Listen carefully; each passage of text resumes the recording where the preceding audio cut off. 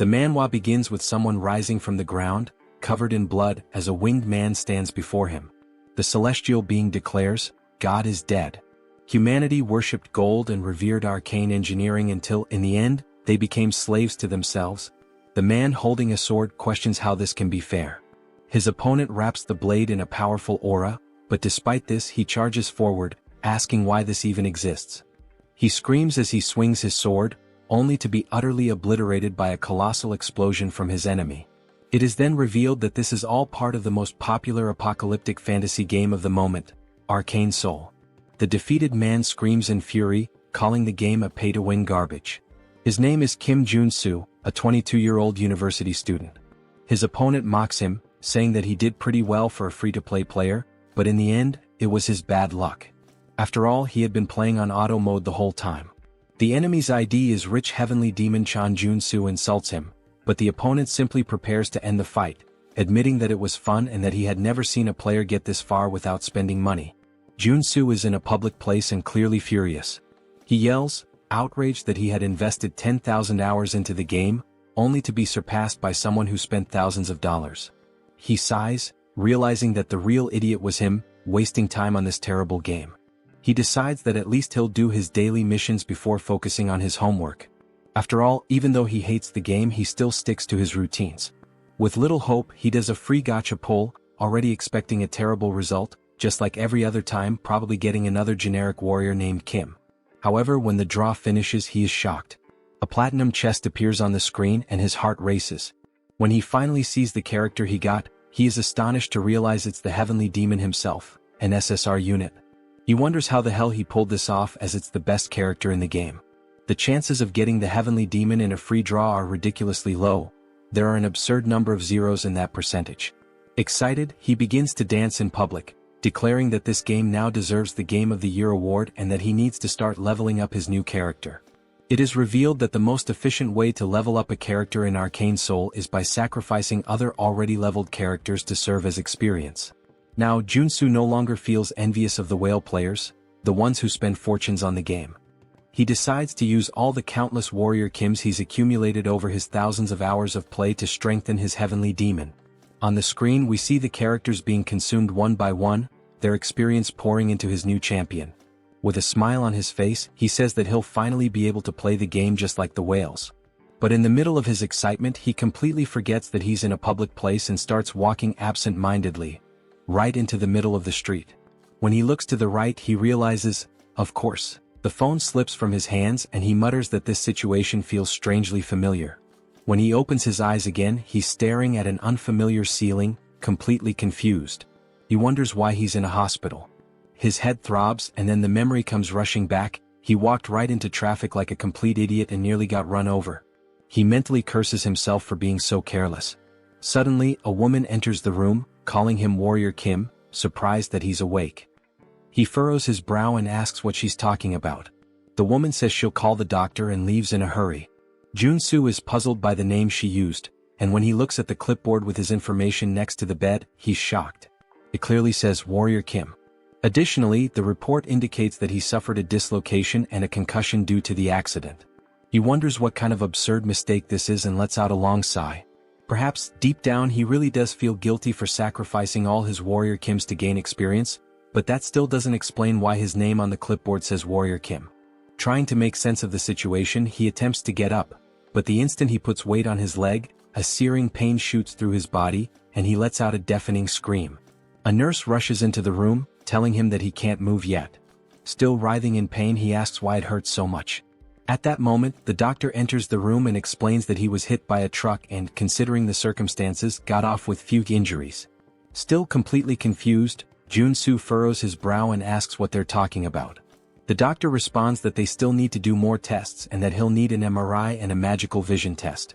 He freezes when he hears the word magical and wonders what the hell they're saying. Is he having a stroke? Is he still dreaming?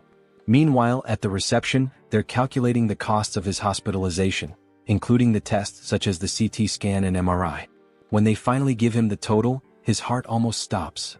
22.3 million won, around $16,000. Totally outraged, he retorts that he was there for just 4 days, so how can the bill be this absurd?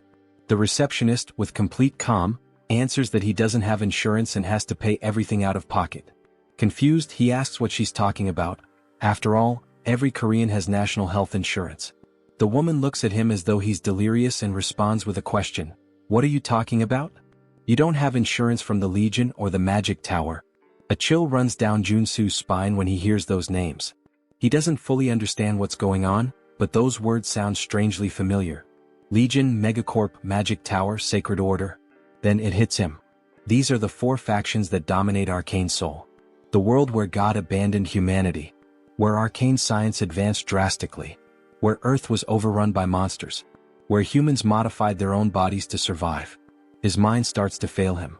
He falls into denial. No. The summary? This world is a hell to live in. Hours later, he finds himself in a dark alley shouting at the top of his lungs. Why the hell did I end up in this game? He remembers how happy he was when he went to sleep that night, after finally getting the heavenly demon. But now he realizes the cruel irony of fate. He didn't reincarnate as a protagonist. He became a tutorial character. Maybe this is divine punishment for sacrificing all of his old characters.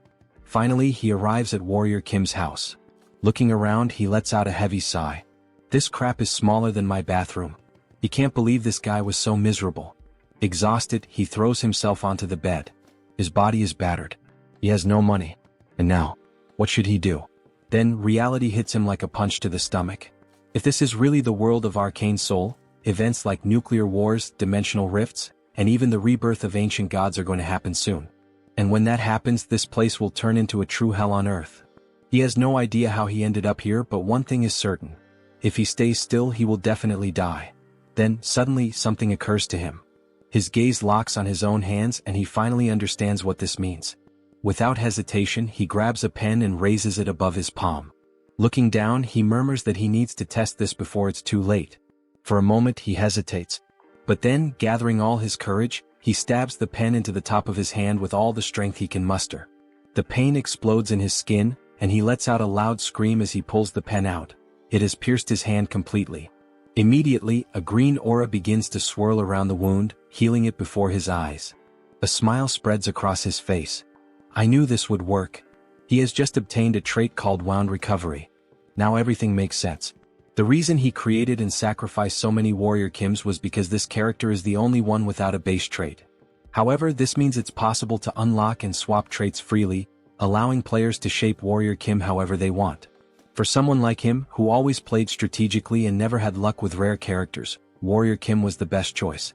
And now, he is Warrior Kim. This means he can acquire any trait as long as he works to earn it. As he watches, his wounds start to fully heal, regenerating thanks to the newly acquired ability. He takes a deep breath and reflects. In Arcane Seoul, you die if you're poor, weak, or if your luck runs out. But he won't let that happen to him. He spent 10,000 hours playing this game. He knows all the shortcuts.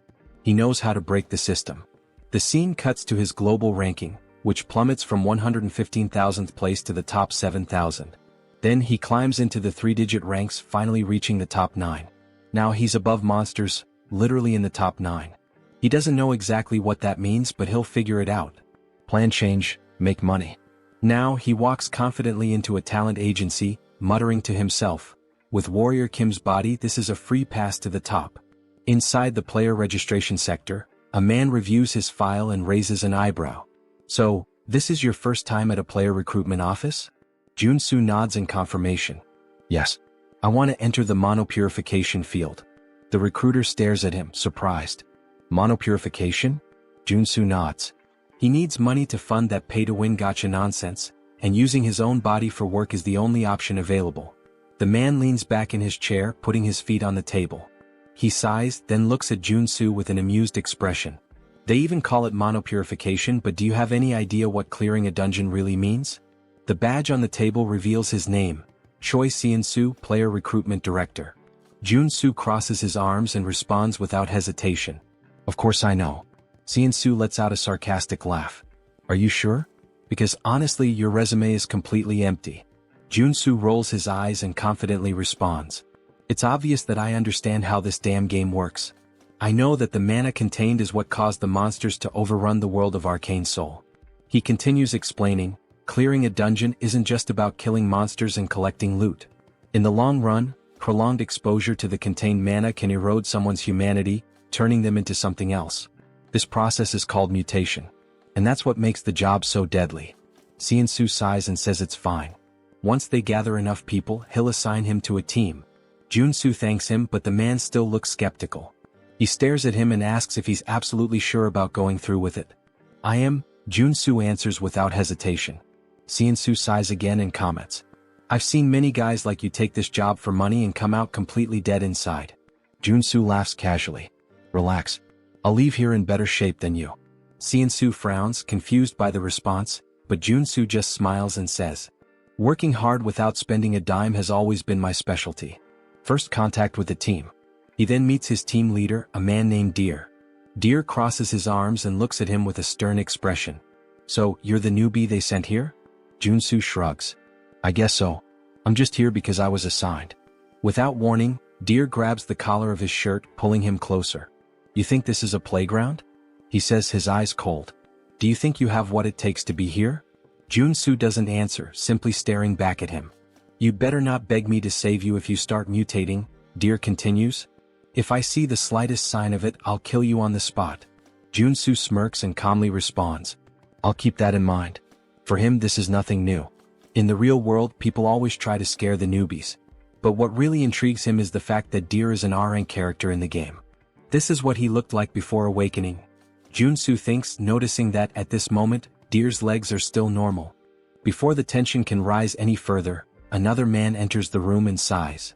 Deer, I've told you not to treat the newbies like that. We're short on staff.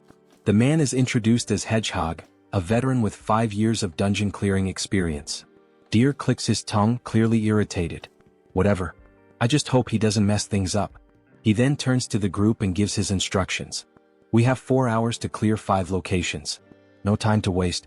Joonsoo watches Deer and thinks, this guy's much tougher than he was in the game. Hedgehog notices and pats him on the shoulder. Don't mind him. He may seem tough on the outside, but he's a good guy deep down. Joonsoo gives a nonchalant "hmm" in response, not paying much attention. The first dungeon. The first location they need to clear is a junkyard. As soon as they arrive, everyone complains about the terrible smell. No matter how many times I come here, I never get used to this stench, one of the workers says.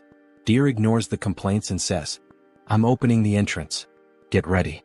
He activates the access card and the dungeon door opens. What they see on the other side is simply disgusting. The place is covered in filth, a complete mess of waste and magical residue. Deer gives the command. Everyone, position yourselves. Inside the dungeon, there are low-level monsters known as contaminated slimes, creatures that feed on trash and residual mana. Joonsoo quickly assesses the situation and starts explaining to himself. The core of mana-contaminated clearing is eliminating these slimes. They're weak but troublesome. If you cut them in half, they just multiply. The only way to truly kill them is by destroying the small mana core inside their bodies. As they begin to fight them, the workers quickly realize the problem. How the hell are we supposed to find these cores in the middle of all this mess? Someone shouts, frustrated. Joonsoo takes a deep breath, steps forward and says, Get out of the way. Before they can react, he rushes toward the slimes, holding nothing but a shovel. He leaps into the air, preparing to strike. If this goes south, don't blame me. He shouts to his teammates. With a precise swing, he drives the shovel directly between the legs of one of the slimes, hitting the mana core dead center and destroying it instantly. The other workers stare in shock. Hedgehog's eyes widen. He's killing the slimes way too fast. Deer also watches, intrigued. Meanwhile, Joonsoo just smiles. This is perfect. He continues to move forward, destroying the cores one by one before the slimes can multiply. And the most impressive part? He's doing all of this with nothing but a shovel, without needing a real weapon. The other workers watch in disbelief as he moves rapidly across the battlefield, crushing slimes as if it's the easiest thing in the world. Is this really possible? One of the workers exclaims. Joonsoo answers with a confident smile. Of course it is. Suddenly the scene cuts to a flashback from 2 days ago. We see Joonsoo crawling on the ground as if searching for something. The curious detail? He's in the middle of a children's playground. Joonsoo looks around and murmurs to himself. It must be around here somewhere. After a few seconds of searching, his eyes finally spot what he's looking for. Found it. He crouches down and picks up a coin from the ground. The moment he holds it in his hand, An invisible notification seems to appear in his mind. Trait acquired, Treasure Hunter. A wide grin spreads across his face. Got it? This is the most important trait for Warrior Kim. Excited, he starts spinning in place, celebrating his achievement while holding the coin like a trophy. Nearby, a mother watching the scene covers her child's eyes and sighs. Just think happy thoughts. Joonsoo doesn't care about the strange looks and continues on his journey to acquire more essential traits. The price of evolution. He learns some fundamental rules while hunting for important traits. Cut to a less glamorous scene. Joonsoo is vomiting into a trash can, his face completely wrecked. That went too far, he groans. The truth is, to acquire a specific trait, he put himself in the middle of Asmongold's room, or at least something as disgusting as it. The notification appears once again. Trait acquired, Contamination Resistance. Joonsoo wipes his mouth, panting.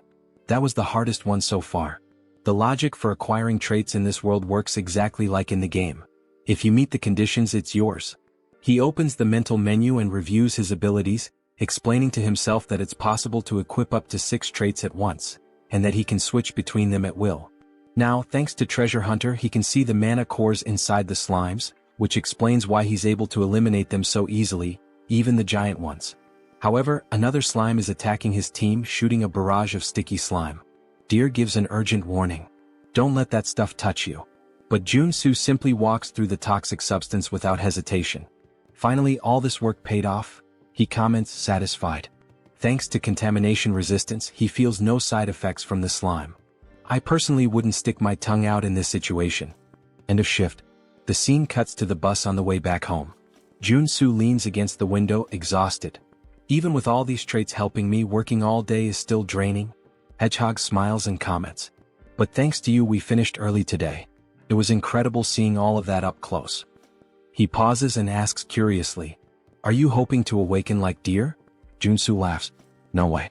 I only know how to use a shovel. Military training to blame. Hedgehog whistles. Impressive. As they talk, something strange happens. Small horns begin to grow from Hedgehog's head. Joonsoo furrows his brow. Your mutations are getting worse. You've been exposed to too much contaminated mana. He observes his colleague more closely. You don't look so good. You should rest for a bit. Hedgehog just shrugs and lets out a bitter laugh. I'd rather mutate than face the debt collectors. Joonsoo sighs, understanding his situation better. Now it makes sense why you wanted this job. Not exactly the kind of position people queue up for. 4 days later. A time skip brings us 4 days forward.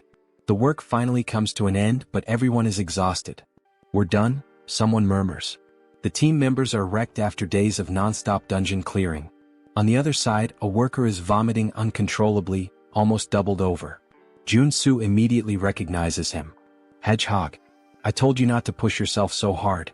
Deer approaches and pats Joonsoo on the shoulder. The only reason you're still in one piece is because you're young. Never thought you'd do your part properly, but good job. Joonsoo gives a faint smile. It was thanks to everyone. But deep down he knows the truth. He only managed to do well because of his traits. He watches Deer, noticing that he's holding up surprisingly well against the exhaustion. For someone at our rank, he's holding strong. Before they can continue talking, a desperate scream echoes through the area. Joonsoo turns to find Hedgehog. Something is terribly wrong. A dark aura begins to form around him. His colleagues look horrified. What's happening to his spine? Deer runs over, his expression turning serious. Hedgehog. Hang in there.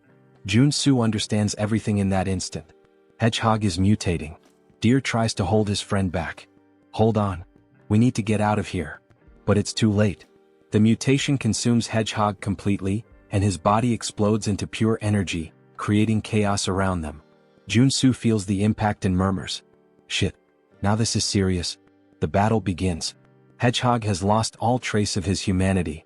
His silhouette now resembles that of a giant porcupine, and his foaming mouth makes him look like a rabid dog. Joonsoo watches the creature and immediately concludes. He's gone. There's nothing left of Hedgehog in there. If they don't defeat him, no one will walk out of here alive. But there's a problem. All the traits Joonsoo has acquired so far are specialized for monster cleaning. None of them are useful for combat. He struggles to find a way out, but nothing useful comes to mind. The first attack comes directly at him. Joonsoo has no time to react. The strike hits him square in the face, sending him flying like a ragdoll into a wall. He crashes to the ground, spitting blood. The power difference, it's absurd. A new notification appears. Trait acquired, endurance. He smiles faintly, wiping the blood from the corner of his mouth. It's still too early to give up. If he wants to survive, he needs to act now. He quickly opens the menu and starts switching his traits. I need something that will actually help. He selects strength, which will increase his physical power. Mana heart, which will allow him to control his magical energy. And endurance to reduce the damage he takes. Let's see what I can really do. The counterattack begins. Joonsoo finishes selecting his traits. Mana absorption allows him to absorb magical energy directly from the environment. Deep breathing accelerates his mana regeneration, ensuring a steady flow of energy. Finally, the last piece of the puzzle, corruption resistance. Now that his traits are set up, he's much better prepared for combat. Hedgehog charges at him, screaming as Joonsoo activates strength, multiplying his physical power by 10.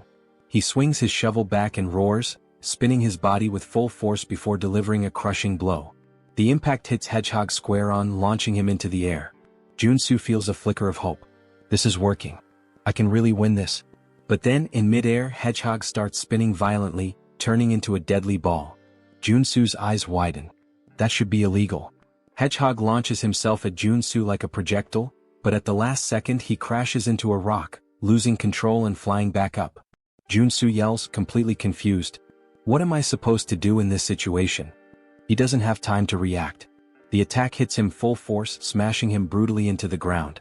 Hedgehog pulls away, laughing, but then his eyes widen as he notices something.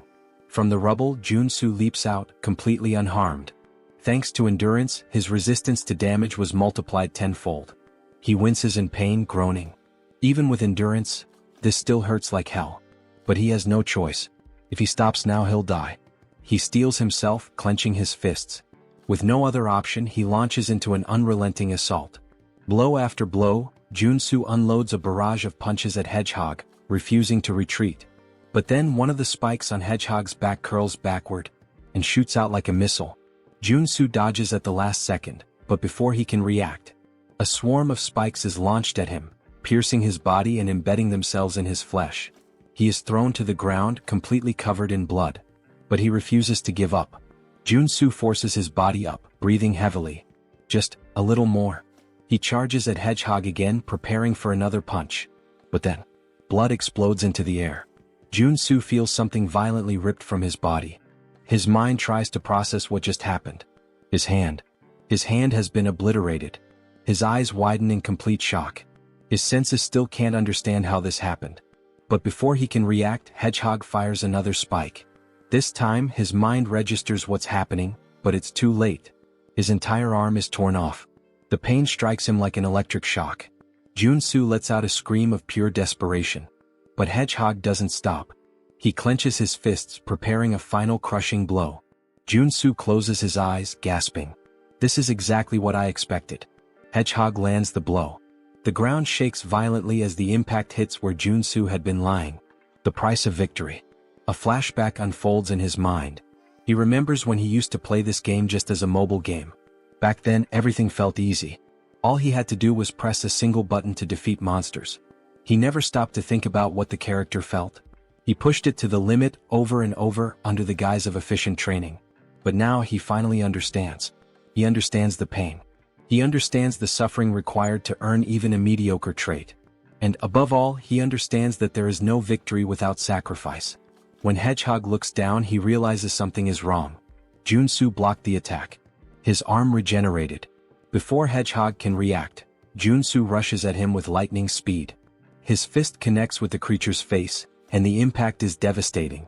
Hedgehog is thrown away, sliding across the ground, incapacitated. Joonsoo exhales deeply, gritting his teeth. There is no victory without a price to pay. He looks at himself. His muscles are pulsating and growing uncontrollably. His body has been pushed to its absolute limit. A notification appears in his mind. Trait acquired, mutant muscles. Joonsoo smiles despite the pain. The real fight is just beginning. The awakening of the monster. Joonsoo's body is still covered in spikes. Hedgehog is thrown against a wall and Joonsoo grins to himself. The reason he had recklessly charged at him with all those attacks was for the trait. By pushing his limits with mana heart and strength, he knew he could gain something greater. And now they merge, activating his new trait, mutant muscles. Hedgehog charges at him again without hesitation. But Joonsoo stands his ground. Everything I've done so far was for this moment. Hedgehog throws a punch. Joonsoo easily blocks it. Then he starts to laugh. This doesn't work anymore. Go ahead, hit me again. Hedgehog snarls and then his fist deforms, sprouting sharp spikes. He lunges forward, slamming the punch directly into Joonsoo's chest. The impact is brutal. Joonsoo is thrown to the ground, his body pierced from all sides. It seems like he won't get up from this. But then, his body begins to regenerate. His organs rebuild. But something feels off. The regeneration is not just healing him, it's transforming him. Hedgehog watches, confused, as Joonsoo unlocks a new trait, mutant body. His arms grow, his structure expands, and his physique now matches Hedgehog's. Joonsoo smiles. Thanks, Hedgehog. I needed this. All of this happened because of you. He moves forward without hesitation. Hedgehog howls and charges straight at him. Neither of them backs down. What follows is a battle of pure brute force. Punch after punch, they exchange blows evenly matched. The monster battle. Nearby, Deer stirs. Dazed, he lifts his head. What the hell is all that noise? His blurry vision clears, and he freezes. A monstrous battle unfolds before him, something straight out of a kaiju movie. His eyes lock on Joonsoo. Wait, that's Warrior Kim? Deer can't believe what he's seeing. A normal human can't fight a mutant on equal terms, can they? Joonsoo and Hedgehog trade powerful punches at the same time, and both are thrown back, crashing to the ground simultaneously. Joonsoo grits his teeth, breathing deeply. This isn't as easy as I thought. Physically, he's now the same size as Hedgehog. But if this keeps going, he'll end up at a disadvantage. The breaking point. Hedgehog lets out a deafening scream. Joonsoo narrows his eyes. This is dangerous, but I have no choice. He activates corruption resistance, a trait that's helped him before. And then, he deletes it. Deer is shocked. What? He just erased a skill. Joonsoo's body shakes violently. And then, he starts transforming again. His skin darkens, twisting and stretching, his muscles expanding uncontrollably. He fights to keep his sanity, but the process has already begun. Joonsoo is undergoing a full monsterification. The primal roar. His skin turns a deep red. His body grows even larger, becoming colossal. Then, he lets out a primal, deep and terrifying roar. The sound shakes the air, a fearsome bellow that freezes Hedgehog in terror. For the first time, Hedgehog hesitates. Above Joonsoo's mutated mouth, a magic circle begins to glow. And then, a burst of pure energy is unleashed. The attack hits Hedgehog squarely, sending him flying far, far away. What the hell was that? Deer watches in pure shock. What the hell was that? He looks up, and freezes. A monstrous, gigantic, and deformed version of Joonsoo glares down at him. Deer feels a chill run down his spine. He really turned into a mutant? How is this possible? But for Joonsoo, it's just another trait. New trait acquired, mutant. Deer swallows hard, his instincts screaming at him to flee immediately. Holy shit. He begins to crawl away from Joonsoo, panic taking over. Then suddenly, Joonsoo extends his hand toward him. Deer shuts his eyes tightly, bracing for the worst. But instead of a fatal blow, he hears coughing and groaning in pain. His eyes open. Joonsoo is standing, panting. And just like that, he's human again. The final sacrifice. Then Joonsoo collapses face first into the ground, muttering that he made it. We learn that corruption resistance is the last line of defense. If you're possessed by the mutant form and mutant muscles, and you erase the resistance, you turn into a full mutant. The common belief is that once transformed, you can never go back to normal, but Joonsoo knew otherwise. He needed this, and he was sure he could change the trait back while still thinking clearly, even if only for a second. That's why, even though his body was disintegrating and rebuilding repeatedly, and the pain was unbearable, he kept fighting for his sanity, allowing him to swap corruption resistance for the mutant trait. The end of the battle. The scene widens, showing an aerial view of the area where the cleanup is happening, and Joonsoo is exhausted. He says it felt like every muscle and bone in his body was moving, and he never wants to go through that again.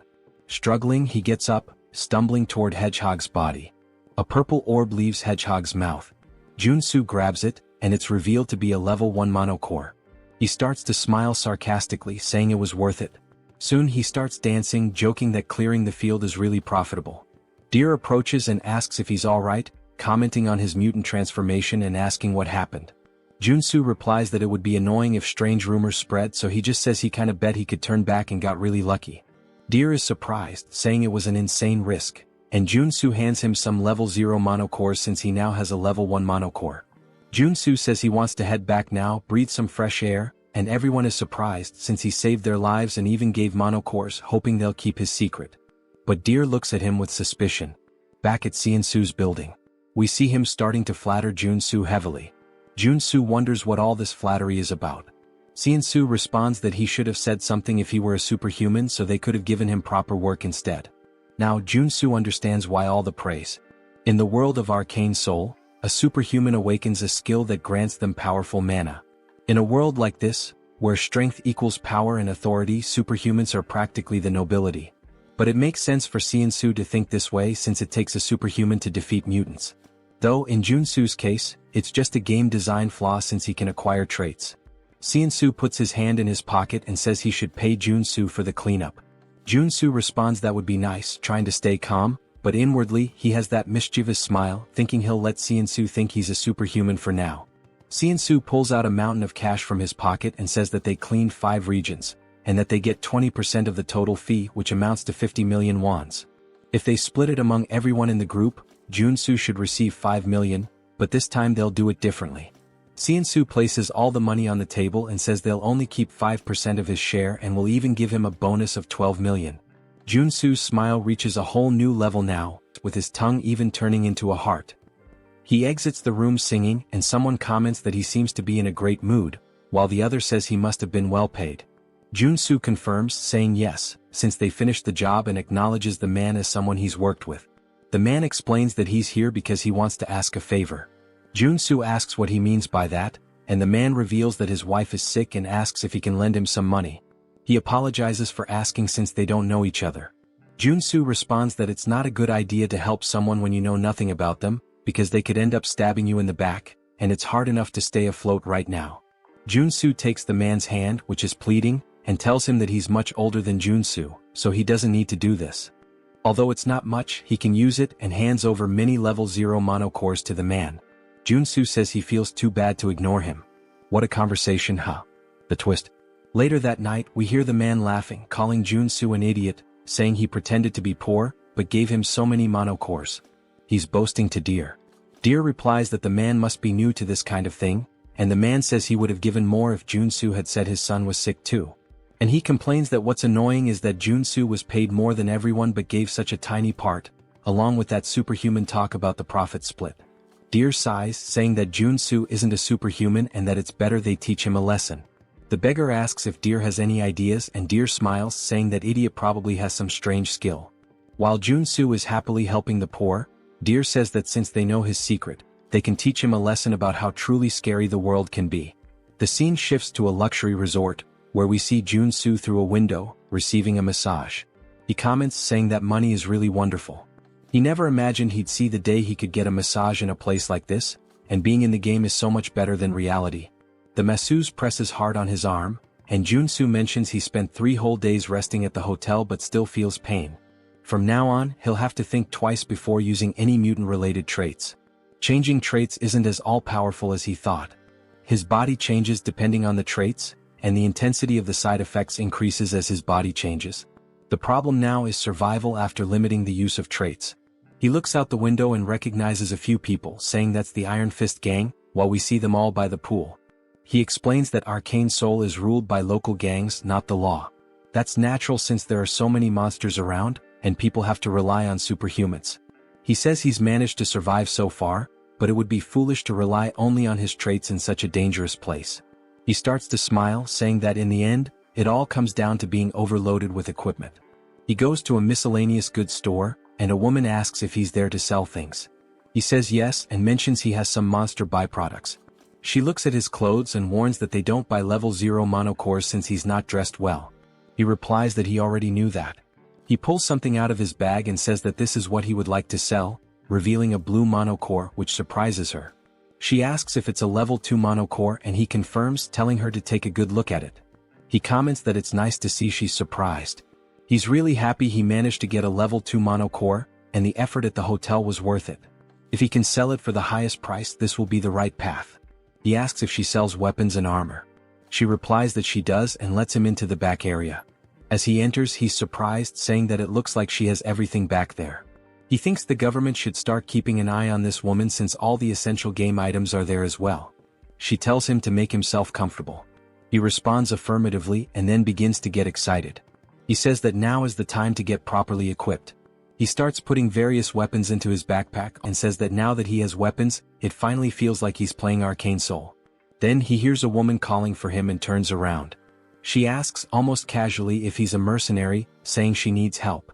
He replies that he's not a mercenary and suggests she should look for someone else, but she pulls out a little money, explaining that she's on a business trip and that the Iron Fist gang scared her. She asks if he could protect her until she reaches her lodging. He realizes she's trying to offer him at least 500,000 to be her bodyguard, and wonders if he should accept now that he's well equipped.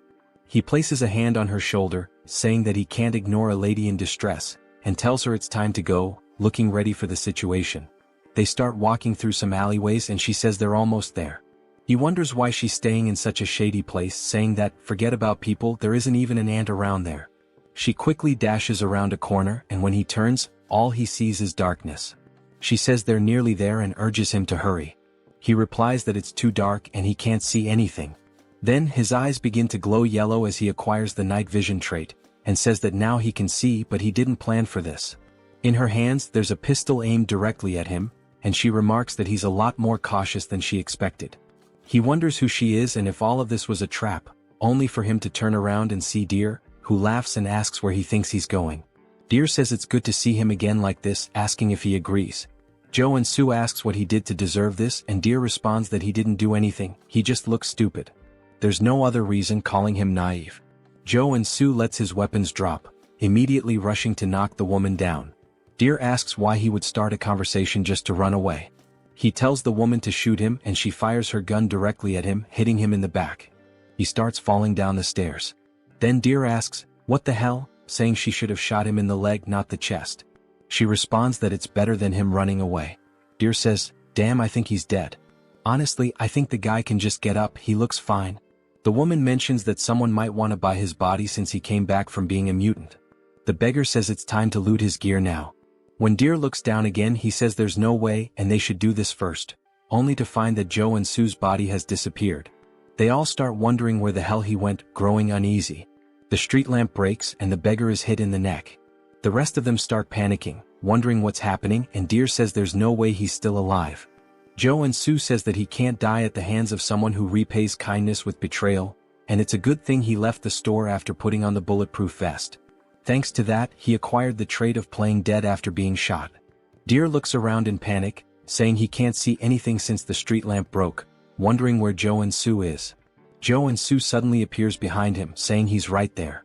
He says he saved his life, so now he's going to take it, landing a punch directly to Deer's face. Joonsoo punches Deer in the face, sending blood flying everywhere. Deer falls to the ground but instantly gets back up, wiping his mouth. He stands up and kicks Joonsoo, who dodges. Joonsoo says he should be grateful for being saved in the first place, asking if Deer thinks trying to kill the person who saved his life is the right thing to do. As Deer is about to fall to the ground from the attack, Joonsoo tells him to bite the curb and is about to land a kick when the woman shoots her gun at Joonsoo, asking Deer if he's okay. She manages to hit Joonsoo in the arm with a shot, and he says he was too careless. In Arcane Seoul, the scariest thing isn't the monsters or mutants but the people. He was incredibly naive and trusted them too easily. He places his hand on his waistband and pulls out his weapon to avoid making the same mistake again. He shoots the gun out of the girl's hand and then shoots one of the men in the shoulder, telling them that's enough, as we see both of them on the ground, writhing in pain. Something bounces off the wall, and Joonsoo turns, thinking he should kill Deer to stay safe, only for Deer to launch a surprise attack. Joonsoo wasn't expecting that but manages to react just in time by blocking the kick, although he loses his weapon. We see that Deer's legs have now transformed, and he's awakened as a level 1 superhuman. Joonsoo says the game is poorly made, explaining that the superhuman awakening is something all playable characters can undergo. It's considered the basic growth system in the game. According to the world of Arcane Seoul, a level 1 superhuman is strong enough to threaten an ordinary civilian with an automatic rifle. Joonsoo starts backing away to create distance, while Deer declares he will kill him, and now Joonsoo has to deal with a superhuman with nothing but his body. Deer disappears instantly before Joonsoo, and he wonders where the hell he went. We learn that Deer has two unique traits: stereoscopic movement and kick. Stereoscopic movement allows him to use his incredible leg elasticity to move freely in any direction he wants. In his case, he's running on wall. Joonsoo looks up and sees him coming from above. He used stereoscopic movement to gain height and is now coming down with a kick, using both the momentum and the height. Joonsoo says he needs to dodge this, and he rolls to the side, letting the ground get completely smashed. Deer is surprised and irritated that he dodged, preparing to attack again, saying that this time Joonsoo won't be able to dodge. The impact happens and Deer starts to smile, thinking it's over. But Joonsoo says, "Sorry, but I didn't plan on dodging." As we see, he blocked the kick with a weapon, calling him a mutt who doesn't know his place. He knew buying that extendable baton was a great idea. A few hours ago in the girl's store, he was wondering if a weapon would really be worth it. Since Warrior Kim is a warrior class character, even though he gets stronger, there's a limit to how effectively he can use a weapon. That's why he decided to buy a close combat weapon, which turned out to be nothing other than this extendable baton. Each character has weapons and traits that are more effective for their class. We see Deer's leg trembling, and Joonsoo manages to push him back. To defeat Deer, he needed to use a close combat weapon and traits suited for a warrior like him. He swings the baton downward, hitting Deer and knocking him to the ground, then acquires a trait called Strike. This is a trait specific to the warrior class. He then starts spamming his attacks to acquire even more traits, using moves like a downward strike, uppercut, and even an advancing attack. He tries a side strike, though it's unclear if he gained a trait from that moment. Deer searches for an opening and as soon as he finds it, delivers a direct kick toward Joonsoo. Joonsoo hesitates, wondering whether to dodge or not, but decides he can't stop now after coming this far. He grits his teeth, saying that even if he has to break bones, he'll block the attack with his elbow, hitting Deer's leg.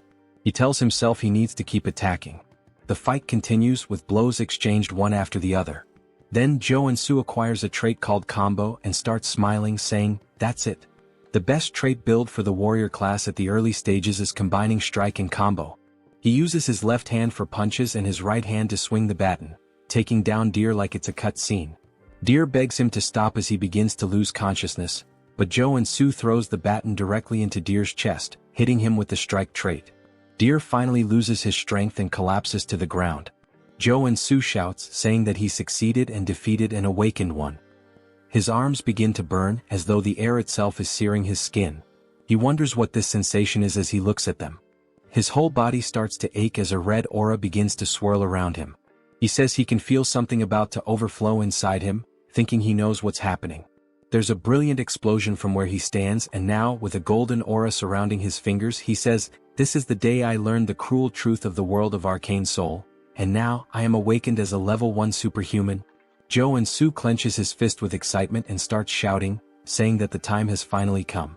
He then pulls the fiercest face he's ever made, resembling Lloyd, and is so pumped up that he does a handstand, announcing that he's about to start taking low-interest loans and landing high-paying jobs. A man approaches him, asking what he thinks he's doing. When Joonsoo turns around, he's shocked to see a giant, old man holding an enormous weapon. This man is Iron Fist Kim, the second basic character available in Arcane Seoul after Warrior Kim. He's a reinforced soldier class character who specializes in firearms, primarily using his prosthetic arm to shoot. The issue is Iron Fist Kim is the feared leader of the Iron Fist gang, and since Joonsoo fought within their territory, he's probably stirred up quite a mess. Iron Fist asks if Joonsoo checked where he was before all of this. Joonsoo responds that he was caught off guard and couldn't just stand there and not fight back. Iron Fist unlocks his weapon, saying this means they're more terrifying than his own gang. Joonsoo is taken aback, saying that if he fights under these conditions, he'll die for nothing. Iron Fist presses the weapon directly to Joonsoo's chest, stating that he made a terrible choice and will show him what happens when someone messes with his territory. Joonsoo pauses for a moment, then asks if that's the best he's got, mentioning that Iron Fist forgot something. Joonsoo grabs the weapon and puts his finger on the trigger. He shoots himself in the chest, saying that he's not the type to die so easily. Iron Fist is stunned, seeing the guy just kill himself with his own weapon, calling him a psychopath for pulling the trigger on himself.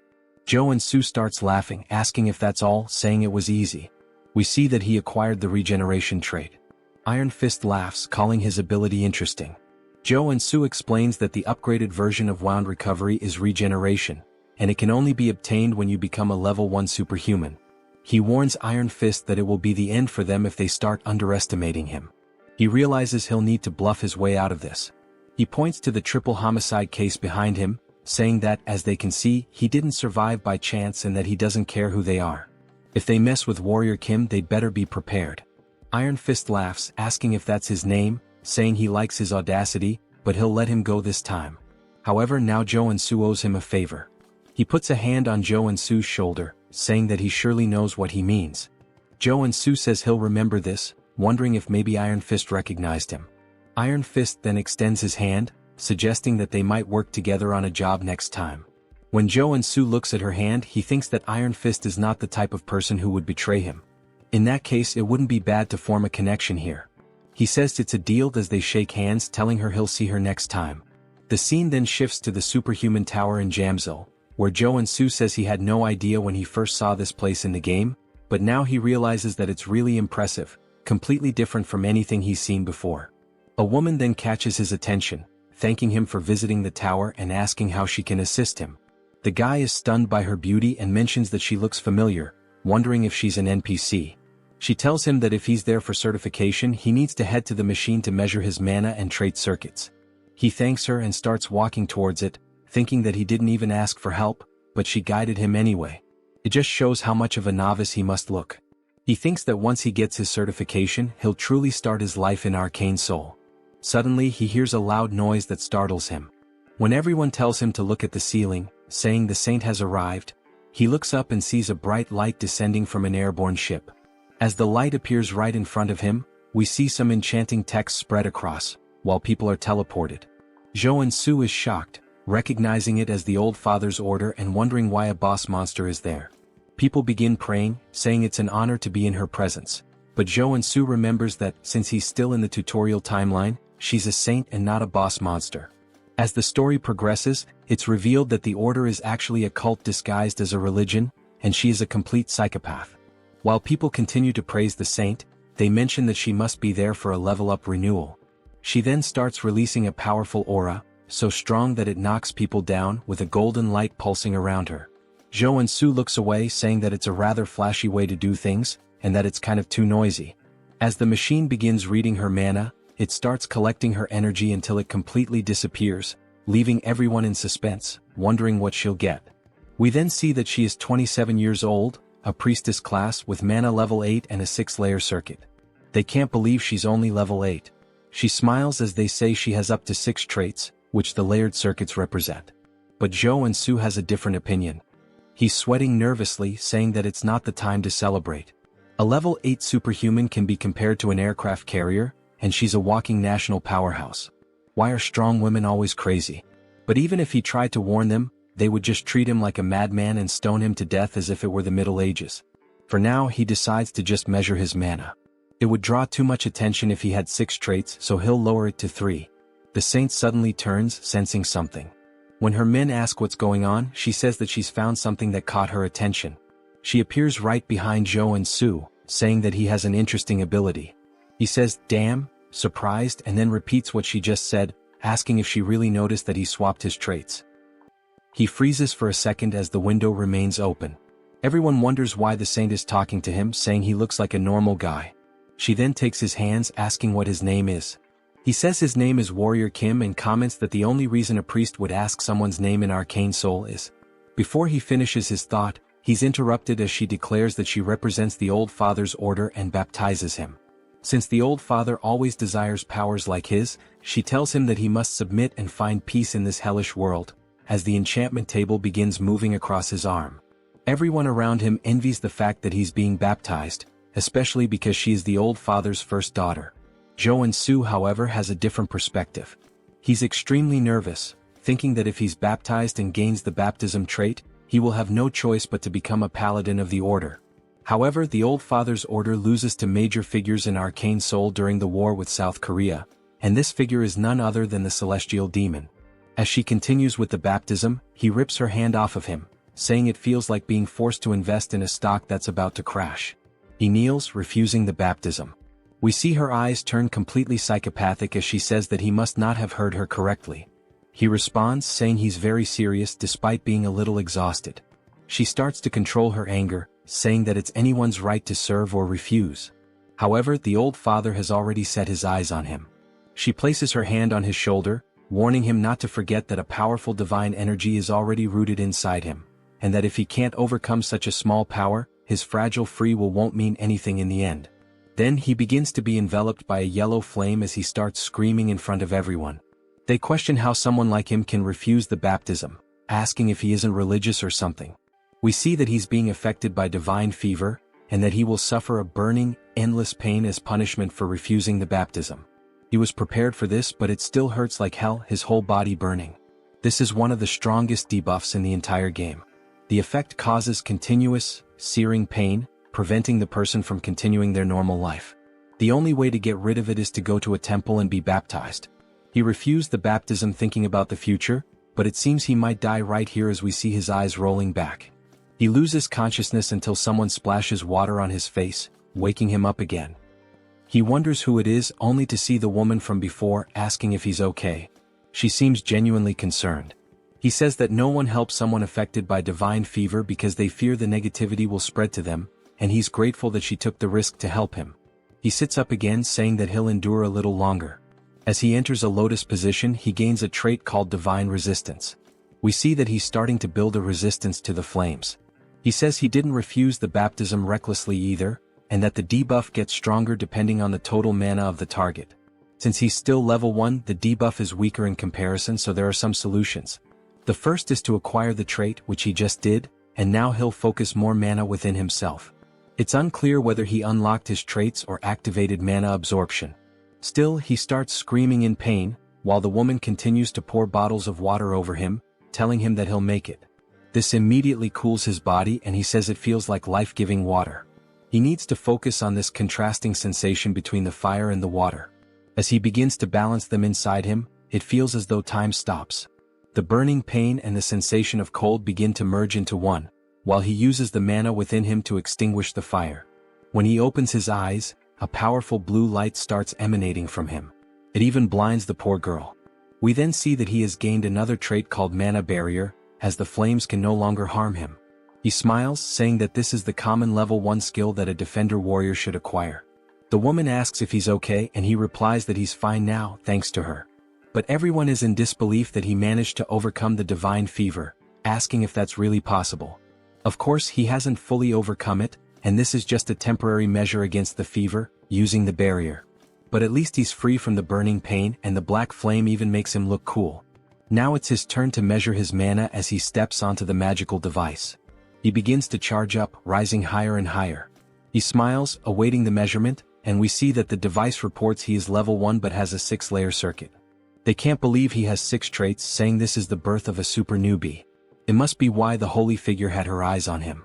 Joonsoo says that he has attracted a lot of attention, and that his goal is to be the overpowered protagonist, but hidden in the shadows. The woman then congratulates him, saying she's never seen anyone start with a 6-layer circuit and that they can now issue his license. They move to another part of the tower, where she places it on the table, congratulating him for being officially certified as a superhuman. He starts crying tears of joy, saying that he worked so hard to achieve this, and she says she'll explain all the privileges. He replies that he doesn't need an explanation as he already knows everything. He begins to list the privileges, and she's surprised at how well he knows them. He says that he's addicted to games, or rather, a doctor in superhumanology. He then warns her that he doesn't like to waste time. While we see a crowd watching them, he asks if there's a way to leave discreetly. She laughs, saying of course she's already prepared a way. We see him blush as she stands up, asking him to follow her, smiling. They both appear cloaked, and he thanks her for taking such good care of him. She even provided him with a secret passage, along with a cloak, saying that it was nothing as everyone should help each other in the end. Just by wearing the cloak he acquires the stealth trait. The guy is broken. The woman then points to the exit, saying that he just needs to walk there as she can only guide him to that point due to the rules. He bows, saying that this is more than enough and thanks her for everything she did. She wishes him a good journey back. As he watches her walk away, he says he didn't know such a kind person existed in Arcane Seoul. She's also beautiful, and once he becomes stronger, he'll have to repay the favor. Then he wonders what her name is. When he looks at the business card, he's completely incredulous. We see that her name is Baek Soren. He says this is the name of one of the 3 strongest warriors in the SSR class in the game.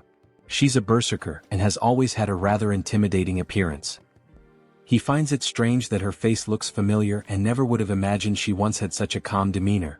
He wonders what happened to her between then and now. The scene shifts to him working as he cuts a slime in half. He says that he takes back everything he said about being cool as a superhuman, mentioning that he's been cleaning these monsters for a whole week and is about to die from exhaustion. Me too, man, me too. He then sits down, sighing, saying he's only finished 1 cave, but he's so tired that he can't go on. His efficiency is terrible. All of this happened because he focused his traits on maintaining the mana barrier. If he could customize them to specialize more in monster cleaning, he'd have been done hours ago, but now he can't do any other work because of that damn debuff. He needs a rare potion called Nectar to get rid of the divine fever, but it's so expensive that this monster cleaning job isn't worth it, and he starts feeling incredibly depressed. His phone starts ringing and we see it's none other than Seonsu. He wonders how many times this guy is going to call him, saying that Seonsu is persistent. Before he can reject the call, thinking he's tired of this guy, an idea pops into his head, and he starts grinning wickedly. At Seonsu's agency, he's thrilled to see him and says he can't believe he managed to overcome the divine fever without being baptized, starting to turn into a big brown noser. Joonsoo says that things have ended like this and asks if Seonsu has found the job he requested. Seonsu tells him not to even mention it, saying it was so difficult because nectar is a medicine that can only be obtained through level 5 or higher requests. Joonsoo says that if he hasn't gotten the nectar, he'll leave, but Seonsu tells him to wait, explaining that it involves their exclusive contract, and he needs to secure it at all costs. And of course he did. Joonsoo starts smiling, saying that since Seonsu is so desperate for a superhuman contract, he knew he would do anything to ensure the request was fulfilled. He then sits back asking what the content of the request is. As Seonsu hands him the paper, he asks if Joonsoo has heard of Security Number 1. Joonsoo says this is the first time he's hearing about it, wondering if it's a security company. Seonsu explains that it's a private military company, one of the top 10 in the sector. The CEO and the vice CEO are a married couple, both come from traditional martial arts families, which makes their foundation very solid. Joonsoo asks what they might be lacking that would require them to make such a request. Seonsu replies that the issue is their son. He's already over 20, but still hasn't awakened as a superhuman. Joonsoo finds this surprising, given that both parents come from martial arts families. Seonsu says the rumor is that he's already accumulated level 8 mana, but simply can't awaken, which is a mystery. Their condition was for a warrior-type superhuman, level 1 or higher. So, it seems to fit perfectly. Joonsoo then starts smiling, saying that he'll go see them right away. As he heads to their property, we see Seonsu's legs shaking uncontrollably. He says that they're quite busy as they aren't the type to be late. Joonsoo just looks around the house, commenting that it's very expensive. We hear a woman apologizing, saying she's very sorry for making them wait so long. The guy's about to have a heart attack. Finally, we are introduced to them. She says they are the clients. The husband's name is Seo Youngju, and the wife's name is Lee Miria. Seonsu bows, saying it's nothing, thanking them for the time they've spent with them. Joonsoo does the same, saying they must be superhumans of at least level 6, as both have a considerable amount of aura. Youngju sighs and says he can tell this one is weak just by looking at him. Miria tells him not to be like that, and if he's going to act that way he should go back to his room. He sits on the couch, saying he can't do that, and she says he's so stubborn before asking both Joonsoo and Seonsu to take a seat. They thank her, and Miria says that since they've come all the way here, it means they intend to accept their request. Joonsoo says that first he'd like to see the condition of their son, as there might be a special reason preventing his awakening. Youngju bangs his fist on the table, asking if he really thinks he'd share that with a novice like him, and he's absolutely furious. Miria tells him to calm down and apologizes, saying he gets worked up easily about anything concerning their son. She says this isn't something they can tell a stranger, but if he accepts the request, they'll call the son in and explain the situation. They're sure he's also desperately in need of the nectar, as they can tell the divine fever is affecting him. Joonsoo says that if it's a confidential matter, but they know exactly what he needs, it only makes him more certain that he will accept the request. He says he'll accept it and asks them to call the son in. While they do, he opens the door. He introduces himself as a Woojin. Joonsoo says it's a pleasure to meet him and shakes his hand, noting that he doesn't feel any mana coming from him. Then he notices something and tells the guy that his cloak is really cool. The guy responds that it's more than he deserves, but he always wears it with gratitude. Joonsoo says he imagines he needs it to seal his mana. The entire family is surprised and Joonsoo smiles, saying that the moment he saw the gloves he was sure of it. Although it's a matter involving a noble family, he deliberately set the conditions for a level 1 superhuman and used the nectar debuff to summon him. He was baptized under the order of the old father. The reason their son couldn't awaken is because he rejected the baptism and sealed his mana to avoid the divine fever. While they couldn't announce this publicly and were struggling with the situation, they must have heard the recent rumors about him overcoming the baptism. So they decided to seek him out. Woojin is extremely impressed and starts acting exaggeratedly, saying that no further explanation is needed. He almost thought Joonsoo was the protagonist of a detective novel. Joonsoo says that he's watched enough Detective Conan in the past and that there's nothing to fear, since he also knows the future. The moment he saw the photo he understood everything because in the future, Woojin becomes the vanguard paladin of the old father's order. He rejected the baptism and resisted, but when his parents lost their power, he gave in and joined the order to help the family. Yeongju then approaches, calling him sir and asking if there's any way for their son to avoid the baptism. We see everyone looking at him with puppy dog eyes. Joonsoo remarks that he was so arrogant just a moment ago, but now he's acting all polite, saying that of course there's a solution. He says that since he's spent 10,000 hours in Arcane Seoul, it's obvious that he knows how to handle this. He places a hand on Woojin's shoulder, saying that he understands the pain he's feeling because he's been through it too, and that he'll get him out of this situation. Woojin begins to cry and hugs him, while Joonsoo says it doesn't matter whether she's a saint or not. She tried to pull him into some low-level cult, and now his future subordinate is by his side, showing yet another expression of loyalty. He then starts pushing Woojin away, saying that before they proceed, he'd like to add a condition. Yeongju asks what he wants. Joonsoo says that since the difficulty of the request has increased, it means he should be entitled to something more. Miria agrees, saying it makes sense because now it's not just about awakening their son, but about overcoming the divine fever. They'll do whatever it takes if he can cure their son. Joonsoo says that as an additional condition, he'd like them to teach him the sword capable of breaking mountains. Both are surprised by this request. While Joonsoo smiles, Woojin looks scared. Seonsa strikes the "oh, I'm in danger" pose. It's not Yeongju but Miria who steps forward, releasing a strong aura of murderous intent, saying that he surely understands what he just asked for. He looks up, startled, wondering what's up with her murderous aura. It's far more terrifying than her husband's. He realizes she would be furious because the sword capable of breaking mountains. He explains that people might doubt his decision to learn swordsmanship in the 21st century, but in Arcane Seoul, it's a different story, where strength equals authority. As we see a woman slicing through a tank with a sword, he explains that a superhuman swordsman can easily destroy modern weapons, and high-level martial arts are traded for fighter jet squads. If a level 1 superhuman learns and continuously trains in the sword capable of breaking mountains, they can easily reach level 4, which is essentially a cheat code for the early game. He recalls that it was said that only elites could learn this technique, and he wonders if he has crossed the line. He tells her that he would only ask for this as an exchange if he truly completes the request. Woojin then calls her, which snaps her back to reality, and she stops releasing the murderous intent. She says it's fine, and if he succeeds she will give him a memory chip containing the sword, along with the nectar. Joonsoo is surprised that it actually worked, and he thanks her while once again showing his sinister smile. He thought she was going to kill him but now he might be able to get the sword, which is great. She tells him that if he fails, both she and her husband will be genuinely disappointed, even angry. He responds that that won't happen, and that they should start as soon as possible. As we see them heading towards a warehouse, Miria says that a room with a mana focus circle and 200 intermediate grade mana potions have all been prepared, just as he requested.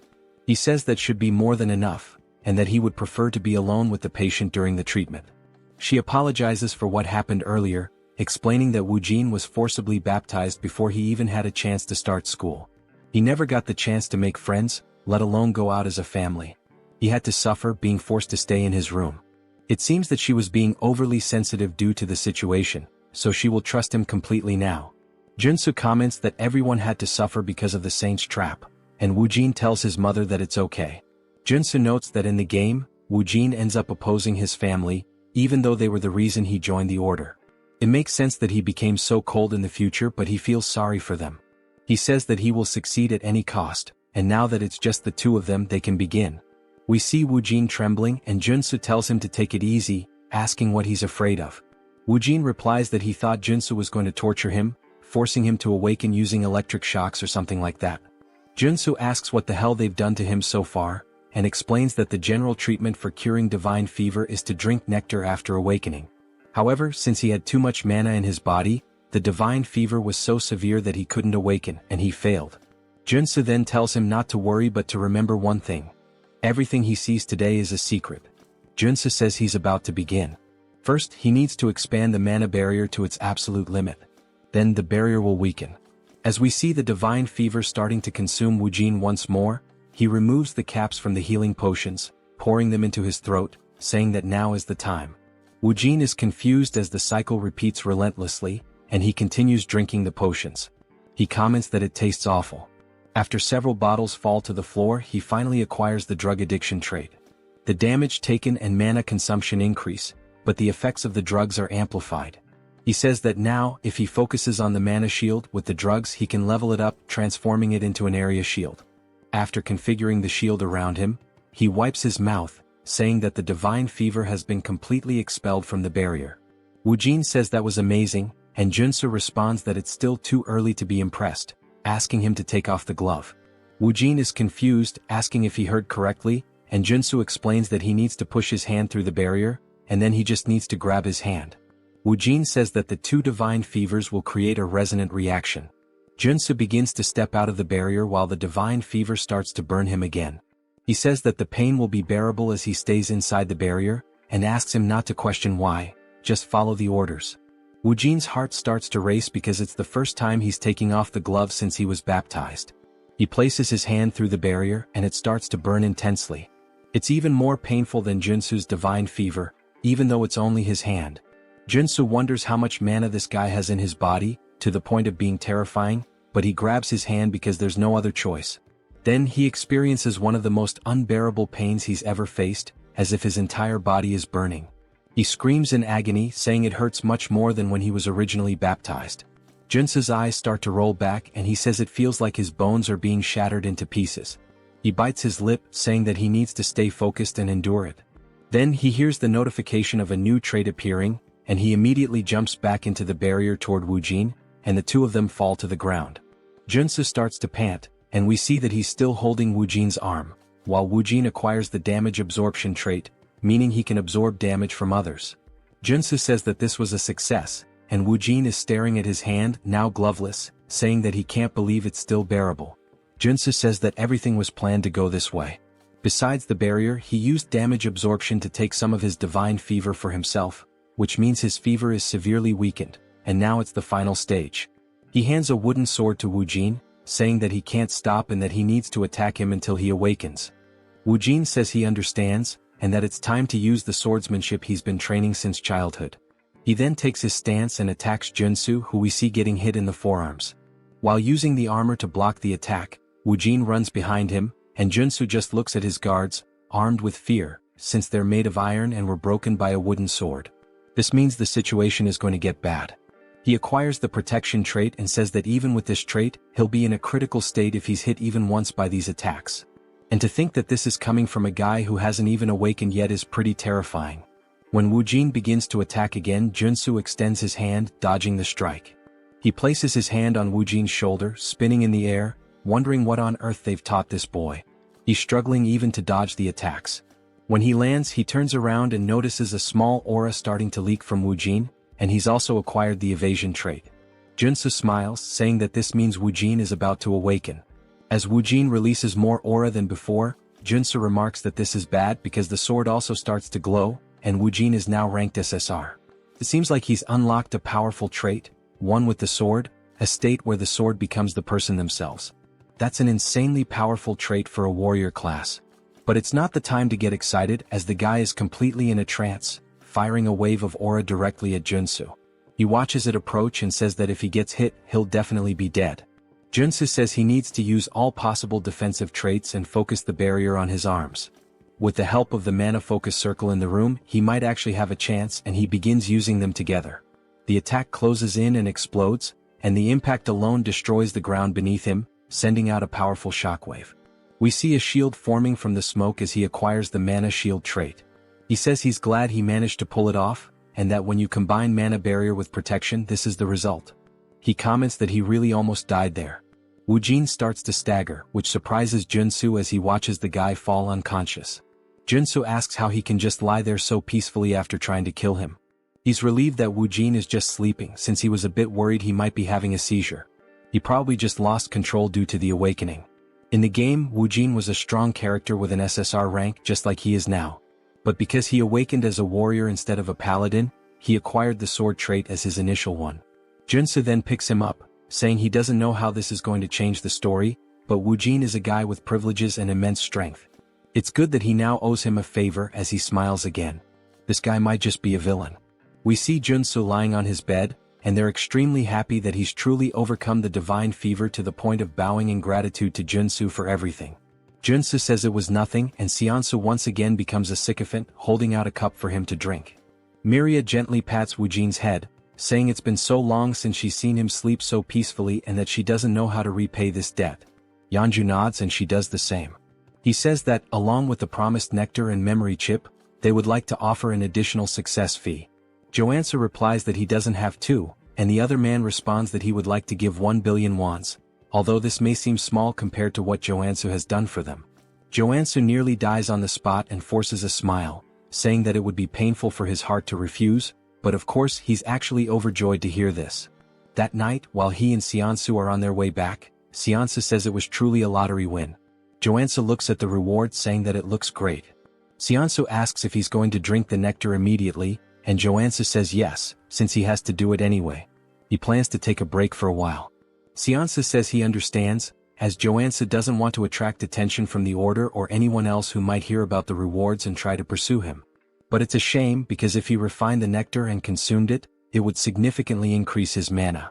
Joansoo agrees, saying that if he refined it, his superhuman level would increase a lot instead of spending it on treating the divine fever. They head to a hotel, and when Joansoo steps out, Seonsu says he'll see if he can find the necessary equipment to refine the nectar, so Joansoo should hold on to the drink. Joansoo says he'll think about it, but he's not thinking anything of it and he tears off the label. He decides to drink it as quickly as possible. He learned how cruel Arcane Seoul can be during the incident with the deer, and he can't guarantee Seonsu won't betray him. He also has traits that can maximize the effect now, as he's a drug addict with mana absorption and potion dependency. These are just traits. He begins drinking the nectar and drops the bottle due to the pain he feels, describing it as if every fiber of his muscles were being dismantled and reassembled. He closes his eyes trying to focus, saying there's an incredible amount of mana inside him. His eyes begin to glow yellow as he shoots a brilliantly bright beam through the window. He's now reached level 2, but the divine fever still seems to be present. He says this is one of the best tier 1 traits in the entire game, and since it was added to his traits along with the mountain sword, he's relieved as he can now focus on training these two traits without any problems. His phone starts ringing and when he checks, it's Seonsu who says he has something to tell him. Joansoo ignores it, saying he'll just train, but the phone keeps ringing several times until he answers, asking why the hell Seonsu is bombarding him with messages. He looks at the phone and sees that it's actually a strange message. He starts decoding the letters and reads between the lines, saying it's telling him to run from the Dagger Gang. He says he can't believe he found a secret message in the text and that the Dagger Gang is one of the rival gangs to the Iron Fist. If Seonsu had wanted to betray him, he would have called as usual to buy time. Considering that he sent the secret message, it must mean he was captured first, and it looks like the information was leaked while Seonsu was trying to prepare the equipment. Joansa starts to feel a little guilty but decides to ignore it since he got the nectar he needed, and everyone is responsible for their own life in Arcane Seoul. Then the scene shifts to Seonsu screaming as loud as possible, and we see him sitting in a chair surrounded by 3 men. They say he's a stubborn man, and despite an entire night of interrogation, he still hasn't said anything about the superhuman rookie. Seonsu says he signed a contract because he trusted him, and he won't reveal anything no matter what they do to him. The man says he didn't want to resort to this but he had no choice. A man starts walking toward him menacingly, holding an axe, asking if he's going to use his right hand or left. Seonsu doesn't answer, and the man raises the axe, laughing, saying he doesn't care and that he's going to cut off Seonsu's right hand. But just before the axe comes down, an explosion happens behind them and they turn, wondering what it was. Then a man starts crawling forward, calling for his boss, saying that a madman is attacking them. It seems like he wasn't lying, as we see someone aiming and firing rocket launchers at their building. He says they're about to face the consequences of messing with him. He can't just let someone who keeps their promises in this cruel world of Arcane Seoul be left alone. He pulls the trigger, saying that, with any luck, this will be a good lesson to show them that the war has just begun. The rocket strikes the side of the building, exploding violently and sending armed men rushing out in a panic. They look around frantically, trying to pinpoint the source of the shot, saying they need to find the shooter first. Joonsoo chuckles, commenting that, just as expected, they're spilling out of the building like a bunch of cockroaches. Even though the structure looks like a regular residential complex, he knows for a fact that they were all inside. This is the hideout of the Dagger Gang, a place he's cleared so many times that he's honestly sick of it. It's a complicated dungeon, made up of 6 different buildings. Since this mission is part of the tutorial, he can practically finish it with his eyes closed. He crouches down, then leaps from the rooftop, grinning as he says he's about to speedrun this thing. Nearby, in a narrow alley, a few gang members are patrolling, muttering that this must be the work of Iron Fist, since they're the only lunatics crazy enough to pull something like this. They confidently declare that once they find them, they'll wipe them out. Suddenly, one of them hears a noise coming from a dumpster and decides to check it out. His buddies warn him to be thorough. The man creeps forward, peering down the alley, trying to locate the source of the sound. He doesn't see anything. But in the blink of an eye, Joonsoo emerges from the shadows. Before the man can react, Joonsoo grabs his face with a crushing grip and slams him brutally into the nearest wall. Joonsoo laughs, saying the guy didn't even recognize him despite being right in front of his face. And that when it comes to infiltration, there's no better combo than playing dead and using stealth. With the henchmen stumbling around outside like fools, he takes the opportunity to slip into the main building. He lifts the lid of a dumpster and begins descending a hidden staircase, commenting that this is one of the gang's secret entrances. Moving swiftly and silently through the corridors, he takes pride in the fact that he's avoided combat so far. Pressing forward, he notes the gang's unusual obsession with hostages. He remembers that the boss's room is on the 5th floor, which means he still has a long way to go. Because of that, he decides to advance as stealthily as possible, making sure no one notices him. Suddenly, the building's loudspeaker crackles to life, blaring an urgent announcement. Enemy infiltrated the building. All members, arm yourselves and assemble at the rendezvous point immediately. Joonsoo stands before a door, murmuring to himself that he needs to make a decision. If he exits through here, he'll be in the lobby, which is the most efficient route. The central staircase leads directly upstairs. However, there's a problem. Now that the gang has detected an intruder, they've barricaded the lobby to create a defensive line. The moment he opens the door, he'll be shredded by gunfire. Even so, he decides to press forward. A wicked grin spreads across his face as he steps directly into the middle of the enemy formation. Without hesitation, he pulls a Gatling gun from his inventory and unleashes hell. Chaos erupts. The enemies panic, scrambling to retaliate, but the front line is obliterated under the relentless storm of bullets. The rear guards manage to recover and open fire on him. Joonsoo decides he's had enough of this game. He pulls the pin on a grenade and tosses it. The gangsters freeze, watching in horror as the grenade arcs through the air, before detonating right in their faces. Laughing, Joonsoo ducks back behind the door, muttering that stealth was never his thing.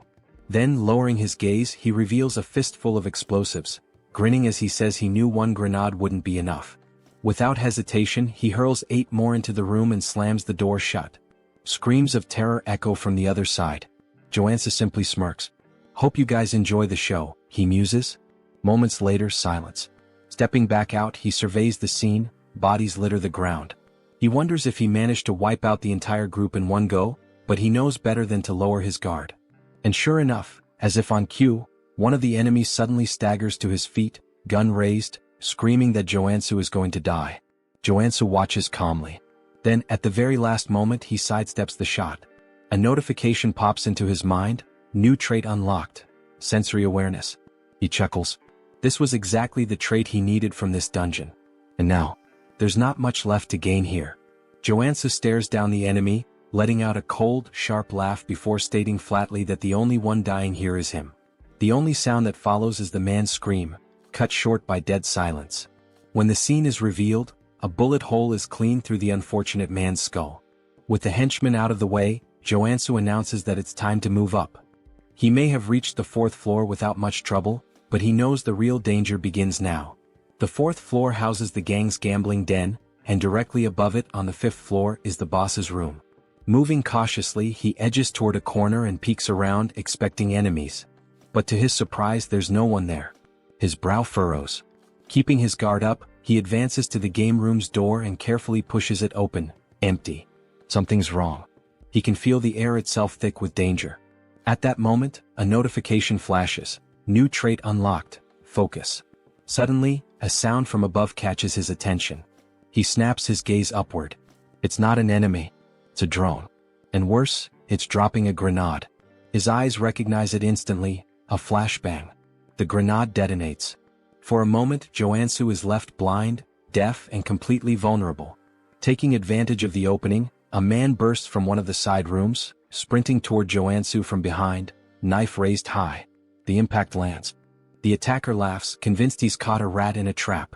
And just like that, the boss of the Dagger Gang makes his entrance, a level 2 assassin named Tung.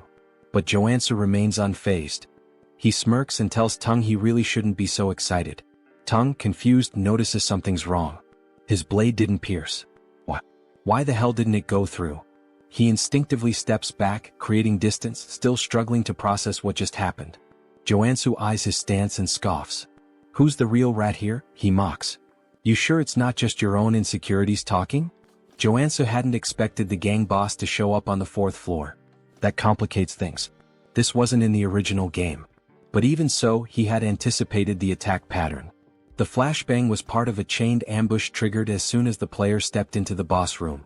If he hadn't unlocked sensory awareness and focus before this point, he would have walked straight into the trap. Tung may be a skilled assassin, but Joonsoo knows that the key to defeating him is to predict where the attacks will come from. Tung, in disbelief, asks how Joonsoo managed to block his ambush. Joonsoo simply smiles and replies that it's the bare minimum. Without wasting any time, he draws his blade and warns Tung that he's going to regret picking him as a target. He moves swiftly, launching an attack, but Tung dodges at the last moment. In the blink of an eye, the assassin disappears and reappears behind him. You're acting pretty tough for someone so slow, Tung taunts. Tung throws a dagger directly at Joonsoo. He notices the movement, spins his blade, and deflects the projectile in midair. As expected from an assassin.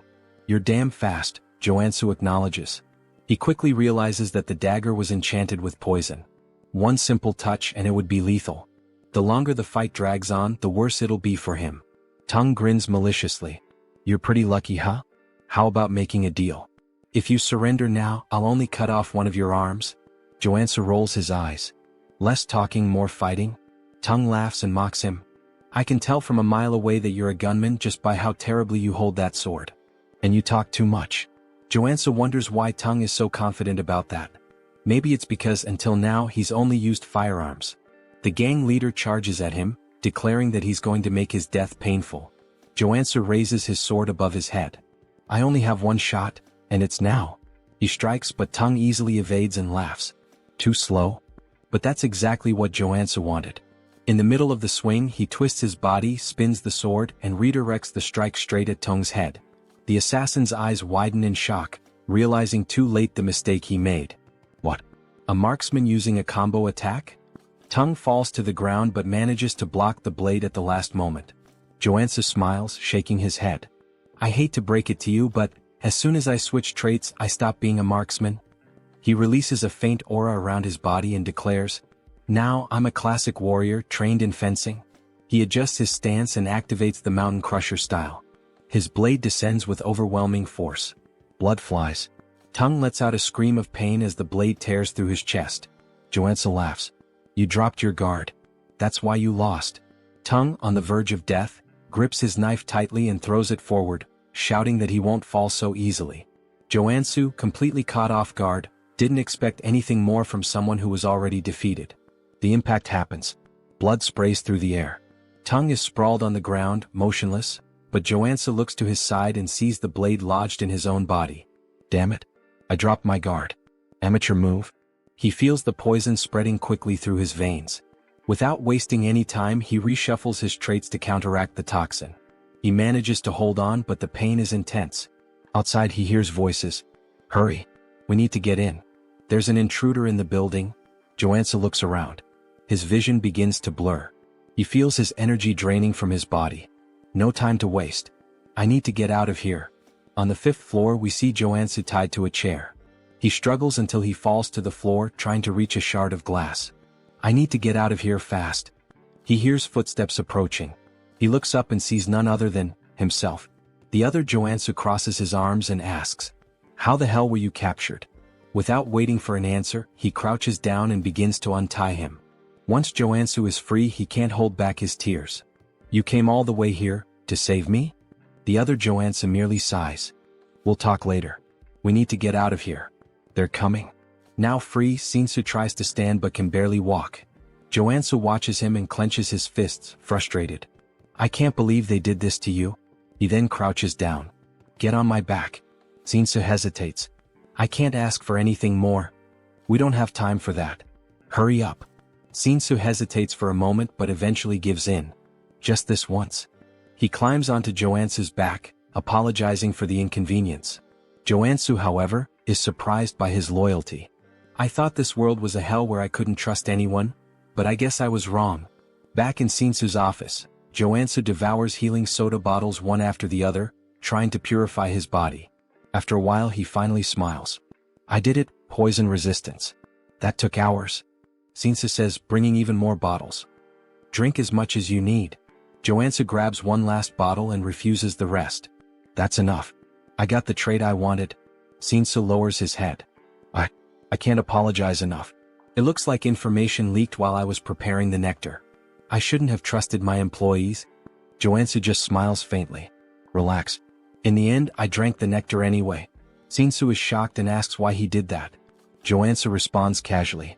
"If I hadn't drunk it, I never would have been able to save you." Shinsu starts to feel incredibly guilty. "I can't believe you wasted the precious nectar just to save me." Of course, that wasn't the real reason, but Joonsoo prefers he thinks that way. Suddenly, someone starts banging loudly on the door. Shinsu panics. "Is it the Dagger Gang? What do we do?" Joonsoo smiles. "Let's welcome them." He opens the door and to Shinsu's surprise, it's not the Dagger Gang standing there, but the Iron Fist Gang. The leader of the group looks at Joonsoo with a half-smile. "It was about time I got here." He crosses his arms. "I knew you weren't an ordinary guy, but I never imagined you'd wipe out the entire Dagger Gang. What do you want from me?" Joonsoo reflects for a moment. "Well, it's my turn to receive the reward for cleaning up this tough mission." He begins to explain how the two gangs hated each other and were constantly fighting over territory. In the game, the tutorial required the player to annihilate the Dagger Gang by helping the Iron Fist Gang take the building. As a reward, the rival gang offered various advantages. But now Joonsoo is struggling with an internal dilemma. Iron Fist asks, "Do you intend to create your own organization?" Joonsoo shakes his head. "That's not my style. I called you here to tell you that you can have the entire area that used to belong to the Dagger Gang." The gang leader is surprised. "You don't want anything for yourself?" "I prefer to work alone and have no intention of getting into the crime world. This is the best deal I can offer." Iron Fist ponders. "Such a deal has no drawbacks for me. Compared to the debt I had before, this feels like a bonus." Joonsoo laughs. "Looks like we're on the same page." Now that Iron Fist has the territory, Joonsoo finally makes his request. "So, I want a favor." "What do you want?" Just thinking about it, Joonsoo starts laughing darkly, but at the same time he smiles genuinely. "I want a house." Iron Fist is taken aback by the request. "A house?" Joonsoo explains. "I've been alone for a long time, and I realized I need a real base." He then begins clutching his stomach, pretending to be gravely wounded. Shinsu panics. "Joonsoo, are you okay?" Iron Fist clears his throat. "You wiped out those bastards? Then it's a deal." Joonsoo smiles. "I like direct people." Inside he's buzzing with excitement. "What kind of house are you looking for? A villa? An apartment?" Joonsoo shakes his head. "None of those. I need a secluded house with security, soundproofing, and an underground training center." Iron Fist thinks for a moment, then starts listing some options. Joonsoo bites his lip, hoping he'll mention exactly what he's waiting for. Then, finally, Iron Fist mentions a place. "There's a house on the outskirts of the area, on the Jenyabang slope." Bingo. Joonsoo feigns indifference, but inside he's ecstatic. That's the first house the player gets in the game. The main base in Arcane Seoul? He heads to the location and upon arriving, can barely contain his excitement. Finally, he takes in the view and laughs to himself. This house is way better than I imagined. Memories flood his mind. When he first fell into Arcane Seoul, he had no idea what to do. His hospital bill was a ridiculous 20 million won, and now he has a house that feels like a palace. Plus, now he has money coming in from the city's biggest security company. He could pay for a full year of hospital bills without a second thought. But this is still Arcane Seoul. No time to relax. The game's story is going to move forward, and he'll have to face enemies like the Saint, who threaten to destroy the city. He grabs his pickaxe. Time to find out the real reason I chose this house. He heads down to the underground training room and starts tapping on the walls. It must be around here. After a few minutes, he finds a specific spot and begins hammering with force. The wall finally breaks. Joonsoo smiles. My instincts never fail. I think I'll finish this faster than I thought. He continues swinging his pickaxe back and forth, deep in the mine. However, things aren't going as quickly as he expected. Man, I had no idea this was so deep when I played. Even so, he's determined to continue. There's no turning back now. He keeps breaking the rocks until, suddenly, he hits a water source. Water begins pouring out, and without hesitation he takes a drink. Immediately, he feels a wave of revitalization course through his body. This is perfect. Along with the refreshing feeling, his body also starts to warm up. So this is it. A mana spring. As the name suggests, this spring is filled with pure mana. Even characters whose HP has reached 0 can fully recover by immersing themselves in it. Additionally, most debuffs disappear, showcasing its incredible therapeutic power. And guess where one of these free springs is located? That's right, in the house Iron Fist Gang gave him. This was one of the main reasons why this house was essential for his progress. Without wasting any time, he prepares a bath. In the game, I handled this with a click. Here it's much more labor-intensive. But it was worth it. He feels the energy flowing through his body, confirming just how powerful this spring really is. He grabs his blade and holds it firmly. This place is perfect for training. Here he can fully heal whenever he runs out of energy. So there's no excuse not to give his absolute best. 2 weeks pass. Throughout this entire time, he's been locked in the training room. Now he can activate the black flame whenever he wants while wielding the Mountain Breaker sword. He lifts his blade and strikes downward. Mountain Crusher. In a fluid motion, he moves into the second stage. Mountain Divider. Finally, he finishes with the third stage. Mountain Piercer. With a precise strike, he drives his sword forward. Not only has he mastered this technique, but he's also become accustomed to combining it with the black flame. Additionally, he gained new abilities during his training. Crushing Strike. Single Point. Meditation.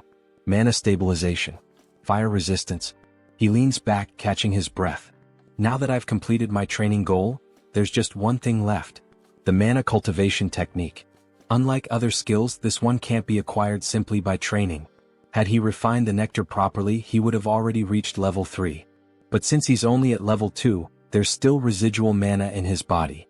To fully absorb the mana from the nectar and level up, he needs this technique. The problem? It costs tens of billions of won. But he already knows where he can find a copy without spending that fortune. He heads to an antique shop. The shopkeeper eyes him, confused. Are you sure you want to buy this? It's been sitting in the back for over a decade. At that moment, a memory floods his mind. He recalls when he played Arcane Seoul and discovered this secret. He's probably the only person in the world who knows that this technique is hidden in this shop. He makes his way to the market where the shop is located, walking casually. Time to level up. Upon arriving, he notices something strange. The shop's door is locked, and surrounded by a blue mana barrier. He touches the barrier, feeling the energy pulse. Not only is the door closed, but there's a mana seal blocking the entrance. Looking around, he takes in the vastness of the area. This is the market with the most shops in the city. You can buy anything here, but what he needs is locked behind that barrier, and he's going to find a way in. In the game, this shop would be open at any time during business hours. But now in real life it's closed. And not just that.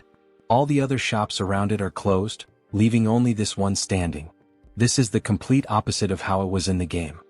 He narrows his eyes, feeling a chill run down his spine. This means that the world of Arcane Seoul isn't exactly as I knew it. He finally spots a store with its lights still on in the market and heads over, asking the man inside if things are going badly. He remarks that even the owner of one of the few shops still open doesn't seem to be doing well.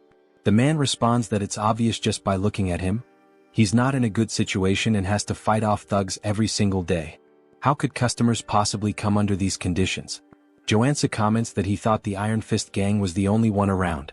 The man tells him he's dead wrong. Ever since the Dagger gang was wiped out, several other groups have been battling each other daily. There's the Iron Fist gang, the Venom gang, and the Naked gang. Who in their right mind would want to step into this mess? Now Joonsoo understands why all the markets are closed. According to the original story, the Iron Fist gang destroyed the Dagger gang and rightfully claimed the territory, naturally bringing the market under their control. But this time he was the one who took down the Dagger gang. Because of that, the market has turned into a battlefield with other gangs fighting to claim it. Joonsoo is considering his next move when he suddenly hears people shouting, telling someone to take them down.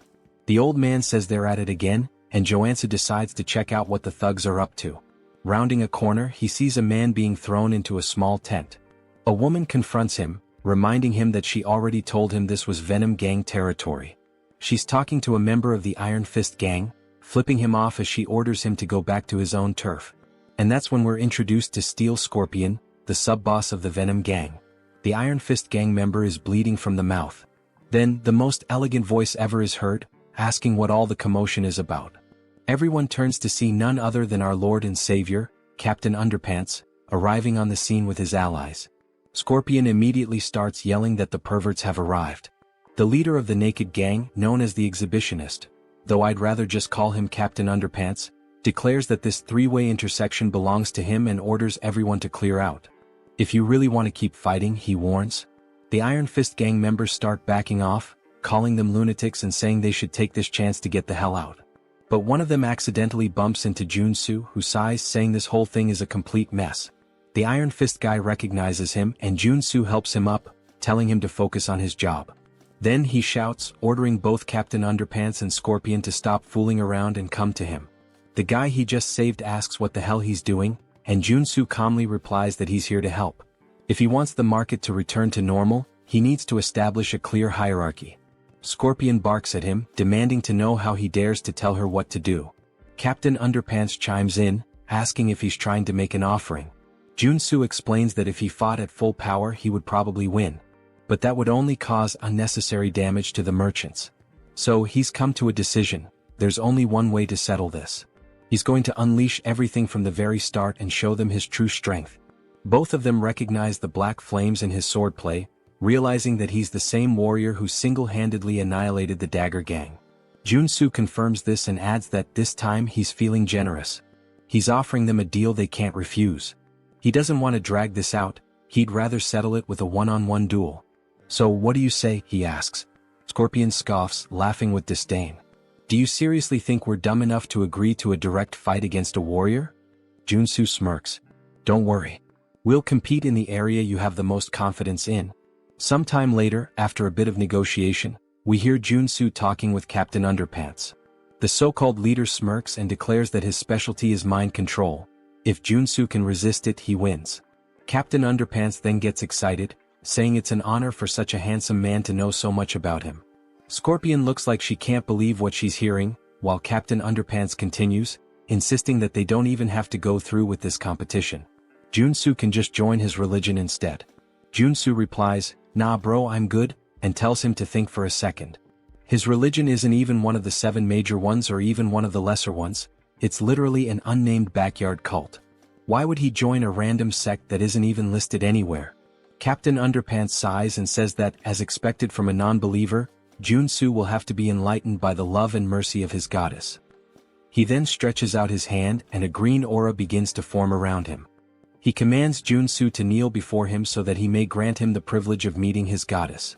As the aura starts wrapping around him, Joonsoo immediately recognizes that the mind control ability of a combat priest is no joke. He struggles against the influence, admitting that he feels the urge to kneel, but his traits are far too strong to let that happen. Then, without warning, he delivers a brutal uppercut, sending Captain Underpants flying. As the cult leader crashes to the ground, Joonsoo casually apologizes but warns him that not even a saint could manipulate him. His divine resistance is too high. Captain Underpants' followers rush to carry him away, muttering that it was one hell of a fight. Joonsoo then turns to Scorpion and says it's her turn now. She folds her arms and smirks. Not bad, I'll give you that. But the Venom gang is on a whole different level compared to the perverts you just dealt with. Joonsoo grins. Yeah, I don't think so. But I guess we'll find out soon enough. He tilts his head toward her. Your specialty is obviously poisons, right? Then go ahead, prepare the strongest one you've got. He gestures at himself. I'll drink it. She laughs. If you're that eager to die, I'll be more than happy to help. The Iron Fist guy starts begging, saying he knows Joonsoo is strong, but drinking poison is literally suicide. Joonsoo waves him off. Relax. I got this. Scorpion extends her hand, holding out a small vial. Drink it. If you survive, you win. If not, well, obviously you die and that means I win. He takes the vial and examines it. As expected. You gave me picnic knockout, the most painful poison among all the gangs. He sniffs it and grimaces. Ugh. Smells like ass. Just so you know, if I survive, I'm punching you in the face. She cackles. Then don't come crying for the antidote later. That never even crossed my mind, he replies before downing the entire vial in one go. The pain hits instantly like a thunderclap. His knees buckle, his face turns purple. It feels like his blood is boiling. Scorpion places a foot on his back, grinning in triumph. You're feeling it now, huh? If you beg for your life like a good little dog, maybe, just maybe, I'll consider helping you. Woof woof. But Joonsoo isn't here to play games. He grits his teeth and forces himself to focus. The poison was created using a mix of special medicines. Ordinary resistance won't be enough. He needs to take control of the venom inside him. Slowly he directs it toward his arm. Scorpion's eyes widen as she realizes what he's doing. Then a silent notification flashes through his mind. New trait acquired, drug resistance. With this, he can now manipulate poison using his own mana. Joonsoo draws his sword. Time for the final step. Without hesitation, he slashes his own palm. Blood drips from the wound, then, it transforms into a stream of pure venom. The entire crowd falls silent. No way. He actually expelled the poison? Someone mutters in disbelief. Scorpion shakes her head, calling it insanity. But before she can react, a chill runs down her spine. She realizes too late, he's already on top of her. Joonsoo grabs her finger and, with a sharp twist, rips it off. Her scream echoes through the market as the severed finger hits the ground. She collapses, trembling. Do you really think you can just walk away after doing this to me? Joonsoo rolls his eyes. Quit your third-rate villain monologue and get lost. Staggering to her feet, she backs away, vowing she won't forget this. Meanwhile, the Iron Fist guys erupt in cheers, yelling that she and her gang got exactly what they deserved. Joonsoo lets out a tired sigh. The outcome was never in doubt. The real problem starts now, getting the shops to reopen. The merchants exchange uneasy glances. Just because the Iron Fist gang won, does that mean the extortion will continue? Joonsoo folds his arms and looks at them. I hope you all understand, I did all of this to reach this outcome. The Iron Fist guy beside him nods furiously. There's just one thing the Iron Fist gang needs to keep in mind from now on, Joonsoo says. Of course. What is it? Joonsoo grins. The protection fee for this market will be half of what the Dagger gang used to charge. The Iron Fist guy's eyes go wide. Wait, that means we won't make any profit at all. Joonsoo stares at him, expressionless. Are you really arguing with me? And no way. The boss will totally understand. The merchants overhear the conversation and can't believe what they're hearing. Half the fee? To them, this is practically a miracle. In an instant, Joonsoo becomes a hero. They start bowing, thanking him in every way possible. He chuckles. I just did what needed to be done. But I do expect some good discounts now. After all, this market has everything and I plan to take full advantage of that. The merchants immediately offer him an 80% discount. Joonsoo smirks. Good thing I leveled up my NPC affinity. With the antique shop finally open, Joonsoo heads inside. The shopkeeper greets him with a smile.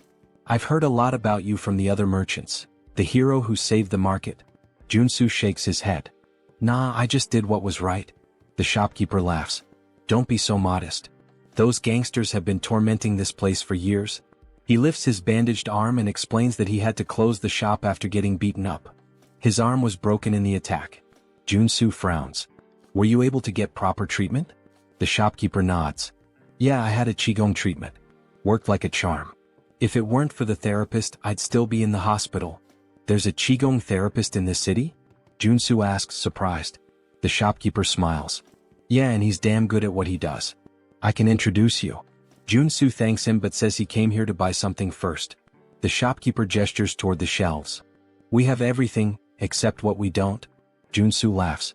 Now that's how you run a shop. He scans the store, admiring the quality of the goods. Then, tapping his foot against the floor, he says, I want to see what you've got downstairs. The shopkeeper's eyes widen. How do you? Joonsoo flashes a smug grin. I have my ways. Of course he does. He's a no-lifer. They head downstairs and the shopkeeper explains that he normally never shows this collection to new customers. But for Joonsoo, he'll make an exception. Appreciate it? Below, the secret collection gleams before him. A true treasure trove of magical artifacts. Joonsoo's gaze sweeps across the items, confirming that Chunbok has always had rare pieces, both in the game and now. But the real prize is right there. The hornpipe of the ancestral god, which contains a secret mana cultivation technique. This is the jackpot. Now that he's secured the most important item, he might as well grab a few extras. He gathers everything and sets it on the table upstairs. I'll take these. Chunbok eyes the selection sharply. As expected, you've got good taste.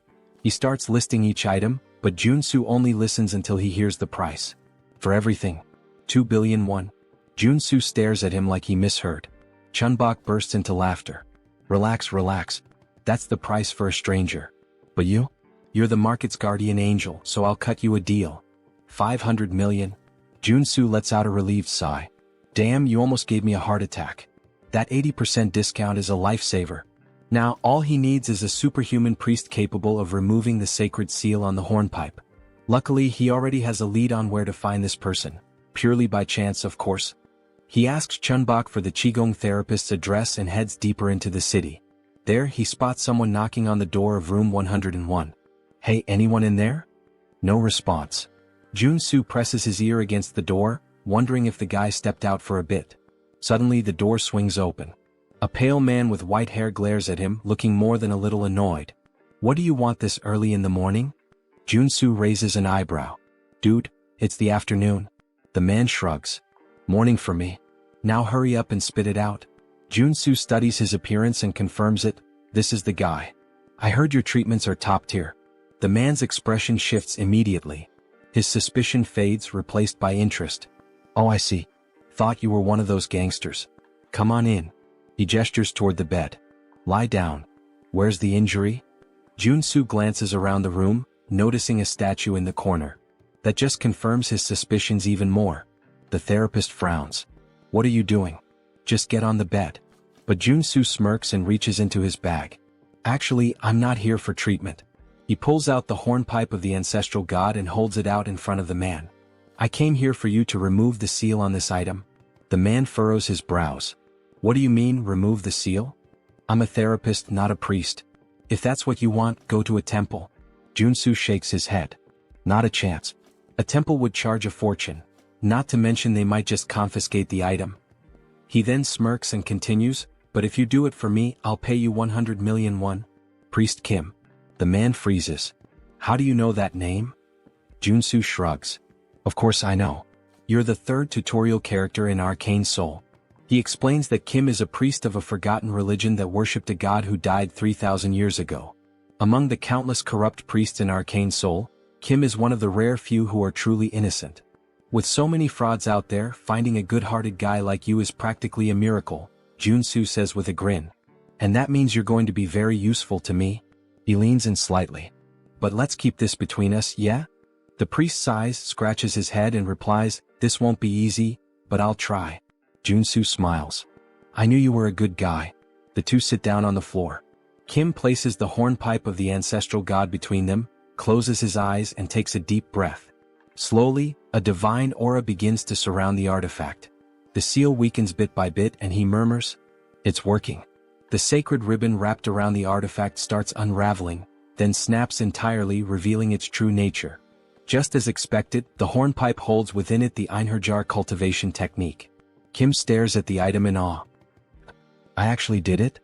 Joonsoo nods. As expected, you've got incredible talent.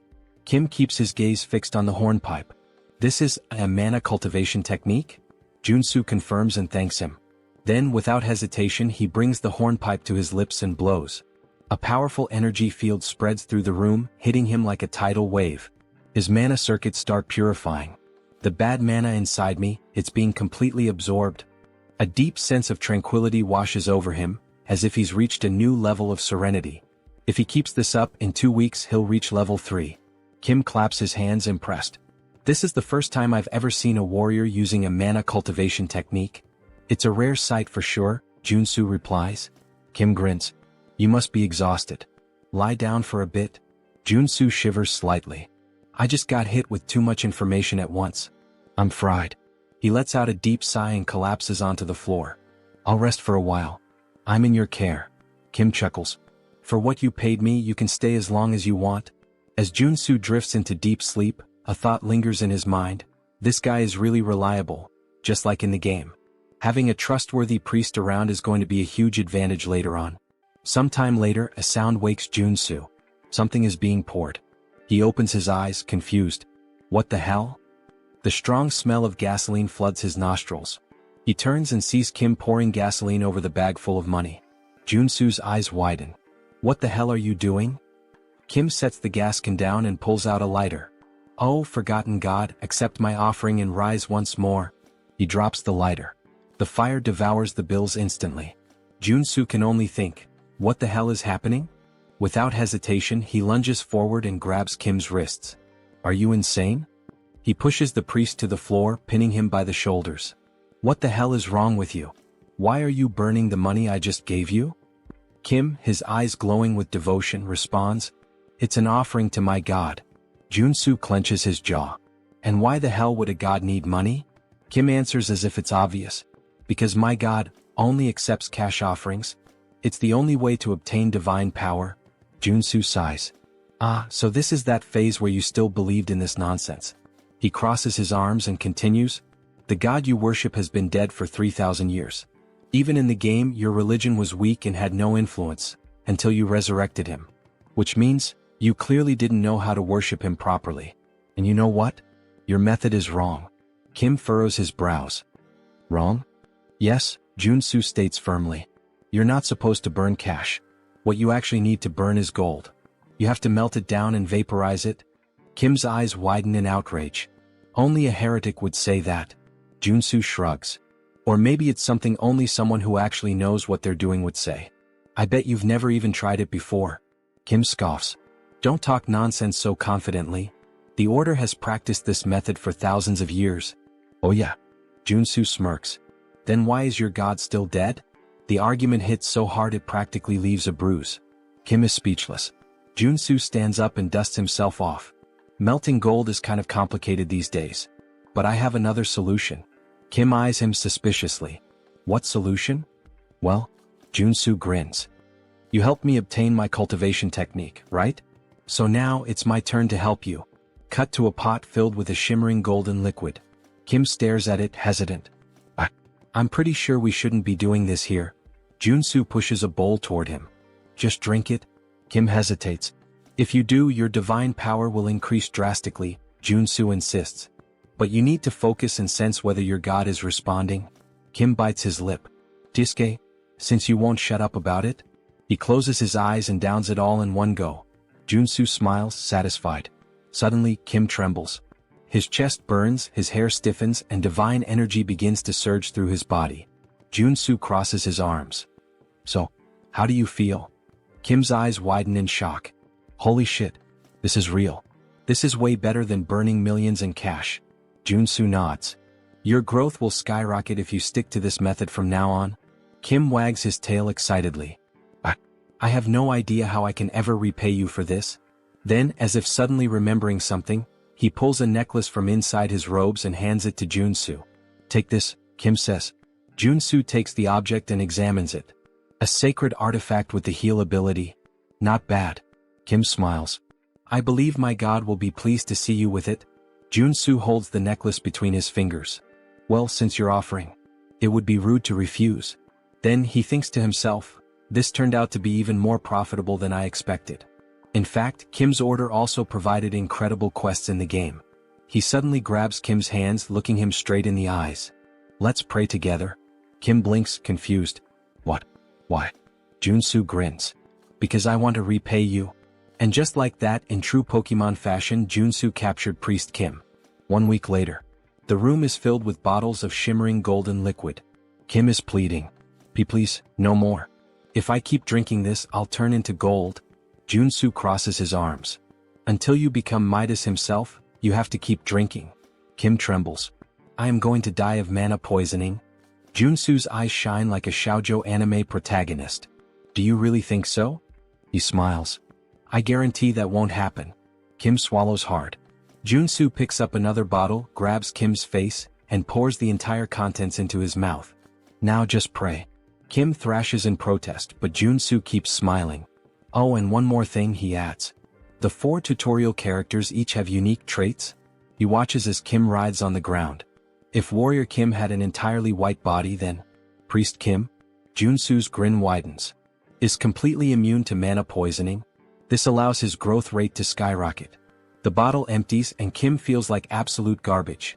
But then his divine power explodes, forming a glowing circle around him so intense that it blinds Joonsoo. Kim has reached level 3. His eyes widen. At this level, I can even start preparing to become an apostle. Joonsoo laughs. Perfect. At this pace, it won't be long before you're ready. I'd say you've accumulated more than enough divine experience. He then crosses his arms, thoughtful. Besides, now that you're level 3, you need to call a regional assembly and gain official recognition as a bishop. Kim nods. Yes. I have 2 bishops already, and thanks to your help, I've grown so fast that I'll never forget this debt. Joonsoo waves his hand. Oh, relax. I just like helping people.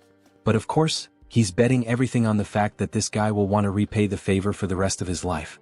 After all, he wants access to the artifacts in Kim's God's vault. Kim then takes a deep breath. Actually, I'd like to make a request. Joonsoo raises an eyebrow. What is it? Kim hesitates. I need to call a regional assembly, but I'm worried about going alone. Could you be my bodyguard until the meeting? The other bishop will be there too. Joonsoo smiles. Of course. That's easy. Now that Kim has completed his growth, it's time to start the mission line. The next day, the church is still under reconstruction. The faithful surround Kim, congratulating him for reaching level 3. Kim thanks them, but Joonsoo just watches disappointed. What's this? The scale is so small. I can't believe this is all that's considered an assembly. Then a man enters the room. He looks around and scoffs. What a sight, pathetic. The other bishop finally appears. He glares at Kim. Tell me, who gave you permission to organize an assembly? Kim breathes deeply. Every priest in the order has the right to call one. The bishop smiles coldly. That only applies to regular priests? He leans forward. When it comes to an apostate, it's a whole different story. Kim furrows his brow. What do you mean by that? I never renounced my faith. The bishop smirks. Your level increased to 3 in just 3 months. There's no way someone could grow that fast by normal methods. So there's only one explanation. His eyes gleam. You sold out your brothers to gain more powerful divine power? Kim's eyes widen. That's absurd. I just found an efficient method. The bishop sighs. Enough with the excuses. He raises his hand and soldiers enter the room. Capture him. But before they can move, Joonsoo steps forward. Hey, we can't let you scare the kid like that. The soldiers turn to him. And who the hell are you? Joonsoo laughs. I'm his bodyguard. The bishop narrows his eyes. This is an affair of the order. We don't need outsiders interfering. Joonsoo smiles. But I just said I'm his bodyguard. So I'm not an outsider. He crosses his arms. By the way, what kind of boomer logic is that? Kim then speaks up. I just drank gold to level up. This can't be considered a crime. The bishop grows furious. Consuming gold is the act of a heretic. How dare you commit such blasphemy and still expect to escape unscathed? Kim opens his mouth to retort, but the bishop raises his hand. A fireball materializes in his palm. I'll purify you personally and offer you to our God. He casts the spell. Kim screams. The explosion lights up the entire room. Everyone holds their breath. Did Kim? But when the dust settles, Joonsoo is standing in front of Kim, unscathed, with a mana shield still glowing around him. He sighs. Attacking someone without warning? He furrows his brow. Now that's blasphemy. The bishop is left speechless. Why you blocked my magic? Joonsoo smiles. So, you really want to attack a potential apostle like this? The bishop grits his teeth. There's no way a heretic can become an apostle. Kim looks at Joonsoo confused. What do you mean? Joonsoo smiles. Don't worry. He pulls something out of his pocket. Just eat this and pray. Kim blinks. What? Why? The bishop raises his hand again. If you don't want to burn along with Kim, get out of the way. Joonsoo smiles even more. If I prove that he is an apostle? He narrows his eyes. What will you do? Suddenly, a golden aura fills the room completely. Kim falls to his knees, his eyes shining. He begins to pray. The bishop's eyes widen. It can't be. The arrival of an apostle? Joonsoo crosses his arms. There's a reason I didn't make Kim an apostle yesterday. He glares at the old man. It's because you have a serious mental delay. He then gives a half smile. And also, you're a detestable villain who envies Kim. So I need to eliminate you here. He grips the hilt of his blade tightly. The requirement for Kim to awaken, he points, is to consume a golden relic from another order. The bishop's eyes widen. Joonsoo smiles. And with you being accused of blasphemy, it won't be hard to ensure Kim becomes the true apostle. Suddenly, a golden halo appears above Kim's head. His eyes shine. The bishop takes a step back, terrified. Joonsoo raises his blade. Now that the apostle has arrived, his eyes turn cold and sharp. It's time to teach this blasphemer a lesson. He then looks at Kim. By the way, I want to ask something to your god. He smiles. How should we punish a bastard who murdered a bishop out of envy, and tried to blame his own son as a heretic to kill him? The bishop pales. How do you know this? Then, Kim hears the voice of his god. He lifts his head, and with an unwavering tone he responds. The only answer is to kill him. Joonsoo swings his blade, aiming directly at the bishop's neck. The blade stops a hair's breadth from his skin. He smiles. If this is the divine order, I can't refuse. The bishop trembles, his eyes filled with despair. Please, have mercy. Joonsoo runs the blade across his throat. Blood sprays and the body collapses to the ground. The air in the church grows heavy. Everyone is in shock. Someone has just died in the house of their god. Joonsoo then smiles indifferently. The problem was solved before this worm could cause any more damage. Even Priest Kim seems stunned. Still, he was one of our bishops. Joonsoo shrugs. No reason to feel sorry for him. He deserved this. He then looks at Kim. And now, what is your god commanding you to do? Kim closes his eyes for a moment as if listening to something. Then he breathes deeply. He ordered me to go to the Levant region where our order began, and offer gold there. Joonsoo smiles. I told you gold was the best choice. He crosses his arms. Now go there and expand your influence. Kim bows deeply.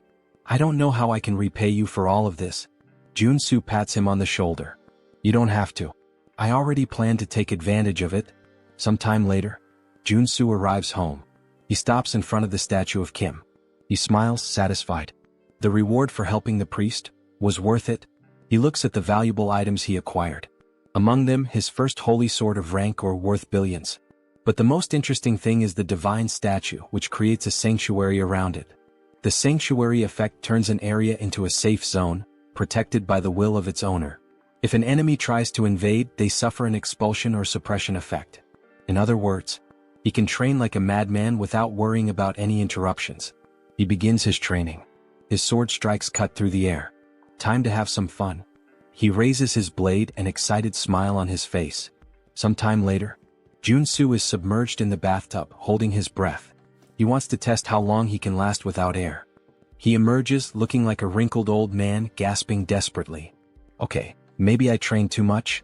Even the mana source isn't healing him properly. But still, he had plenty of time to practice his Enherjar cultivation technique and his mountain-crushing swordsmanship. And now, finally, he can assess the results. He picks up his phone. Joonsoo appears on the screen. Been doing well? Joonsoo laughs. Of course. But I need a warm-up. He stretches, excited. Is there anything I can help with? Joonsoo makes a face. Actually, we have a rather troublesome request. He pauses for a moment. Do you remember the first landfill? Joonsoo frowns. How could I forget? It was the first job I did, where I fought the porcupine. Joonsoo nods. Well, a whole cleaning team went in there, and they were massacred. This means that there are at least 6 active mutants there now. Joonsoo narrows his eyes. And why the hell haven't you called in the Janitors Association? Joonsoo sighs. The authorities asked us to handle it secretly. They don't want this to become a scandal. Joonsoo snorts. If this leaks, some of them are going to lose their jobs big time. He crosses his arms. And what's the reward? Joonsoo scratches his head. The payment is kind of pathetic. 100 million for a level 1 mutant. 300 million for a level 3. Joonsoo rolls his eyes. Is that all? Actually, Joonsoo smiles.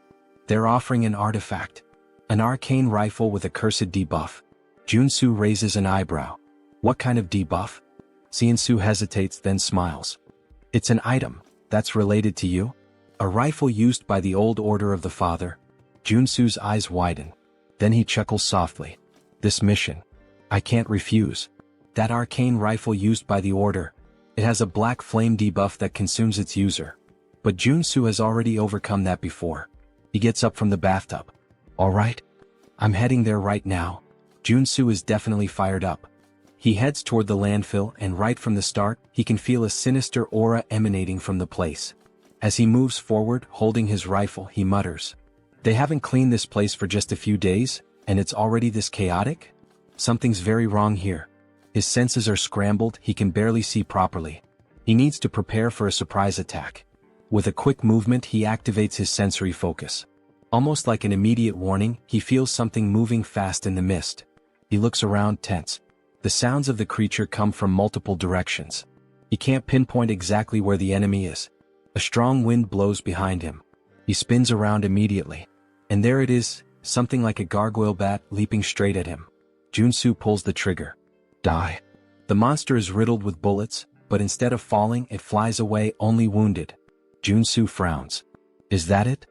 He keeps firing but soon realizes the bullets are ricocheting off the creature's wings. The beast loops through the air and launches back at him. Joonsoo rolls to the side, sliding to avoid the strike. Oh shit. If he hadn't switched to the evasion trait, he would have been torn in half just now. A flying bulletproof enemy? If I keep this up, the longer this fight lasts, the worse it'll get. There's only one solution. He lowers the weapon, aiming directly ahead. The monster charges toward him. I need to end this with a single shot. The enemy gets closer and closer. Bang. The shot hits directly between the eyes. With its last breath, the creature screams, crashing down on him, blood pouring from its head. Joonsoo laughs, still lying on the ground. I won. And on top of that, he unlocked a high-level shooting trait. Then he hears footsteps. The sounds of the fight have attracted more mutants. There are too many.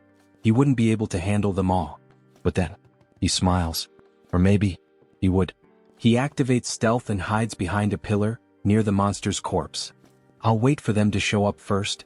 In the next moment, a group of ridiculous-looking guys starts advancing. They seem to be made out of modeling clay. Joonsoo smiles, holding a grenade.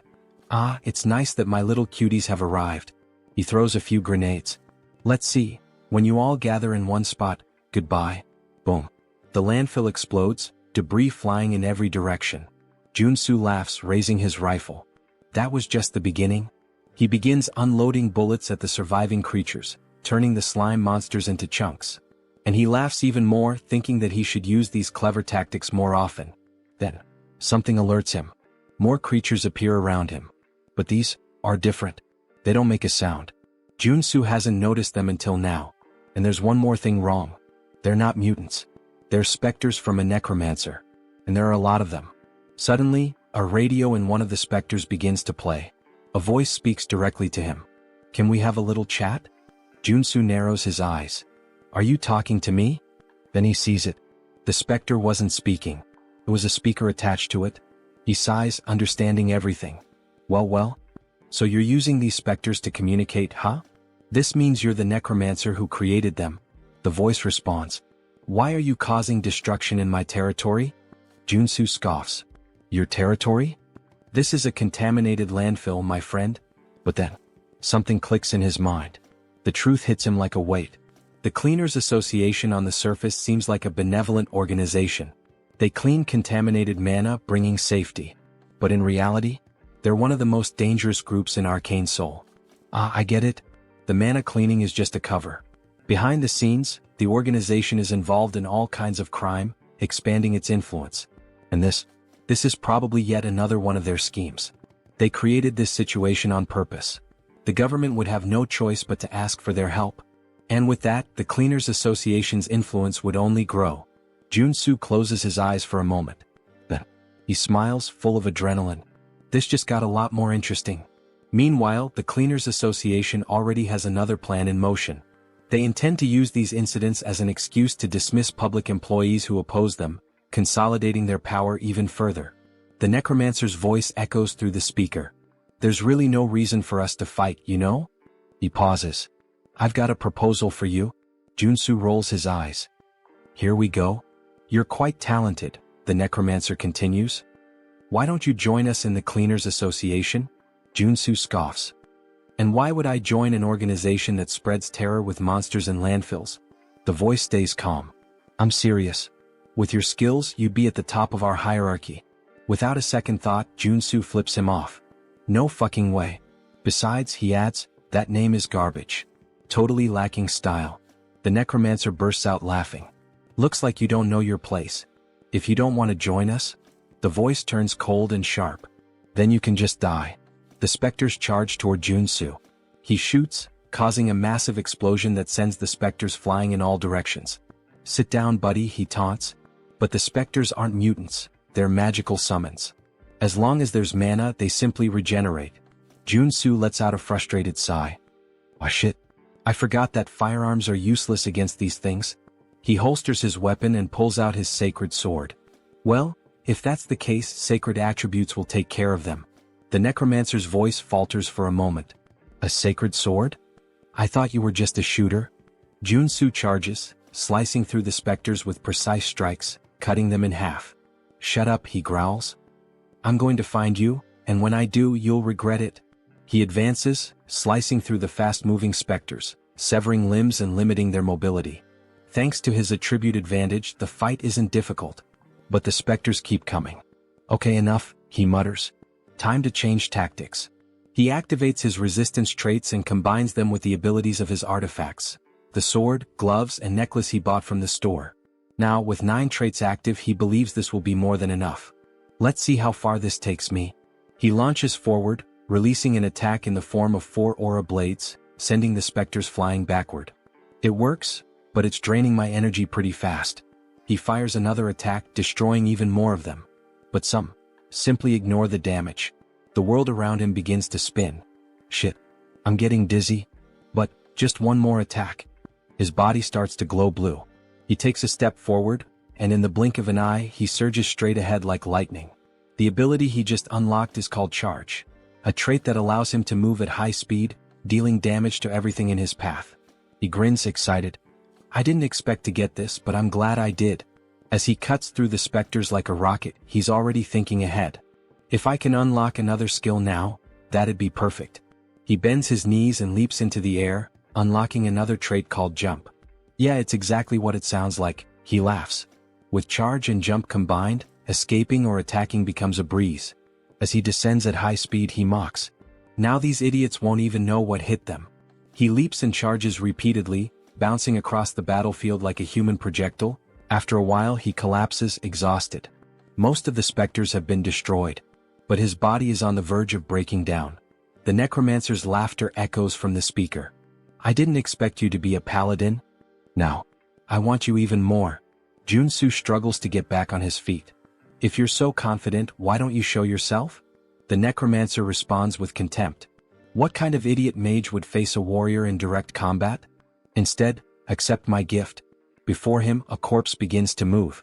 It's a shield bearer, a level 2 undead. Joonsoo clicks his tongue. This is going to be a problem? He still hasn't fully healed. The shield bearer raises its weapon and brings it down violently toward him. Joonsoo narrowly dodges. But before he can react, a purple arrow soaked in dark mana cuts through the air, and it strikes him in the back. He spins quickly, trying to understand what's happening. The necromancer's voice comes through again. Your moves are pretty decent. I can't wait to turn you into a death knight. Joonsoo narrows his eyes. This reminds me of a rule in Arcane Seoul. When you fight a necromancer, you should never focus on their servant. He leaps into the air, pretending to prepare an attack, but it's a feint. Instead, he dives straight to the ground, sliding beneath the undead's shield. His eyes scan the area, searching for the origin of the shot, until he finally spots it. Up high in the balconies, a silhouette stands out. So, it's you? Joonsoo activates charge, dodging the shield-bearer's attack and rushing directly toward the necromancer. He propels himself off the ground, soaring through the air. Time to finish off this coward. He draws his sacred sword, pointing it at the enemy. You made a fatal mistake by revealing yourself. Karen, the necromancer, smiles with disdain. So, you have a brain after all? Joonsoo narrows his eyes. Now that I see your face, I recognize you. You're Karen, a Reincarned necromancer. One of the directors of the Association of Cleaners, and the final boss of this damn landfill. Superhuman level 3. Karen raises his hand indifferently. Things aren't going to go the way you expect. Suddenly, spectral purple hands shoot out from his back, grabbing Joonsoo from all sides. He struggles trying to break free. Karen simply laughs. You'll never catch me. Then he fires magical arrows and releases a devastating electrical discharge. Joonsoo screams in pain while Karen watches, satisfied. That scream? It's beautiful. He laughs loudly. You should have known your place. Joonsoo, still trapped, smiles. Actually, this is my ultimate technique. He raises his hand, conjuring a massive black fireball. Black flame. Karen's eyes widen. What? Joonsoo forces his arm to break free. This is the end of the game. Karen tilts his head. Why are you trying so hard? It's actually adorable. Joonsoo grins slyly. You really think so? From the very beginning, I never intended to finish the fight quickly. Karen furrows his brow. Joonsoo continues. When a boss uses their ultimate attack, if you equip the right traits, something fun happens. Karen rolls his eyes. Enough with the small talk. He shoots the black flame directly at Joonsoo. The black sphere, roaring with malevolent flames, advances rapidly. The spectral hands still hold him in place. Joonsoo smiles. It's now. When the three pillars, sword, magic, and physical power, align in perfect harmony, a supreme technique manifests in the face of certain death. It's the ultimate technique. The blade that cuts through everything, both the tangible and the intangible. Joonsoo raises his sword and brings it down. A massive golden burst erupts from the blade, slicing the black flame in half. The light illuminates the battlefield. Karen trembles.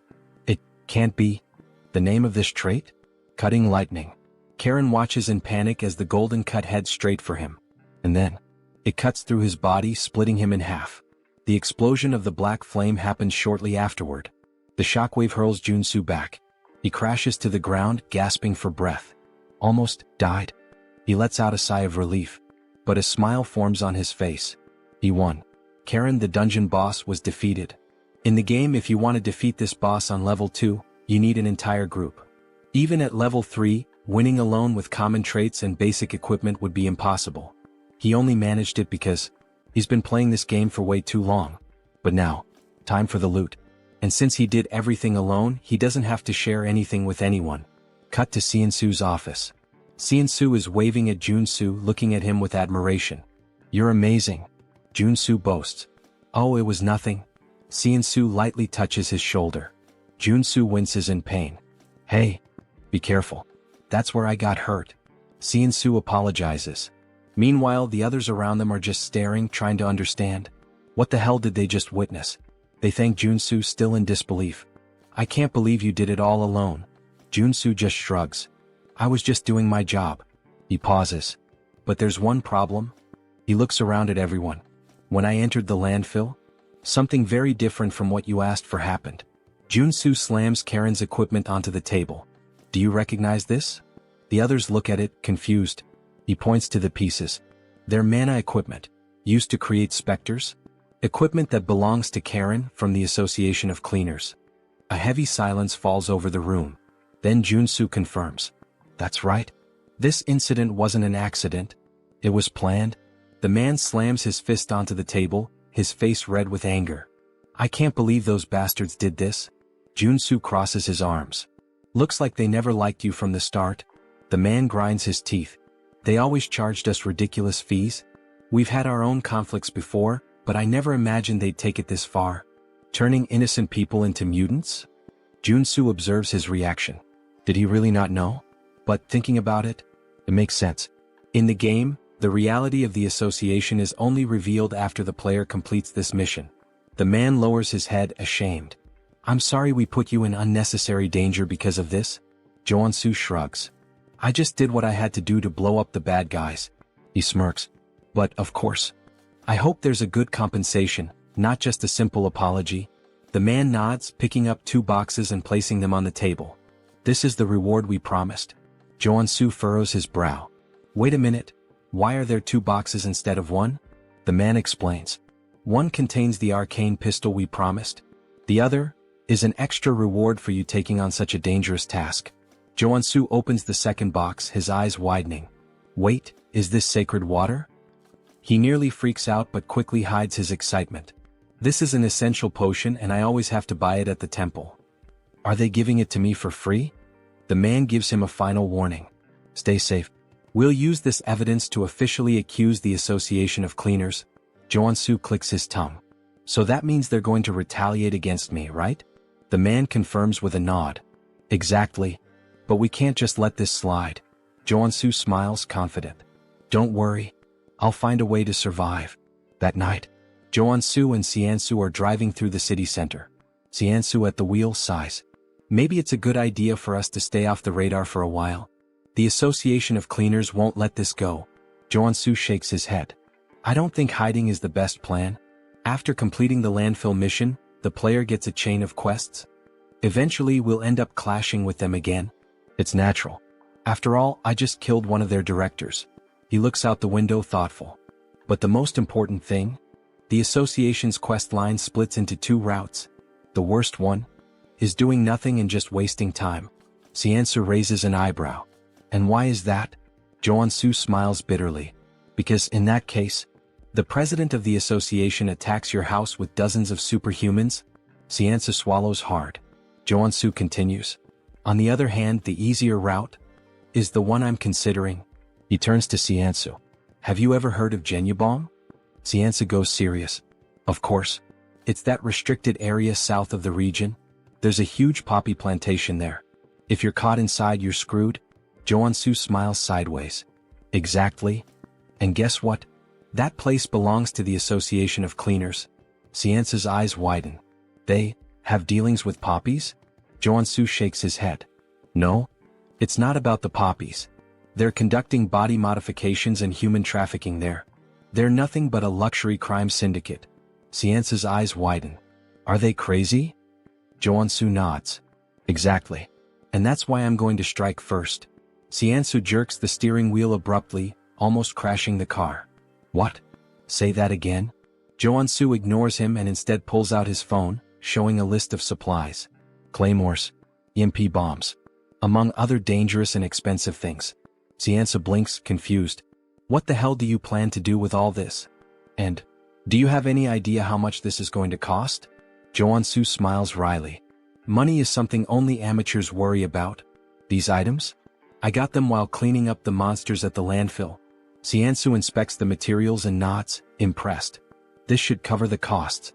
But, Joonsoo, even you couldn't take on the association alone. The president is level 4. The executives, level 3. Joonsoo leans back in his seat, looking at him with a confident smile. Who said I'm going to fight alone? For now, just focus on getting the items on the list. 2 days later, Poppy Farm hideout. The night was dark. Guards patrolled the perimeter. But they didn't notice the shadow creeping up from behind. Joonsoo, in stealth mode, holds a cloth and presses it against one of their faces. The guy trembles, his eyes widen until his body goes limp and crumples to the ground. High level, he's done. The other guard turns at the sound. Hey, what? Bang. A direct shot to the chest. The man falls dead immediately. Joonsoo deactivates his stealth and cracks his neck. I never get tired of infiltration. He smiles, satisfied. This should take care of the external security.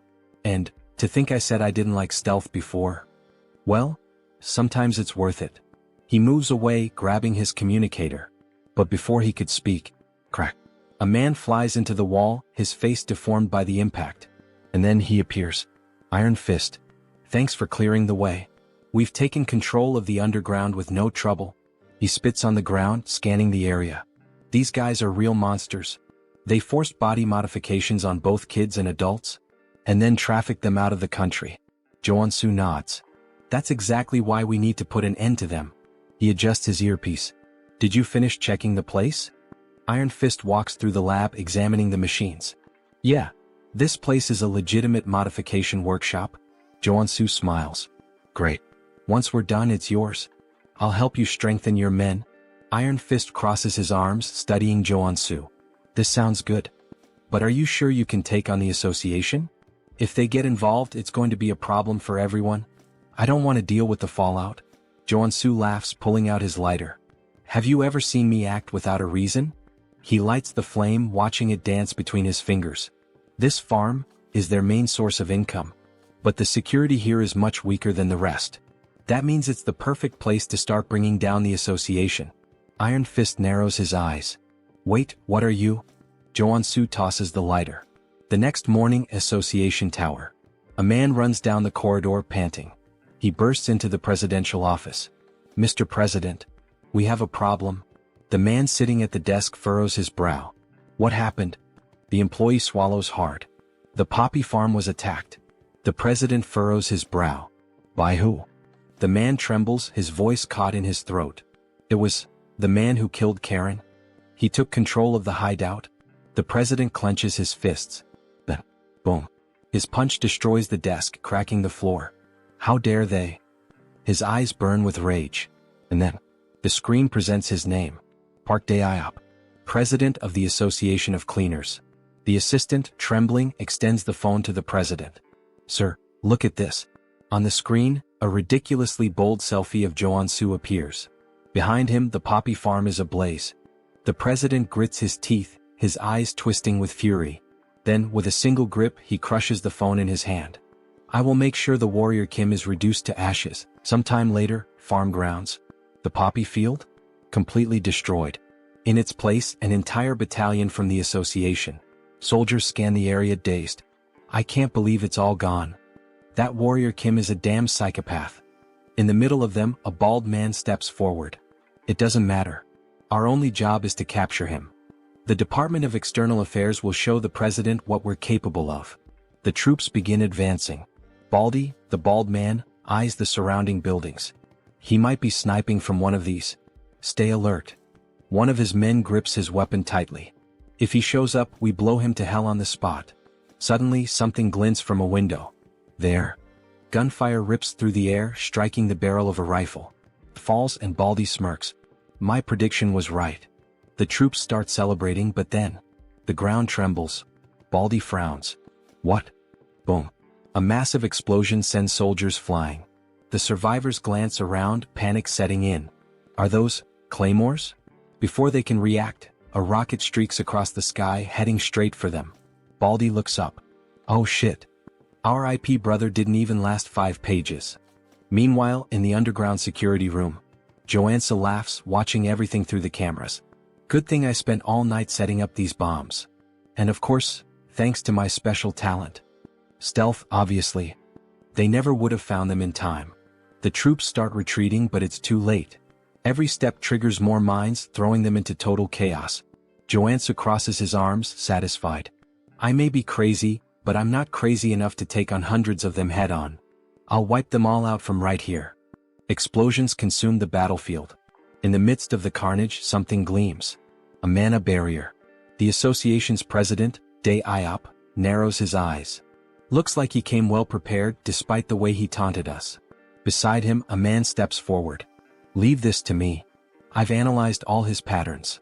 His voice is so cold, so precise it almost sounds... Wait. He talks exactly like me. He must be a robot. On the screen, a name appears. Cyborg. Superhuman class R level 3. Vice President of the Association.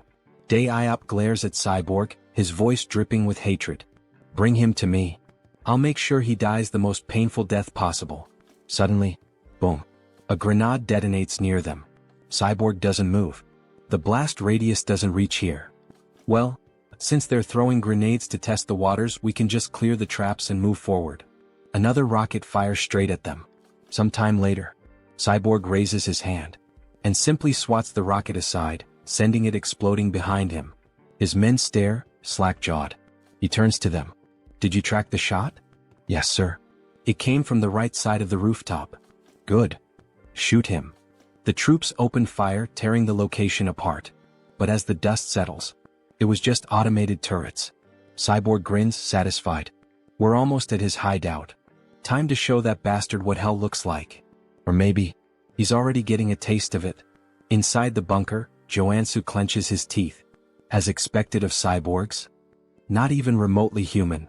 Suddenly, a red alarm flashes on the control panel. Joonsoo leans forward, surprised. They're here already? Faster than I thought. This newbie hunting event really lives up to its name. Then, crash. The doorknob explodes. The door creaks open. And in the entrance, two women appear, smiling. Why are you hiding down here, little rat? Come play with us.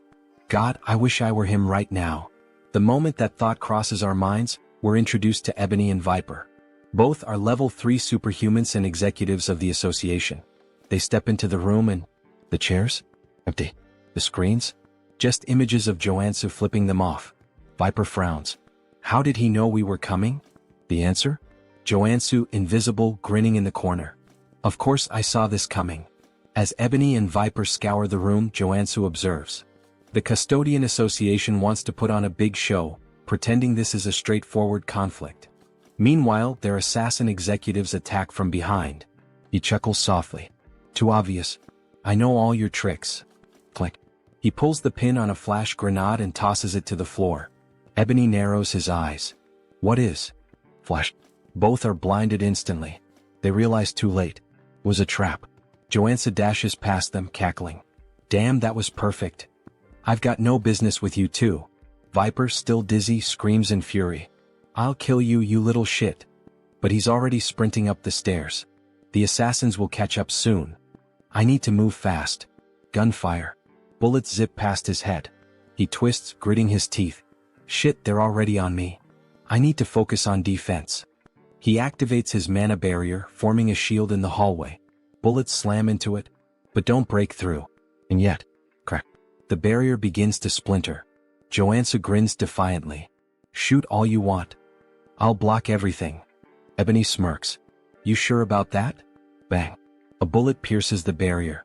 Joonsoo's eyes widen. Shit. The shield shatters. Shards fly across the corridor. He stumbles back, trying to recover.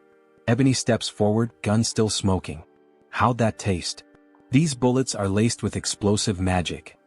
Joonsoo mutters a curse under his breath, but then, his eyes land on a clock. Important enough to catch my attention now? Viper pulls out a crossbow, loading a shot. Oh, and don't forget. The sweets come from the sides. Twang. The bolt whistles through the air, and buries itself in his side. Tisk. Pain flares through his body. Viper smirks cruelly. That's nothing. Compared to the pain you're about to feel. Joonsoo grits his teeth. You guys are just dime store villains, in ridiculous latex suits. Viper's smile vanishes instantly. What? She lunges forward, and kicks him square in the face. Bow. Joonsoo is sent flying. Straight into the clock he had just noticed. Viper laughs, enjoying herself. Bet that hurt like hell. By the way, that poison's pretty strong. It's already in your arteries. Good luck surviving. Ebony steps up, grabbing Joonsoo by the collar. It's over. Time to bring you to the president. But then, Joonsoo smiles. A confident smile. Now you're in my domain. He exhales slowly as if relaxing. Acting was harder than I thought. Ebony narrows his eyes. What do you mean? Joonsoo gestures with his chin. You hear that ticking? Tick, tock, tick, tock. Viper frowns. And? He chuckles. Surely it reminds you of something? Joonsoo grins wickedly. Almost like there's a giant time bomb right next to you, huh? He channels mana into his feet, preparing to rush. With a burst of speed, he rockets down the corridor. Stay put and rot. As he runs, his mind races. Ebony and Viper are stronger than Karen. If this were a direct fight, I'd have no guarantee of winning. So I had to play my role perfectly. I disabled all my abilities to appear weak. Lured them toward the clock while they let their guard down. Because, inside the clock, he had planted white phosphorus munitions worth over $1 billion. Pretty sure that's illegal under the Geneva Convention. Now he shifts into a dramatic tone, like a character from a novel. Sleep tight, ladies. And dream of me. With a smug grin, he presses the button. Boom. The explosion engulfs the corridor. Ebony and Viper's weapons fly from their hands, their eyes widening in horror. They realize they've walked right into his trap. But it's already too late. After the explosion, Joonsoo starts laughing. He has successfully eliminated the executives, but more of them are coming. He needs to recover quickly, so he equips all his healing abilities, especially because he has no idea when the guy with the machine will show up. And then, suddenly, multiple enemies start appearing. Speak of the devil. A group of men with robotic features approach the protagonist. You took down Ebony and Viper? Yeah, Joonsoo replies, grinning. And you'll be the next one buried in a grave in just a few moments. Don't even think about walking away from this unscathed, one of them snarls. I'll make sure to modify you until you're begging for death. Joonsoo smirks. Wow, what a terrible attempt at being scary. Try acting a little more human next time, he mocks, playing on the fact that his opponent is part machine. I can already tell talking to you is a waste of time. I'll end this right now. The enemy growls as a metallic claw extends from his wrist, just like Wolverine's. The others raise their weapons. Joonsoo chuckles. I love how you guys modified your bodies based on your own wild imaginations. Thanks, idiots. He grins, pressing a red button. Suddenly, sparks erupt from the area, and an electrical surge paralyzes all the enemies. Without missing a beat, Joonsoo opens fire. A-1 in EMP bombs. EMPs and rifles, my best friends when fighting machines. With the robotic men stunned, Joonsoo mercilessly guns them down. However, one of them remains standing. I guess that's the real RoboCop, he mutters, staring at the unfazed enemy. Damn. How much money did you pour into that stupid body of yours? The EMPs didn't even faze you. This is unavoidable, the cybernetic warrior growls. I'll rip you apart and kill you right here. Dragging his blade across the floor, he charges at Joonsoo, swinging with lethal intent. Joonsoo narrowly dodges, but in the process he loses one of his guns. You're just gonna keep dodging forever? The enemy taunts. Fight like a man. Or better yet, like a machine. Damn, he's seriously strong. I have to be faster, Joonsoo thinks. He slashes at the enemy's midsection, but even his abdomen is made of iron. Only his eyes remain human. What a joke, the enemy laughs. What a pathetic excuse for a sword. Then, with a burst of fire from the thrusters in his feet, he lunges forward. That sword strike didn't even scratch me, bastard, he sneers, delivering a brutal kick to Joonsoo's chest. The force sends him crashing into a concrete wall, blood spraying from his mouth. His entire body is covered in mana, so swords don't work on him. Before Joonsoo can react, the enemy steps on his chest, pinning him down. What did you expect with such a weak body? The enemy scoffs. Humans are pathetic. You machine bastard. Wait. Joonsoo's eyes narrow. A mechanical body that only moves using mana? How the hell is that even possible in this world? I'm going to cut off your arms and replace them with umbrella handles, the enemy sneers. Just as he raises his blade to strike, something unexpected catches his eye. What the hell is that tiny pistol? He scoffs. Joonsoo smirks. Looking at your body, I had an idea. Are you seriously trying to shoot me? Haven't you realized yet? Ordinary bullets can't hurt me. Who said these are just ordinary bullets? Joonsoo says darkly. Black flame. He pulls the trigger. The bullet lodges itself into the enemy's body, and instantly, black flames erupt, consuming him entirely. You run on mana, Joonsoo explains. And black flame burns mana. In other words, once it touches your body, there's no way to extinguish it. The enemy's mechanical body is engulfed in unrelenting black fire, his movements growing sluggish. You really should have stopped modifying yourself at some point, Joonsoo taunts, laughing wickedly as he watches his opponent burn. RoboCop continues to burn. As he falls to his knees, Johnson bids him farewell and drives his sword straight into his eyes, leaving his lifeless body sprawled on the ground. Now there's only one step left in his plan. It's time to wipe out the entire association, he declares, laughing as he guns down every enemy in sight. Explosions erupt throughout the garden. They're just headless chickens without their executives. Run, run, there's no hope for you. The screams of his enemies are music to his ears. Suddenly, a deafening sound rings out, sending a sharp pain through his head. What the hell is this? And then he finally arrives. Eyes glowing red like a tiger's. It's really him, the president of the association. A level 4 superhuman. His gaze locks onto Joonsoo. And then, he leaps. A massive jump, like something out of a superhero movie, soaring straight up and landing right in front of Joonsoo. What the? Did he just jump from the ground to the rooftop of a 5-story building? I have never experienced such humiliation before, the president says coldly. I will take great pleasure in punishing you for interfering with the Custodians Association. He moves fast. Shit. Joonsoo tries to unsheath his sword, but before he can react, boom, he's sent flying.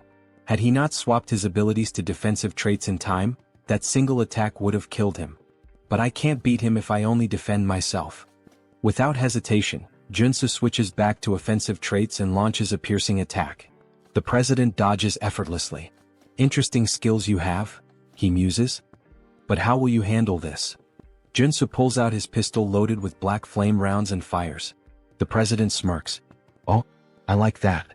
With a flick of his hand, a barrier materializes, blocking the attack with ease. He nullified my 2 best abilities like they were nothing. Before Joonsoo can react, the president charges in and lands a rapid barrage of punches, knocking him to the ground. He's unbelievably strong. Is that all? The president sneers. As expected. It was impossible from the start. Park Daop was born with an SR rank, his stats overwhelmingly powerful from the beginning. Meanwhile, Warrior Kim was just an NPC. A weak, low-level character. The gap between them was absurd. Is this your final battle? The president taunts. You know how I took down your subordinates? Joonsoo asks, wiping blood from his mouth. What? I took out Ebony and Viper with white phosphorus rounds. The cyborg? EMP bombs. Now tell me, what do you think I've got prepared for you? You? Prepared for me? Impossible, you idiot. No, it's not. Joonsoo's body begins to change. For a level 2 superhuman to defeat a level 4 superhuman, there's only one way. Trait activated, body mutation. Muscle mutation. His body shifts and twists into something monstrous. Warrior Kim has become a mutant once again. What? He chose to become a mutant. Joonsoo's breathing grows heavy. I won't be able to control myself for long. But he's prepared for this. Flashback. In the shop he bought a specific item, Berserk Glasses. This item grants the frenzy trait for a limited time. And that's exactly what he needs right now. Joonsoo crushes the glasses. A new sensation floods his mind. All distractions disappear. His thoughts fade. Only bloodshed, death, and combat remain. Here we go. Joonsoo launches a furious barrage of punches. The president blocks them, eyes narrowing. He doesn't know what ability Joonsoo just activated, but one thing is clear. This is about to get fun. Let's begin again, the president says, activating his own ability, Rage. His base stats skyrocket. Now let's have some real fun. Both fighters charge at each other. Fist meets fist. Neither backs down. This won't be enough to take me down, Joonsoo grins. Same to you, the president replies. Their battle turns into a brutal exchange of punches, fists flying like a high-speed boxing match. A real Japan versus USA boxing showdown. Who got the reference? Leave a comment on the video. Joonsoo lands a solid jab straight to the president's face, sending blood spraying through the air as the impact forces him back. New traits acquired, super strength and iron armor. A primal roar erupts from Joonsoo's throat, his excitement for battle overwhelming all reason. I can do this all day. Alright, the president chuckles. I'll admit you're strong. It's been a while since I had a fight this good, but I'm done analyzing you. This is my victory. Quit bluffing and fight. Joonsoo growls, throwing another punch. But the president effortlessly dodges. All you do is throw mindless punches, he scoffs, sidestepping each blow with ease. Then, in one swift motion, he counters, driving a devastating punch into Joonsoo's gut. Blood spurts from his mouth. Bastard. The president smirks, dodging again. Go on, keep swinging those sloppy, untrained fists, he taunts.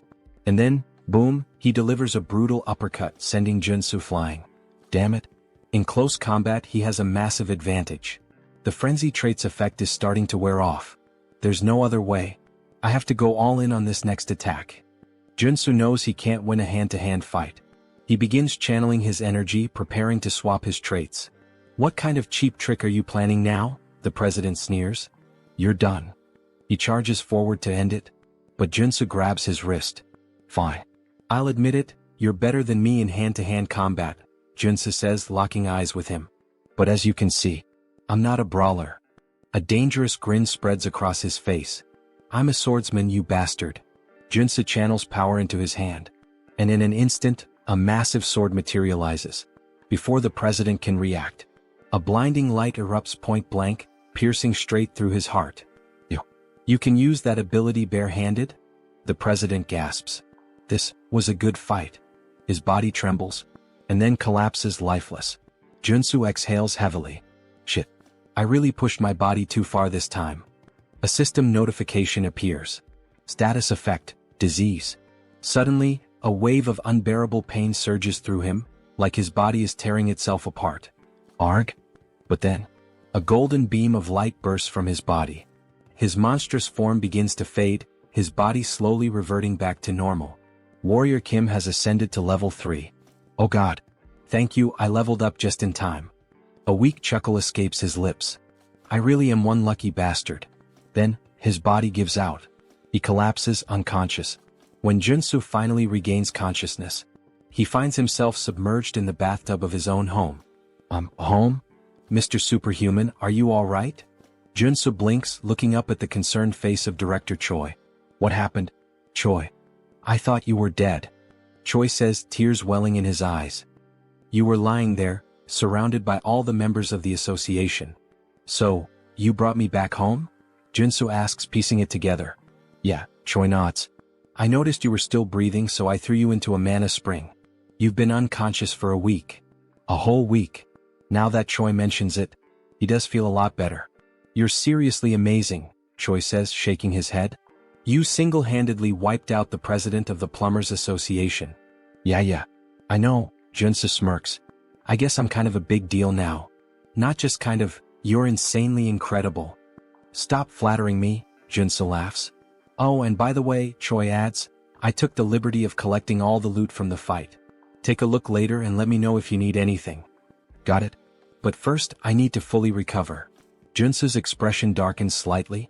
Now that I'm level 3, there's somewhere I need to visit. A malicious smile crosses his lips. 1 week later, Joonsoo arrives at the Mana Measurement Center. Now that he's level 3, he will officially be promoted, receive a certificate, and gain access to countless benefits.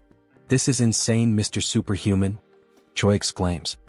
I've never seen anyone level up as fast as you. You're gonna start your own country soon at this rate. Joonsoo scratches his head, looking embarrassed. I wouldn't go that far. Maybe I should get my certification now? He asks, flashing a JoJo fan grin. The examiner chuckles. Of course. Please come this way. After a while, the girl officially hands over the certification paper. Thank you. I'm so jealous of you. Ha. Me? Why? Joonsoo asks, puzzled. For so many reasons. I wish I were as strong as you. Baek Soren showing this kind of emotion? Feels so strange. Unimaginable even. In the game, she's a berserker warrior, a ruthless killing machine, more like a psychotic girl drenched in blood than someone who'd ever say something like this. Joonsoo pauses, thinking. He doesn't have any immediate plans after this, so... Hey Baek, would you like to become a superhuman? Of course. Who wouldn't want that? Then how about you become my student? Baek blinks in surprise. If you agree, I promise, I'll turn you into a superhuman. And a strong one at that. And how exactly do you plan on doing that? Trust me, Joonsoo smirks. Warrior Kim has the ability to see latent potential. Baek's cheeks turn slightly red. That's right, Joonsoo nods, grinning as he makes a Dragon Ball Scouter reference. After all, he can see the potential radiating from an SSR rank individual like her. So what do you say? Want to be my student? Baek hesitates for a moment, then firmly shakes his hand. Alright. I guess I can trust you. A wise decision, Joonsoo says. But inside, he knew it, he'd captured her just like a Pokemon master. Now it's time to train an SSR rank warrior. You won't have to pay me anything, Joonsoo continues. Just return the favor once you awaken as a superhuman. That's nice and all, but I should warn you, I already failed to awaken once, even after undergoing rigorous training. It won't be easy even for you, Mr. Superhuman. Joonsoo just grins. Don't worry about that. Just have faith. Because he already knows what will trigger her awakening. He's seen her story unfold in the game. Baek Soren's unique awakening. Star Killer of the Heavens. A trait that signifies an embodiment of pure bloodlust, a force that stains the world red. Berserker Level 1 Trait Effect. Combat Experience plus 1000%. While this trait dramatically increases the experience gained in battle, it comes with dangerous side effects. It risks corrupting her mind, turning her into a bloodthirsty psycho-killer obsessed with combat. Her awakening event perfectly matches her unique trait. You'll need to prepare yourself, Joonsoo warns. Prepare? As in, I'll need a lot of money? I don't make much in this job, Beck jokes, making a quiet hand gesture. No, Joonsoo shakes his head. You'll need something far more important than money, mental fortitude. Beck tilts her head, confused. But before she can ask more, "Excuse me, Mr. Kim," a staff member interrupts. "You've been invited to a meeting. Would you follow me to the 5th floor lounge?" Joonsoo's eyes narrow. An invitation to the 5th floor? That's strange. As he and Beck step into the elevator, a realization dawns on him. In this tower, superhumans are divided by their power levels. He's being summoned to the 5th floor. That means a level 5 superhuman invited him. Who could it be? As the doors slide open. "Professor? Wait, it's really you?" A familiar voice greets him. Seo Woojin, a level 5 superhuman. "Congratulations on earning your level 3 certification," Woojin says warmly. "I'm so happy to see you here." "I'm happy to see you too," Joonsoo replies. But inside he's assessing him. Despite his natural-born talent and wealthy family, Woojin reaching level 5 this quickly is still surprising. "He's already surpassed me. Also," Woojin continues, "I'd like you to have this." He hands Joonsoo a small ornate box. "A gift? You didn't have to." Inside, Joonsoo sees the item description. Item acquired, Mana Focus Crystal. A rare artifact that enhances mana control and efficiency. Perfect for Warrior Kim. A warrior who relies on mana. For a split second, Joonsoo almost drools at the thought. But instead, he clears his throat and coolly says, I shouldn't refuse a friend's gift, right? Thanks, Woojin. Use it well, Woojin nods. But then Woojin's expression turns serious. "Mr. Warrior," he says, "there's another reason I called you here." Joonsoo raises an eyebrow. "A favor?" "Yes," Woojin nods. Joonsoo leans in slightly. "Why do you suddenly look so serious? Could you help some of my friends who are also suffering from divine fever just like you helped me? They contracted it as well?" "Yes. The 4 of them have been dealing with this since childhood. They were blessed alongside me. For people suffering from divine fever, huh? Wait a second. Is he talking about those characters? If so, then this is the perfect opportunity to make things a lot easier." "Of course," Joonsoo nods, radiating an angelic aura. "I could never refuse to help those in need. Thank you so much, Sir Warrior, for your generosity. But before we begin the treatment, I'd like to meet them first." "Of course. I'll arrange a meeting right away." Later that day, Woojin's estate. "Here they are, Professor." As expected, Joonsoo was right. These 4, they're the supporting characters meant to assist Paladin Seo Woojin.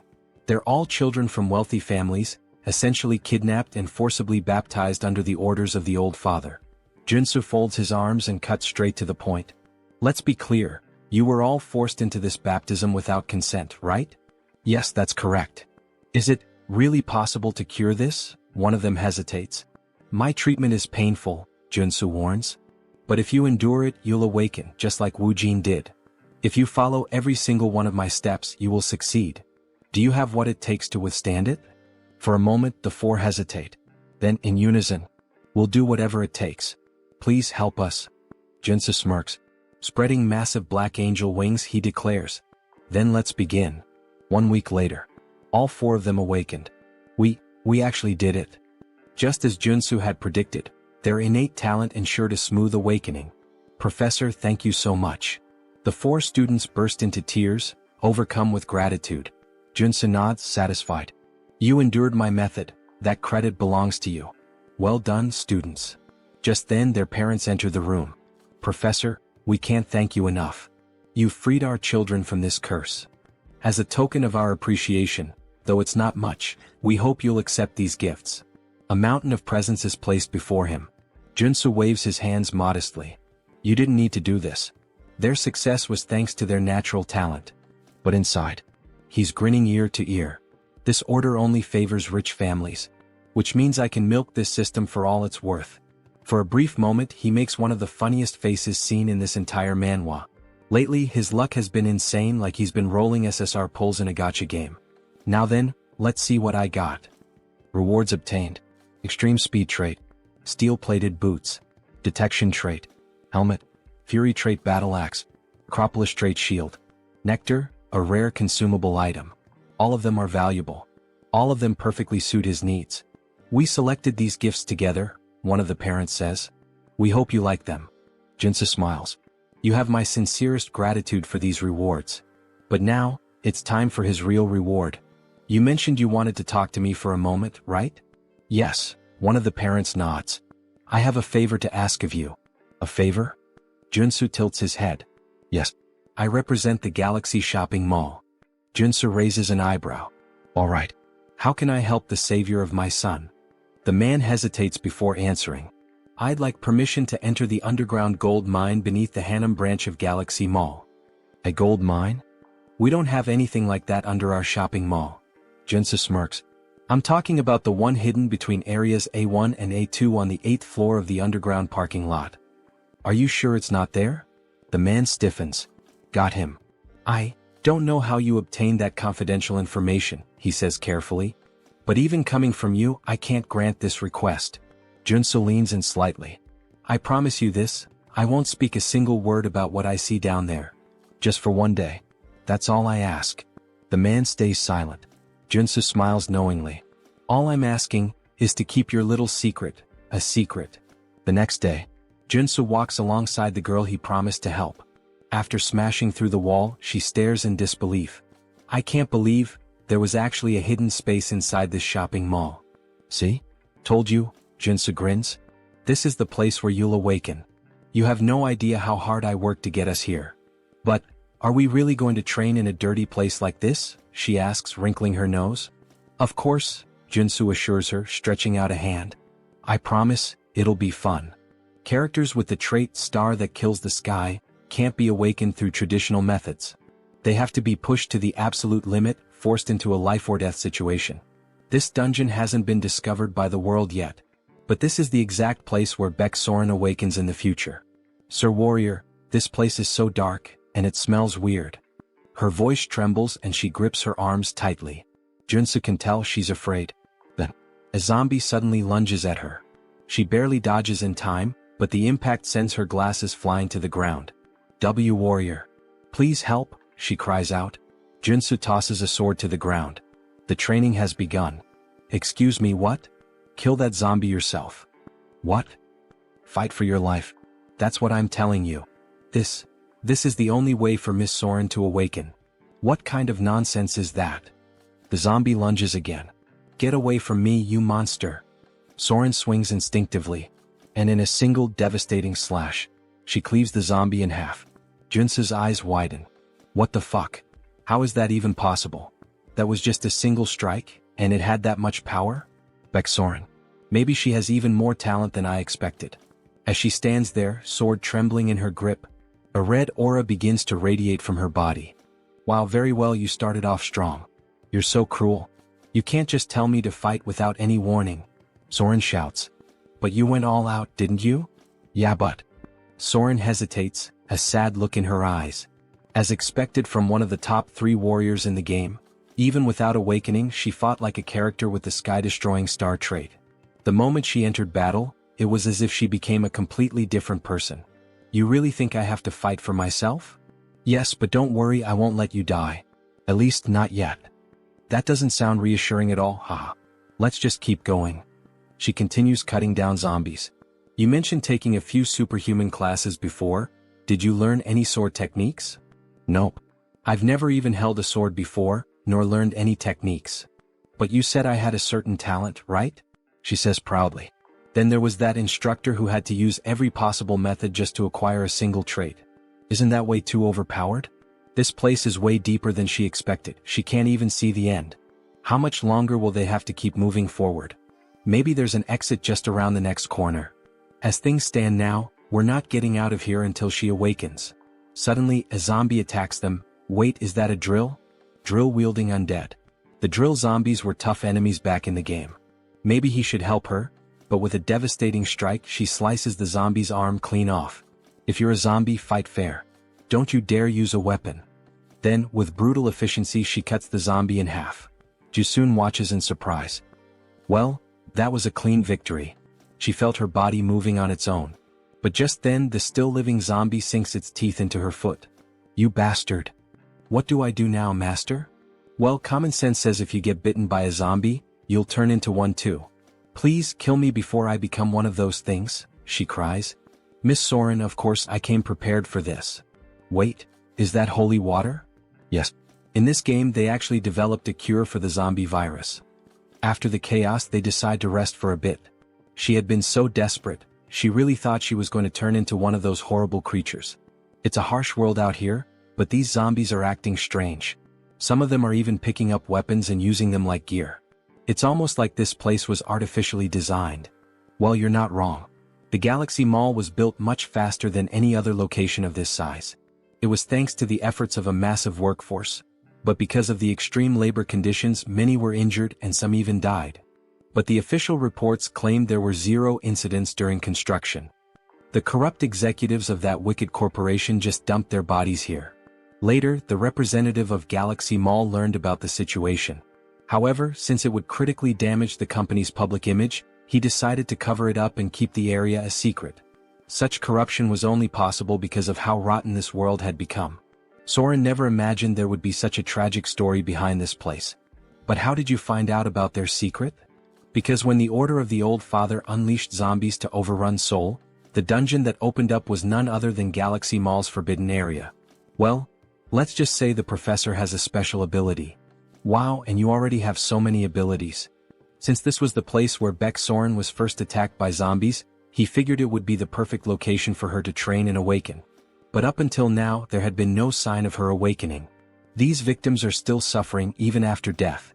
I just hope we can at least put them to rest. Oh, so it looks like you've finally found some determination. At the same time, she couldn't shake the strange feeling that she had to keep fighting. Alright, let's go. It's finally starting. All of a sudden, the temperature in the area plummets. This place, it's eerie. Let's be careful. Then they spot an open warehouse, almost like a giant freezer. What is this place? Upon entering, they see a radio. There are 3 bears in the house. Papa Bear, Mama Bear, Baby Bear. A children's song. This is creepy. 3 bears in a house. The song starts to glitch, distorting into an ear-piercing screech. What the hell is this? Then, an ice spear shoots straight at Soren. Watch out. Joonsoo throws himself in front of her, blocking the attack with his own body. Sir Warrior, are you alright? He hadn't expected an ambush like this. Then a grotesque monster emerges. Conjoined Phantoms.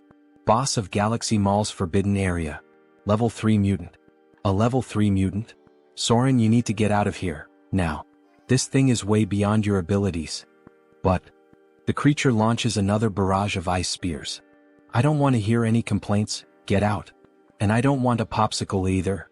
He deflects the attack, but suddenly the enemy starts channeling another ability. A massive ice lance forms in midair. He can't block this one. Professor. Soren, run.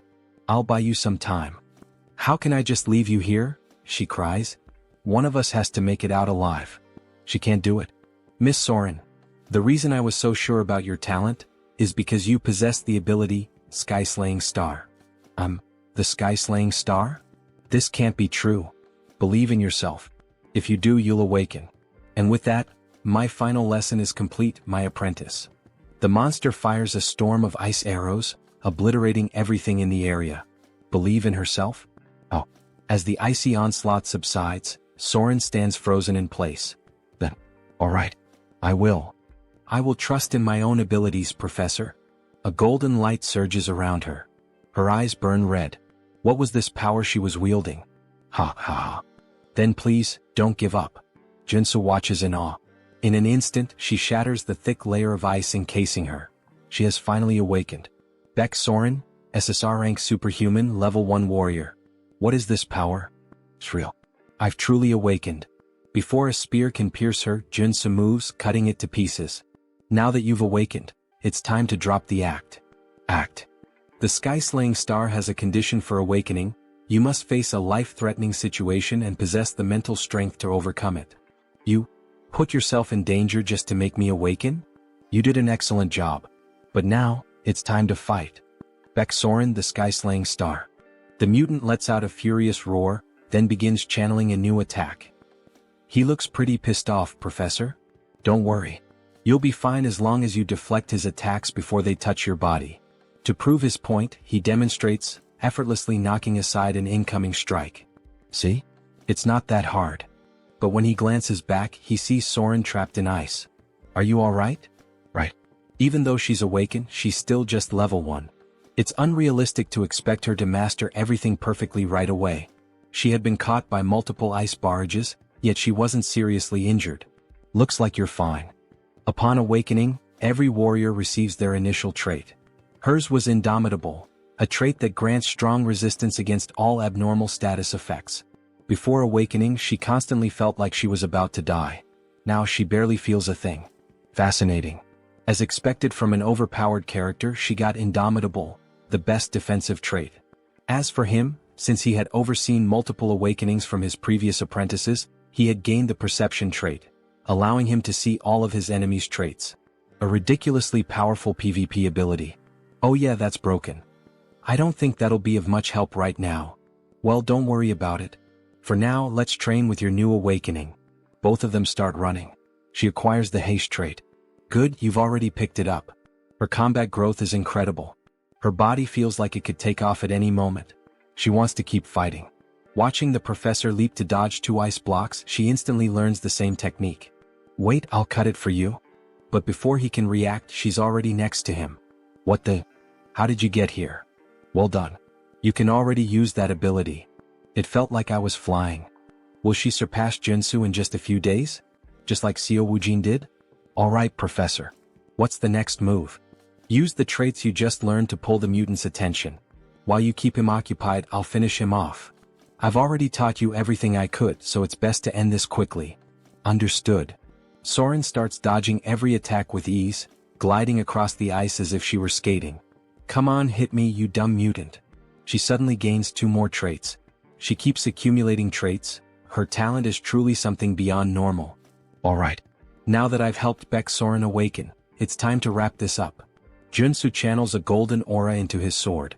With the skill flash, he unleashes a devastating light-infused slash, instantly obliterating the mutant. Well, congratulations, Professor. That was amazing. Nah, that was nothing. Then a phone appears on the ground. So this was the monster's mana core? How does a phone work as a monster's mana core? Well, this happens a lot with ghost-type monsters. A worker who ended up here valued his daughter more than his own life. Before he died, his resentment possessed this phone, turning it into a monster's core. I hope he can rest in peace now, Soren says, tears welling up in her eyes. I'm sure he will. Suddenly, the phone transforms into 2 mana cores. These are called crystals. If you hand them over to someone who knows how to use them, you can get some pretty good equipment. This is an incredible reward, something only obtainable by defeating this area's boss. Suddenly, the ground starts shaking. What's happening now? We already defeated the boss. This area is collapsing. Then what should we do? Have you managed to fully adapt to the traits you just acquired? What? There's no time. Start running if you don't want to die. Now. Both of them take off at full speed.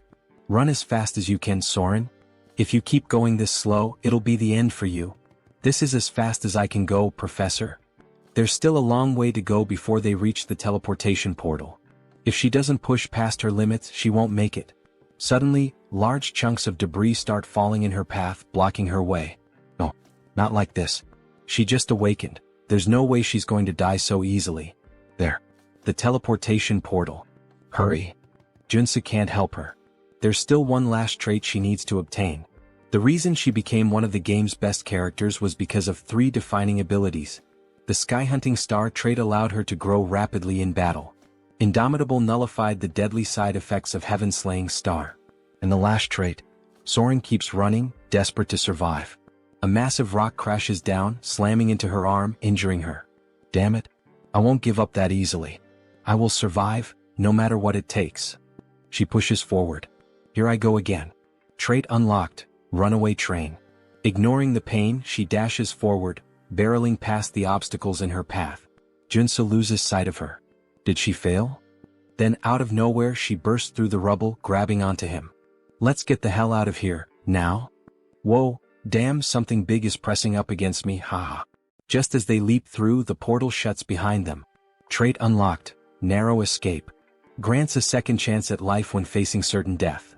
The next moment, they reappear in the middle of the city, still clinging to each other. A crowd immediately starts murmuring. Where did they come from? They look like a total mess. Joonsoo exhales in relief. I knew you could do it. Now that she's obtained the last trait she needed, his mission is complete. Sir Warrior. Baeksoren, are you okay? Can you stand? I'm fine. The hell do you mean fine?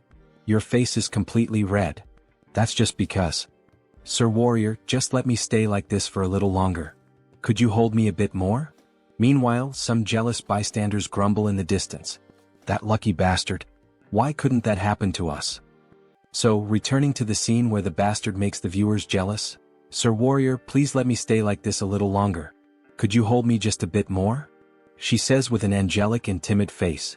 He has to fix her clothes for a moment, and in the process, we witness something truly beautiful. Alright, done. Thank you, Sir Warrior. You're welcome, Joonsoo replies, his face flushed. That surprised me. It was close, but we made it out. Yes, we did. That smile on her face after awakening. It's definitely a sign that she will be different from the game. Perhaps it's because she awakened in a way that diverged from the original story, where she had survived after an endless massacre. Joonsoo managed to steer her away from the path of evil. Alright, let's get the hell out of this damned mall. After leaving the shopping mall, Joonsoo offers one of the crystals to Surin. Are you sure you want to give me this crystal? It's worth at least 2 billion. Yes.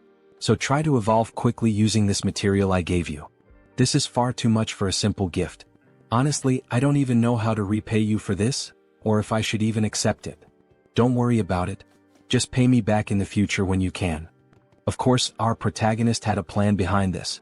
There was another reason he was willing to spend so many resources to awaken Baeksoren. The Martian sword technique, one of the 3 top-tier sword techniques in the Arcane of Seoul. Once learned, a character experiences rapid growth. However, it's a unique trait that only Baeksoren can use. The only way to acquire it is to obtain the trait in the form of a memory chip. Thank you very much, Sir Warrior. Don't worry about it. Just don't forget what I did for you, because I'd really like to learn that sword technique that only you know. Hehehe. After returning home and finally getting a chance to rest, a car honks in front of his house. All he wanted was a little break. Sir Warrior, please come here. The damned world of Arcane Seoul wouldn't simply let him rest. Alright, Woojin. Thanks for coming to my residence at this hour and making the trip all the way here. I'm so happy to finally be able to repay you for healing all of Woojin's friends. I would have preferred if he hadn't come now. We miraculously managed to schedule a meeting with the Armor Meister. I'm beyond excited. There's no devil in existence that could stop me from attending this event if he is the one we're meeting. In this world, good items belong to those with good skills. The master craftsman we contacted this time is incredibly busy, but he can forge level 7 armor. Level 7? Alright, let's go now.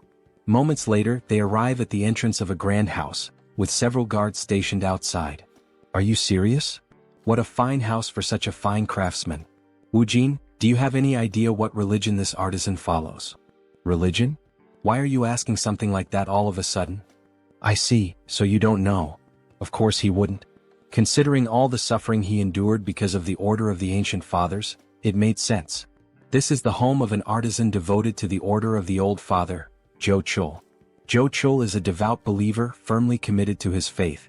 In the future, he will stand at the forefront of the war artisans of the Order. Joonsoo, the Artisan of Death, mid-boss of Episode 3. I already refused to be baptized, yet he's still willing to craft armor for me? What does he want from me? Stop. Extend your hand for identification. Identification. Show me your black flame. Grabbing the protagonist's hand roughly, what the hell is with this guy? Here it is. He then releases a powerful surge of black flames. Are you satisfied now? Yet the guard doesn't seem pleased.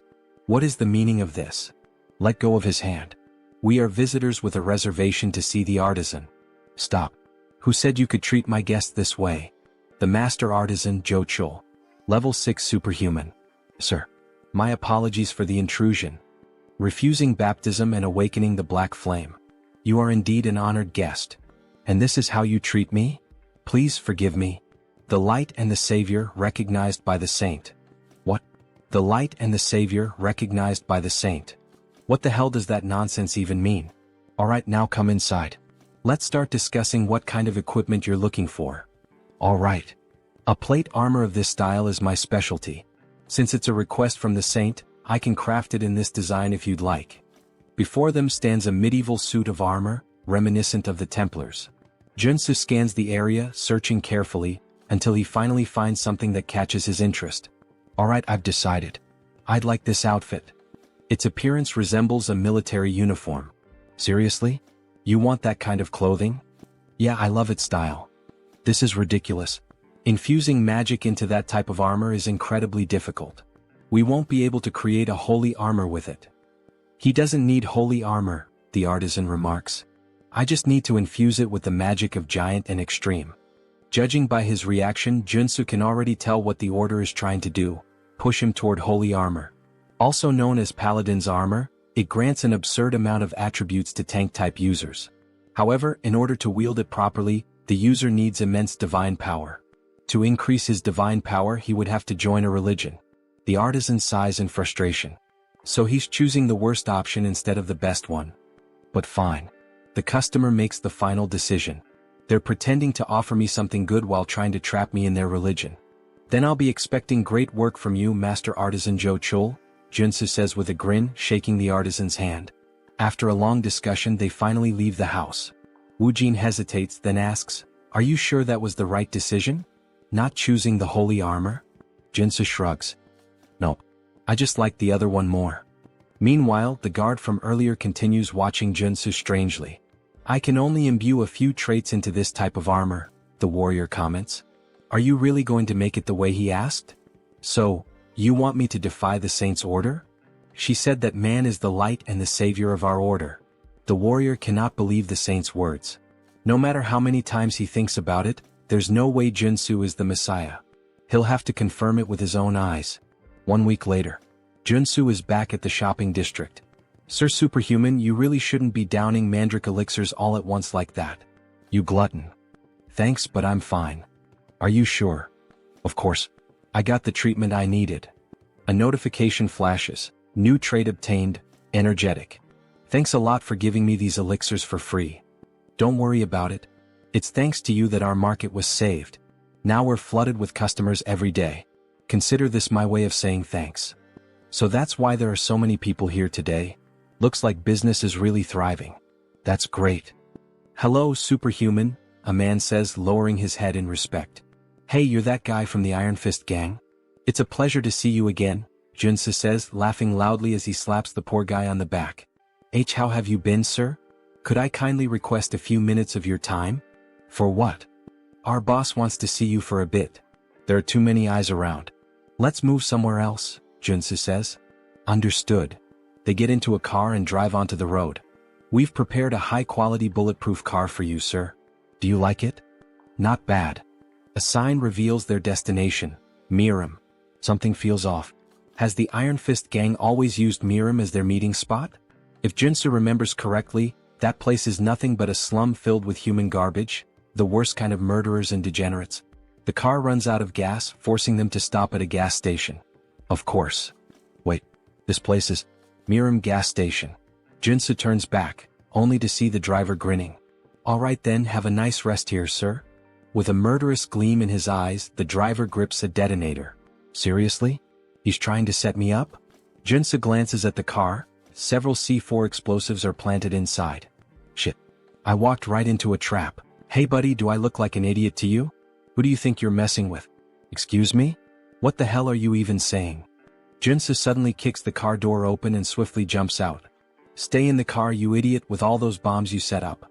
Go ahead, stay inside forever." Then Joonsoo throws a grenade.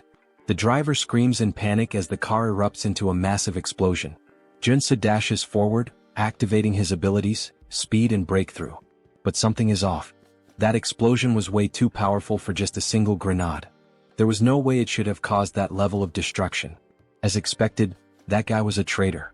The bulletproof luxury car speeds toward Miram and ultimately the gas station. That lingering sense of déjà vu, there was a reason for it. A flashback begins. We see Iron Fist's boss lying on the ground. Then it becomes clear.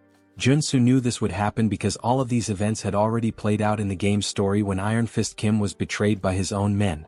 He doesn't know exactly why, but this time the traitors of the Iron Fist gang have chosen him as their target.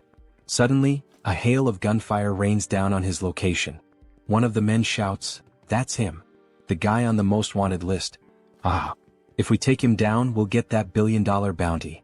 Excitement spreads through the group as they ready their weapons. Guns, knives, and eerie grins. Of course, this wouldn't end with just that bomb-filled car, Joonsoo thinks, dodging the storm of bullets. The gunmen keep firing relentlessly. Joonsoo ducks behind a car for cover. Damn it, there are too many of them. He knows the vehicle won't protect him for long. With no other choice, he activates his leap ability, launching himself onto a nearby building. They probably didn't expect this. I should be safe up here. But the reprieve is short-lived. There he is, on the rooftop. "Shoot him down," one of them yells. Damn it, they caught on fast. Joonsoo grits his teeth, raising his mana shield just in time to block another volley of bullets. They're not even enhanced. How the hell are they reacting so quickly? What's wrong with these bastards? Then their leader shouts, "Everyone aim for the center of the shield. Fire all at once. Let's end this now." A synchronized barrage slams into his barrier. The sheer force causes it to crack, leaving Joonsoo momentarily stunned. What the hell? How do they have this kind of precision? He instinctively takes a step back, just as a bullet grazes his arm. He clenches his teeth. He had underestimated them. He really didn't want to use these, especially since he had just bought them, but at this rate he had no choice. Reaching into his jacket, he pulls out a handful of odd-shaped grenades. "Here, have some gifts, you bastards." The grenades slowly fall near the enemies, releasing smoke. They begin coughing. What the hell is this smoke? Wait, these are tear gas grenades. Damn it, I can't see him. We can't let him escape. We need to kill him to get the antidote. Who do you think you're chasing if you're not even superhuman? Joonsoo mocks them. Well, anyway, it's time to say goodbye to the failures. Time to get the hell out of here. As he runs between the buildings, he finally manages to lose them. Finally, a group of thugs showing focus almost like superhumans, huh? Joonsoo thinks.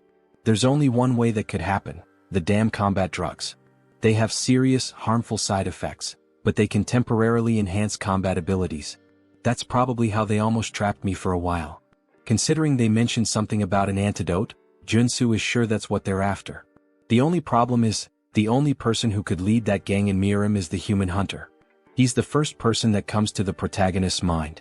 He's a superhuman with excellent abilities, a sharpshooter with deadly aim, focus, and precision. He's the master of cowardice in combat, active in Harem. His methods are simple. First, use the betrayal of an infiltrator to plant a bomb. Second, send in a gang of criminals under the influence of combat drugs. And third, his specialty being a sniper. Knowing this, Joonsoo activates his abilities to see beyond normal vision on the battlefield.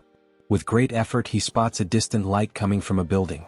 Just in time, he narrowly avoids a shot from the building, but despite his speed, the bullet grazes his face. If he had reacted even a fraction slower, he would have definitely been dead. But the risk paid off. He now knows the enemy's location, where they're hiding. Looking out over the city, part of it is on fire, and an idea forms in his mind. Got you, you bastard. He leaps down, sprinting toward the flames to confront the cowardly human hunter, the sniper. He has no choice but to go straight for him. However, the fire is intense, so he'll need to use his defensive abilities. Fire resistance, perseverance, black flame, leap, dash, and the Einhejar cultivation technique. He pushes through the fire, running as fast as he can, even though the flames are burning him. He ensures that the sniper can't see him through the smoke, making it harder for the shots to land.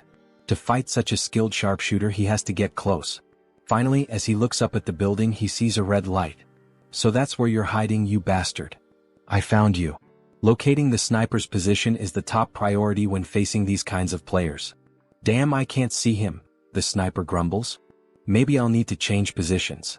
As the sniper scans the city, looking for Joonsoo and aiming at every possible spot, he catches sight of a blue trail in his scope. He realizes he has to get closer and create an unexpected variable. Wait, did he jump from that height? The sniper is taken aback by Joonsoo's move. And how dare he challenge a sharpshooter to a shooting duel? With that, the sniper activates all his abilities: sniper, focus, deep breathing, insight, gun shooting, ein. He fires his pistol, the black flame, at the same time that Joonsoo shoots. What will happen next? Who will win this cowboy-style shoot? Then both fire at the same time. They take a deep breath in this moment of tension. It's all or nothing. The sniper's shot hits Joonsoo's arm. Shit. He really is a damn sniper. And to think that even in this surprise situation he was still able to shoot. But we know our protagonist never does anything for no reason.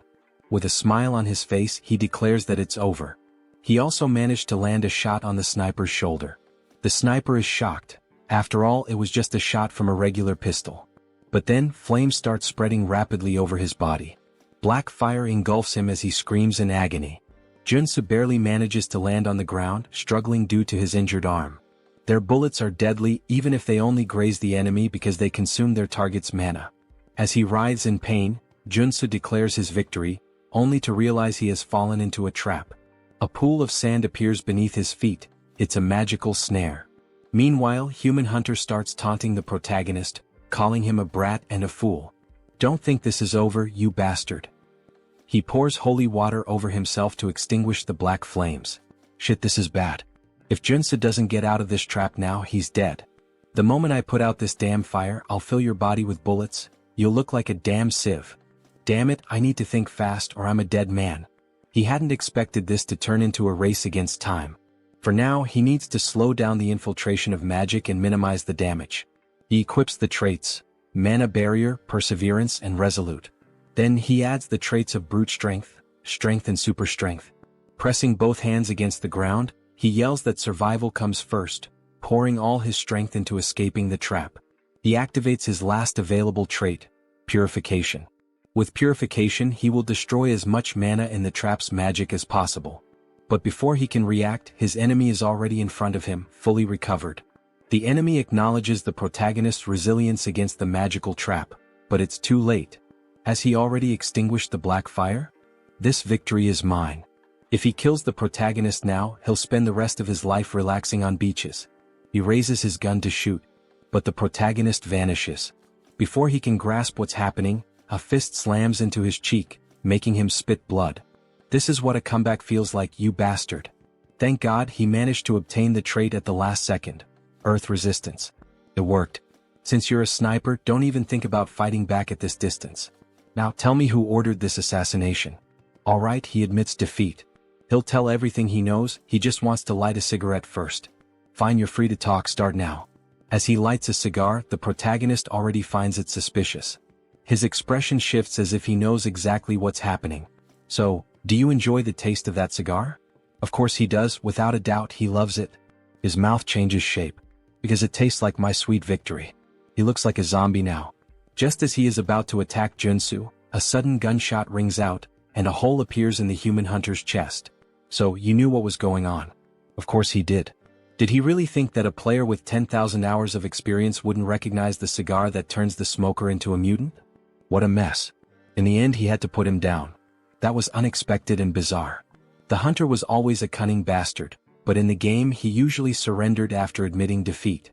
This time though he chose to fight to the very end, transforming into a mutant? Maybe he had a hidden motive. Not that it really matters. What's important is making it out of this alive. As he searches through the hunter's clothes, he finally finds a flash drive. Alright, let's see who's behind this plan and trying to kill me. The next day the news is all over TV, reporting on the chaos from the previous night. Last night, a large-scale shootout between gangs erupted in Harem. The explosion of a gas station triggered a massive fire, and it is estimated that the death toll is in the dozens. The president doesn't believe Joonsoo was involved in the massacre. How did you even survive that? That's why he's in such a complicated situation. It was truly dangerous. Who the hell tried to kill you?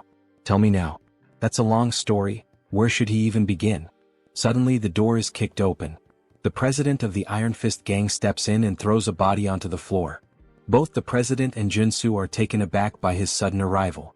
The gang leader immediately starts apologizing. He failed to keep his subordinates in check. At least now he knows what happened. Hey you bastard, stop breaking the damn door every time you come in, the president complains. So, was it the Iron Fist gang that attacked you? The president asks, his expression somber. The gang leader responds that it was one of the lower-ranking members of his group. Still, after interrogating the culprit, he managed to obtain some useful information. The guy who set up the trap was desperate for money? Something like that? How did you know? Turns out he had lost everything in illegal gambling and was drowning in debt to loan sharks. Well, the reason for his betrayal is pretty obvious, isn't it? Whatever the reason, it's his fault. Once again, I apologize. Apology accepted. Even as a gang leader, keeping every low-level member under control isn't easy. Iron Fist Kim truly had no knowledge of what was going to happen, because if it hadn't been Joonsoo, he would have been the target of the betrayal himself. He'll take responsibility and track down whoever was behind this malicious plan to have Joonsoo killed. Oh, for that, he already has a piece of evidence that might lead to the culprit. He then shows the flash drive. The president looks at it. Is this a USB? The superhuman who tried to kill Joonsoo had it on him. Do you know how to use a computer? I even have a license for it. Has my time to shine finally come? Aside from my bald head, obviously. After plugging the USB into the computer and searching through its contents, he finally finds something. Alright, this guy was a big deal. He killed at least 20 superhumans. He's a psychopath. Well, his name was Human Hunter, so that makes sense. Forget all that, let's get to what really matters. Let's check his most recent job requests. Alright. His latest request, let's see. This was the last one he received about 5 days ago. The bounty was 20 billion? The president is shocked. 20 billion? Even the protagonist is stunned by the absurd amount. Maybe it would be worth turning himself in just to collect the reward. Who the hell could afford to offer that kind of money? The client was someone from the Ascendant Group?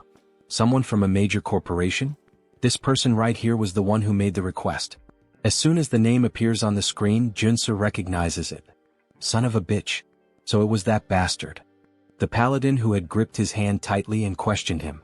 Things just got complicated. So it was that bastard. He's the paladin Joonsoo saw at Juchul's house. Why the hell is that rich kid trying to kill him? Maybe he has a suspicion. Can you pull up the Ascendant Security family tree? Sure, just a minute. Here it is. Just as he suspected. Now he can finally piece together what's going on.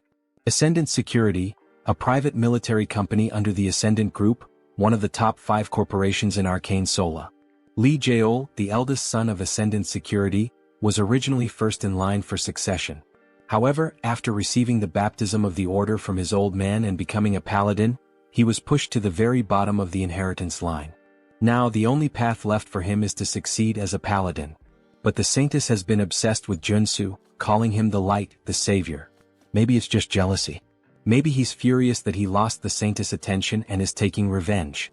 Watching Joonsoo surpass the baptism and rise to prominence must have driven him mad. Mad enough to order an assassination. The president is outraged. What? To think he would target you just because of his own inferiority? He needs to be taught a lesson, he shouts, furious. But how?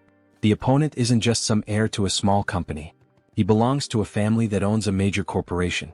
One wrong move, and the entire company will come after them until nothing is left. That doesn't mean they should just sit back and take it. Yeah, you're right, Joonsoo says, smirking. I have an idea. The president was already expecting that answer.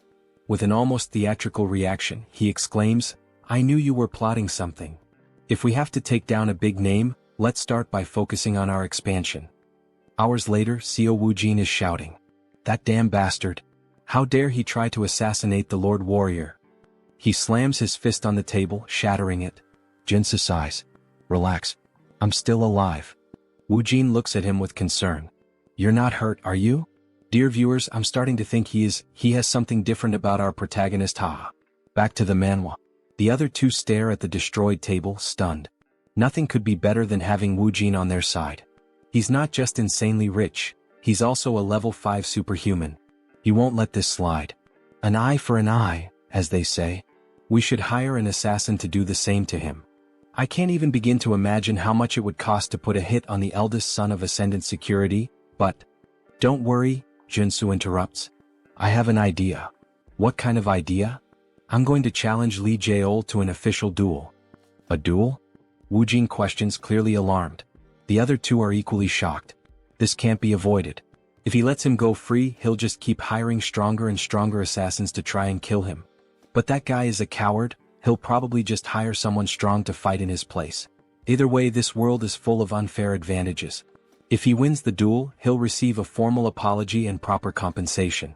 Right now, this seems like the most realistic solution, analyzes the gang leader.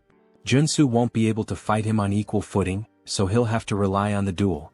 With clear evidence in his hands, he has more than enough justification to challenge him. If they allow Seoul to send someone in his place and keep the duel private, with only close acquaintances present, he will accept. All right, the president says, preparing to formally send the duel request. We'll also need an official notary. I'll take care of that, Woojin offers. His parents know a lawyer who used to be a Supreme Court judge. All right, thank you everyone. I can always count on you guys. Why are they all looking at him like that? Everyone has a sad expression, almost as if they're mourning him. I'm not going there to die. Don't look so down. Don't kill me off just yet. Are you confident you can win? The gang leader questions. Since your enemy knows your strength, he'll bring in a fighter who's at least level 4. Of course this won't be easy. Especially since he can't use his mutation characteristic in an official duel. This will be much harder than when he had to face that man before. Either way, he can already predict who the fighter will be. So you already know who your opponent will be? Yes, and that's why I need a good amount of preparation. Woojin, can we spar for a bit? Of course. I'll help you with everything I've got, Woojin says, gripping his sword with a happy expression. Thanks a lot, but please take it easy. Last time we fought, you nearly killed me, Joonsoo thinks to himself. 3 days later, they all gather in an arena inside a warehouse. Some spectators are present. We're all cheering for you, Lord Warrior. The president is dressed up like a cheerleader, completely decked out. The gang leader can't believe what he's seeing. And, of course, she's there too, the girl who got the protagonist all fired up. She's in the stands cheering for him. We believe in you. Don't give up. All right, thank you everyone. He trained so relentlessly over the past 3 days that he feels like he's about to drop dead. But thanks to that brutal effort, he has managed to complete his preparations to face the enemy. And there he is, Dusik, the paladin captain of the Order of the Old Father. It's been a while since I've had to participate in a duel, he says, laughing. Oh, Dusik, the paladin captain of the Order of the Old Father. A level 4 superhuman. Captain, you didn't have to come all the way here to settle this. Silence. What makes you think you have the right to speak to me that way? No paladin of the Order will ever lose an official duel while he is captain. Seoul stays silent. Lee Seoul, acting all high and mighty in front of me, yet he's nothing more than a sheep before his captain. What a coward. It's a pleasure to meet you, Warrior Kim. Hello. First of all, I would like to apologize for this unpleasant situation. What? He's apologizing in such a civilized manner? Joonsoo is taken aback. This incident is entirely the fault of one individual. The esteemed saint has nothing to do with it. Alright. Then what is the official stance of the order? The saint has proclaimed that Warrior Kim shall be our light and savior. Light and savior? Jochul said the same thing last time we met. What the hell does that even mean? Therefore, the condition the saint proposes is this. If you lose the duel, Warrior Kim, you will join the order alongside us. What? Join the order? Why are they so obsessed with this? Why do they want me to join so badly? In the background, Seoul is trembling with rage, while Joonsoo grows uneasy. It is the will of our saint and our lord. Just then an official interrupts them. It is now time for the duel to begin. Now that all parties are present, please confirm the terms of the duel oath. If the paladin wins, Warrior Kim will join the Order of the Old Father. If Warrior Kim wins, Lee Seoul will be prohibited from harming him directly or indirectly, and will also be required to provide financial compensation. Do both parties agree? Both nod in confirmation. Joonsoo feels something tightening around his heart. In Arcane Seoul, a duel oath is a magical contract. If you break it, your heart will literally explode. Even in this chaotic world, no one is reckless enough to defy such an oath. The official proceeds with confirming the rules of the duel. This duel will follow the standard international regulations set by the Superhuman Federation. All personal superpowers and weapons are allowed. However, all consumable items must be crafted on-site. Dusik is already prepared, but before proceeding, Joonsoo requests time to craft his items. Understood. The time limit is 10 minutes per item. He grips 3 potions in his hand. He's practically an alchemist with how he formulates, crafts, and modifies substances. These elixirs are specifically designed to counter paladins. Elixir of Steel Body, Elixir of Flash, and Elixir of Arcane Dragon. Are these correct? Yes. I will now consume all 3 elixirs. Doping is essential in PvP. He drinks all 3 at once. Now that both sides have completed their preparations, The duel is about to begin. 10-9-8-7. Both warriors stand face to face in the arena. Warrior Kim, it is a great honor and privilege to have you join our order. Why not reconsider and join us voluntarily? Just start the fight. Alright, we tried. If you refuse salvation, then so be it. Dusik raises his hammer. It's like watching Thor himself. But there's no need to worry too much. After all, he can't kill Joonsoo. He needs him to join the order. Then suddenly his entire body radiates an overwhelming aura, filling the arena. He looks like a Greek god, just like Thor. Meanwhile, our protagonist remains still, gripping his sword, a mere blade in the face of such power. The mana surrounding Dusik is incredible. He is clearly on an entirely different level. No matter how much Joonsoo has prepared, he cannot win unless he is willing to risk his life. 3-2-1-0. The paladin charges forward like a berserker. Then he vanishes. The only thing left in the arena is a trail of destruction carved into the ground. Joonsoo frantically searches for him. Where did he go? Wait, no. He didn't just disappear. He activated his haste ability. A moment later, Dusik reappears, right behind Joonsoo, hammer in hand.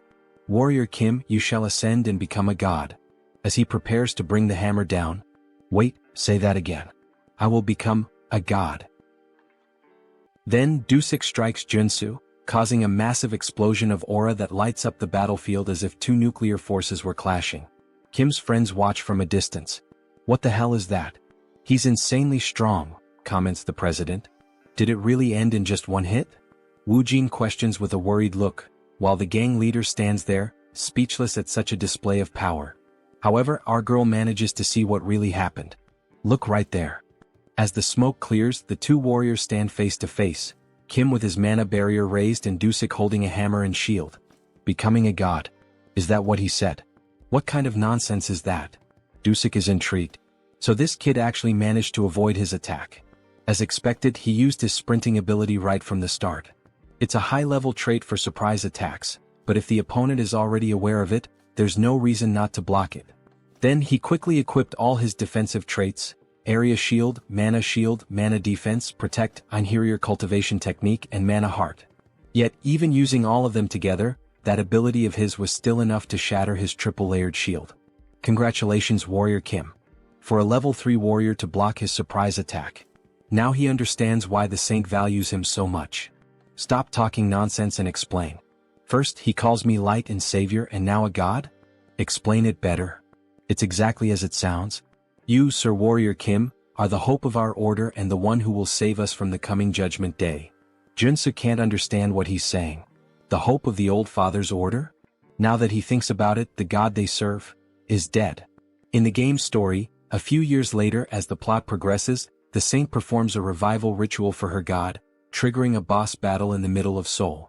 A massive octopus appears, wreaking havoc on the city, and it must be stopped. So wait, if they keep mentioning this over and over, does that mean that by savior, they're actually referring to the vessel of God? Yes, exactly, Dusik confirms with a malicious look. A noble sacrifice and sacred devotion. These insane bastards. So in the end, they've just been planning to sacrifice Warrior Kim this entire time? He had actually thought there might be some genuine purpose behind all of this. Your body and soul will become part of the old father and his avatar. Because you will lose this duel, and join our order. Dusik shouts, radiating pure hostility and arrogance. Yeah, go to hell, you bastard. He then charges forward, quickly activating his sprinting trait and striking at Dusik with his sword. However, he isn't fast enough. Dusik easily blocks the attack with his shield. But even so, he is sent flying backward from the sheer force of the blow, eyes wide with shock. What kind of power is this? Then we see the new traits of our protagonist: strike, rush, endurance, strength, super strength, perseverance. Confusing, isn't it? Of course it is. He has swapped out all his traits for those suited to an offensive warrior.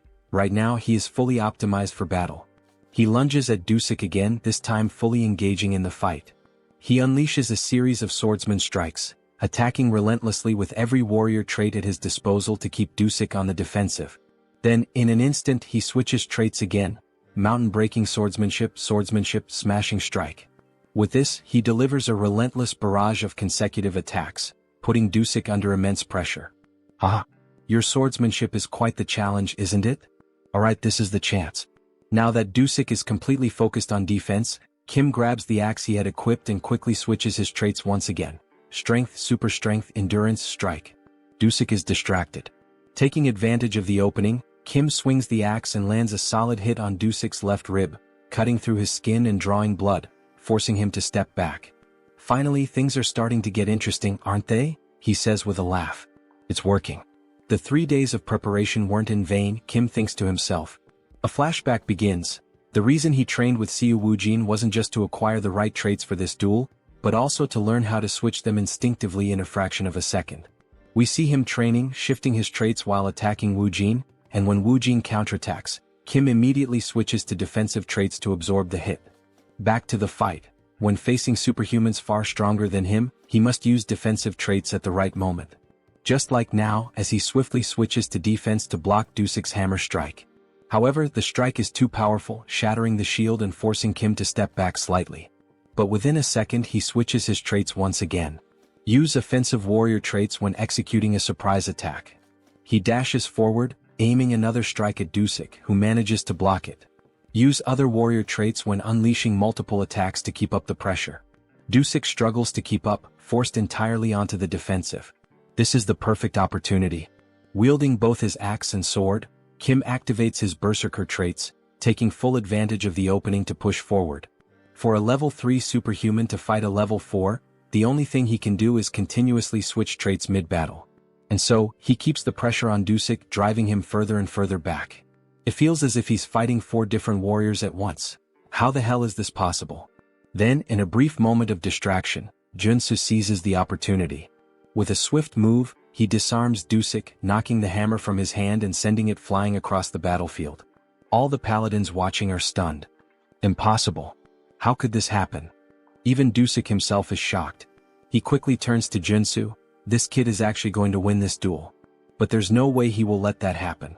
He has no intention of becoming a sacrifice for their rotten order. Alright, he admits it. He can't hold back against Kim anymore. He'll fight seriously now. Gripping his shield tightly, his aura begins to surge. He has given up on being Thor. Now he's Captain America. Dusik channels power into his shield and warns Kim. This next attack could kill him, so he'd better be ready. Then with a sudden motion he hurls the shield like a spinning blade. Kim quickly raises his own shield to defend. A direct attack like this won't work, or so he thinks. But in an instant, his shield shatters, and the sheer force sends him flying to the far end of the arena. Shit. The power output just skyrocketed. Was Dusik really holding back this whole time? Before he can recover, Dusik appears right in front of him and lands a devastating punch straight into his stomach, striking in a stance straight out of JoJo. How dare you mock our order? Kim is sent crashing into the wall, spitting blood as his body collides with the thick stone. If he begs for forgiveness now, Dusik will accept his surrender. But as Warrior Kim stumbles back to his feet, rolling onto his side, he simply smirks. No. The only way I lose is if you kill me. So be it. Now both warriors engage in an all-out frontal clash, neither backing down. Kim charges at Dusik, who manages to block his attack. Then, in a calculated move, Dusik allows himself to take a few hits just to land a clean strike on Kim. With all his strength, he slams his shield into Kim's shoulder, cutting deep. The pain is so intense that Kim nearly loses consciousness, but he refuses to give in. In an instant, he counterattacks, driving his axe once again into Dusik's ribcage. Dusik grits his teeth and retaliates with a powerful kick to Kim's chest, sending him flying across the arena once more. Both fighters lock eyes, exhaustion weighing on them. Their bodies are battered, barely holding together, they are at their absolute limit. Dusik declares that it's time to end this meaningless battle. Oh, great Father! Lord, hear my prayer and fulfill my wish. From heaven bring down the hammer of your wrath. Raising his shield to the sky, he calls upon a massive storm. Dark clouds swirl, and the arena trembles as if about to be swallowed by a raging sea. Kim instantly recognizes the ability, Dusik's ultimate move. Darkness Tsunami. Now that he's seeing it with his own eyes, there's no doubt, this is a catastrophe. If that attack lands, he will lose. 100%. But there is no way to dodge it. If he wants to win this fight, he has to go through it. He stares directly at the approaching tsunami as his sword begins to glow. Suddenly, everything shifts. The colors around him fade to gray, as if time itself is slowing to a stop. He is afraid. But he has to trust in the traits he has built as Warrior Kim. He takes a deep breath, shutting out everything around him as if he exists in another world entirely. Mountain-breaking swordsmanship, the technique he has never stopped training. The swordsmanship, sharpened through battles and sparring against Seo Woojin. The Einherjar cultivation technique, honed through years of dedicated practice. Mana heart, which has grown alongside him. Rush, earned through sheer desperate willpower. And finally, the ultimate trait, one that can cut through any material in the universe, flash. Then, as if a divine force is descending upon him, a surge of power crashes down over his body. He will trust in his abilities. He will trust in the time and dedication he has poured into them. A brilliant four-pointed star flashes for an instant. Kim launches himself forward, dashing headfirst toward the oncoming tsunami. And above all else, he will trust in himself. He charges straight into the massive wave that gave birth to the tsunami. The entire arena is consumed in blinding light. No one understands what is happening. What the hell is that light? What's going on? Kim's friends question in shock. Then finally the light fades. Kim is on his knees, gasping for air, while in the background, Dusik remains standing. Suddenly, Kim starts coughing up blood violently. His body is battered, barely holding on. Dusik speaks, his voice steady. That was a magnificent duel, Warrior Kim. But then the truth becomes clear. A massive hole gapes in Dusik's chest. Kim's power had been so overwhelming that it pierced straight through Dusik's ultimate ability, shattering his shield and tearing through his body. All that remains is an empty husk, standing lifeless. Then the announcement is made. The judge raises Kim Warrior's arm, declaring him the winner of this duel. His friends start running toward him, and in that moment we get a glimpse of the arena, now scarred by the destruction. Joonsoo is happy he did it. He managed to defeat a superior-level superhuman without using the mutation trait. Professor, he really is the best. That was unreal, almost inhuman, our girl remarks, her face lit with joy. He knew he was capable of defeating that paladin, the president says, tears streaming down his face. He couldn't help it, he was simply amazed by what he had just done against that superhuman, adds the gang leader. But suddenly someone shouts, "Son of a bitch." It's Jeol, gripping his axe, ready to strike Joonsoo. Die now, cheater. However, Seo Woojin was prepared. He reacts instantly, protecting his master as we see a punch followed by a blue explosion, sending Jeol flying. He crashes to the ground, landing near other paladins after being thrown several meters. How dare you refuse to accept the outcome? That chief paladin Dusik lost in a fair and honest battle, and yet you still try to attack his teacher? Do you truly wish to meet death now? At last we see Woojin in a fighting stance, his expression filled with rage. Sir Lee Jeol, do not forget the magical pact both fighters agreed to. If he acts recklessly, his heart will explode. Kim Warrior, because of him, the captain of the paladins is dead. We see his heart being crushed by magic, making it impossible for him to even breathe properly. They will have their revenge. The Order of the Old Father will not forget this, the other paladins shout. So they're saying that Kim was the one who killed Dusik in this duel? Is that really what that worm is trying to claim? Yes, everyone saw it, he was killed by Kim Warrior's hands. Stop talking nonsense, Joonsoo says in a serious voice. The one truly responsible for Dusik's death was none other than Jeol himself.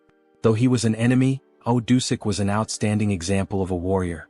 He fought bravely for what he believed in and battled to the very end. Without a doubt, he was not someone whose life should have been lost in an open duel, all because of Jeol's petty assassination plot, driven by his inferiority complex. In the end, he was just a captain trying to protect his battalion, the very battalion Jeol tore apart and led to his death. In the name of Dusik's honor, accept the outcome of this duel and uphold your promise. Jeol begins to cry. Deep down he knows the truth, Dusik died trying to protect his reputation. Captain, forgive me. We need to leave now, sir. The paladins lift Jeol and begin to retreat. Not even the Order of the Old Father would dare seek revenge after he had already gone this far. The next day we find ourselves at Seoul workforce. The president is on a call, bursting with excitement. That's right. He officially hired the superhuman warrior Kim, the one who defeated the captain of the Order of the Old Father. He understands you'd like to make a request. All right, my apologies, I'll call you back in a few minutes. Then we see that Joonsoo has entered the room. He had been worried that master craftsman Jo Chul might have tampered with his armor. But no, he had crafted it just as requested, embedding the giant and extreme traits. Wow, this armor really suits him. Here, why not try this on while we're at it? It's a gift from the president. A gift? Seriously, this is much better. It's a handcrafted luxury training suit. It even has self-cleaning and regeneration magic. Very nice, this is quite to my liking. President Choi knows exactly what I like. Thank you. Haha, wearing this you almost look like a model. Well done. Then our protagonist makes one of those familiar expressions just like Lloyd. In any case, maybe he can ask Joonsoo for something? And what would that be? Thanks to him, our business is thriving now. But since you have a relatively short work history with us, some people are questioning our contractual relationship. If that's the reason, then he should comply. Do you have any decent work for Kim? Yes, he has the perfect job prepared for Warrior Kim. The Sun Magic Tower wanted to study his black flame for research purposes. The Sun Magic Tower, It's one of the 4 great magic towers of Seoul Arcana. If he remembers correctly, this is the place where one can acquire fire-related magic. It's an excellent trait for mages, maybe even for him. They will reward him with membership. Very well, he'll accept. This character is in the Sun Magic Tower, so he knows exactly what rewards he can get from them, Joonsoo says with a sinister grin. Then he heads to the designated location, a place where magic and science intertwine. It truly is a fascinating sight. Superhuman Warrior Kim? The man introducing himself is Park Hyungju, a senior researcher. You must be here because of our request to study your black flame, correct?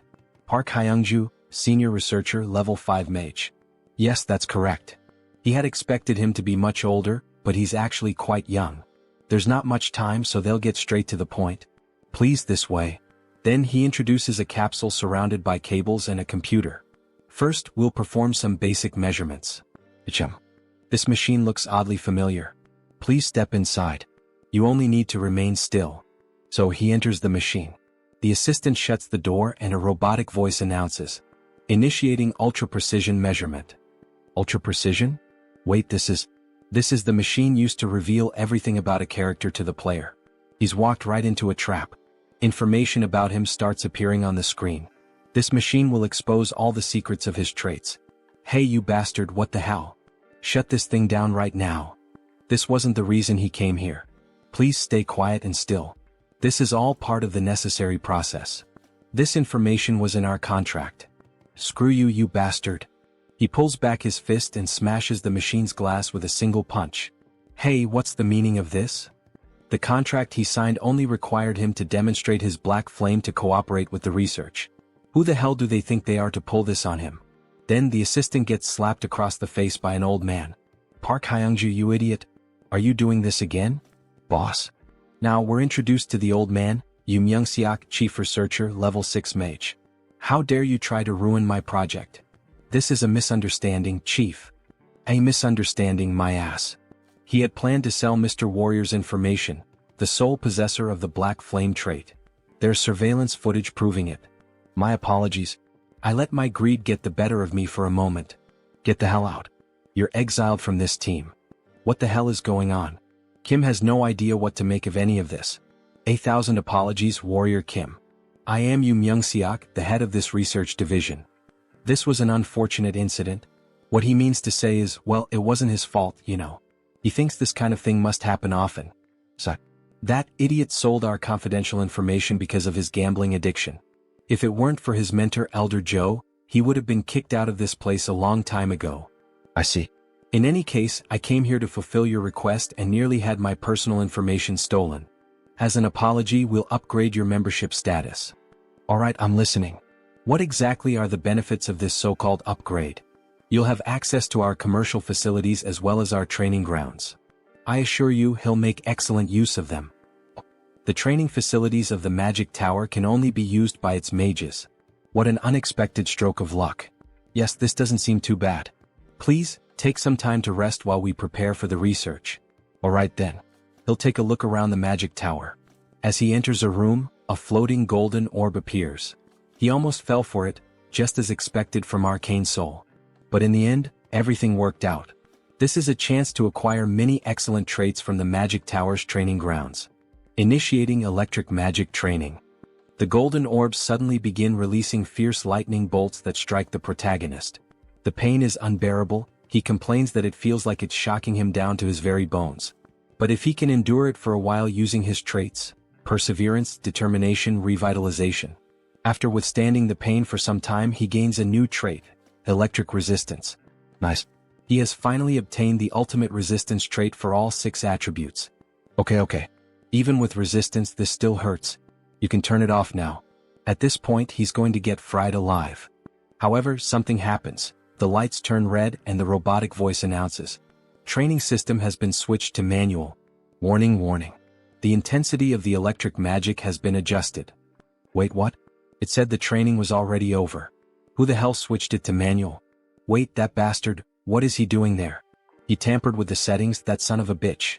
So he pulls on the machine. Maximum output. Electric magic beginning. All the golden orbs begin to gather massive amounts of energy simultaneously, and then they release it all at once, like a huge Kamehameha of electricity aimed straight at Joonsoo. Hey, calm down, what the hell is this? Die, you bastard. Then Joonsoo receives an enormous, concentrated surge of energy. Hyungja laughs a lot. This is what happens when someone messes with his business. Now die. However, after a moment he's surprised. What the hell is going on? Is he actually withstanding this massive electric discharge? There's no way he would go down from a simple low-level lightning strike like this garbage. There's a reason he's been training during his free time. We see his trait window showing 5 resistances already acquired. Divine resistance, which he gained by enduring the holy baptism. Fire resistance, obtained by boiling himself in the mana spring. Darkness resistance, earned during the battle against the necromancer Sharon. Cold resistance, obtained in the fierce blizzard of the conjoined ghosts. Earth resistance, which he acquired while trying to escape the magic trap set by the human hunter. And lastly, not least important, electric resistance, which he obtained through the training he just did. With all 6 traits now combined, we see a bright green aura surrounding the protagonist's body, as if he's undergoing some kind of mutation. His body begins to change from the inside. His heart starts beating harder as it draws more blood, more veins connect to his heart to increase its power. Then he finally gains a new trait, magic resistance. A green shield forms around him. How thrilling. This new trait came at exactly the right time. Hyungju can't believe what he's seeing. How is this possible? Can he really block a level 3 magic spell using only his body? Is he even human? This is going to be harder to deal with. Attention. The program is now out of control. Please terminate all training and evacuate the facility immediately. The system is out of control. This is going to get dangerous. In that case, he'll start dodging all the attacks using his perception trait. Then he quickly begins evading all the electric strikes, adding 2 more traits, movement and dash.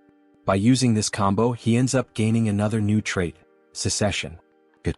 He managed to acquire this useful trait as well. At this pace, he should be able to obtain the high-class trait, air raid. Damn it, what the hell is going on? Hyungju starts to panic and frantically presses all the buttons. He's really trying to kill the warrior Kim. However, he's stopped by his superior.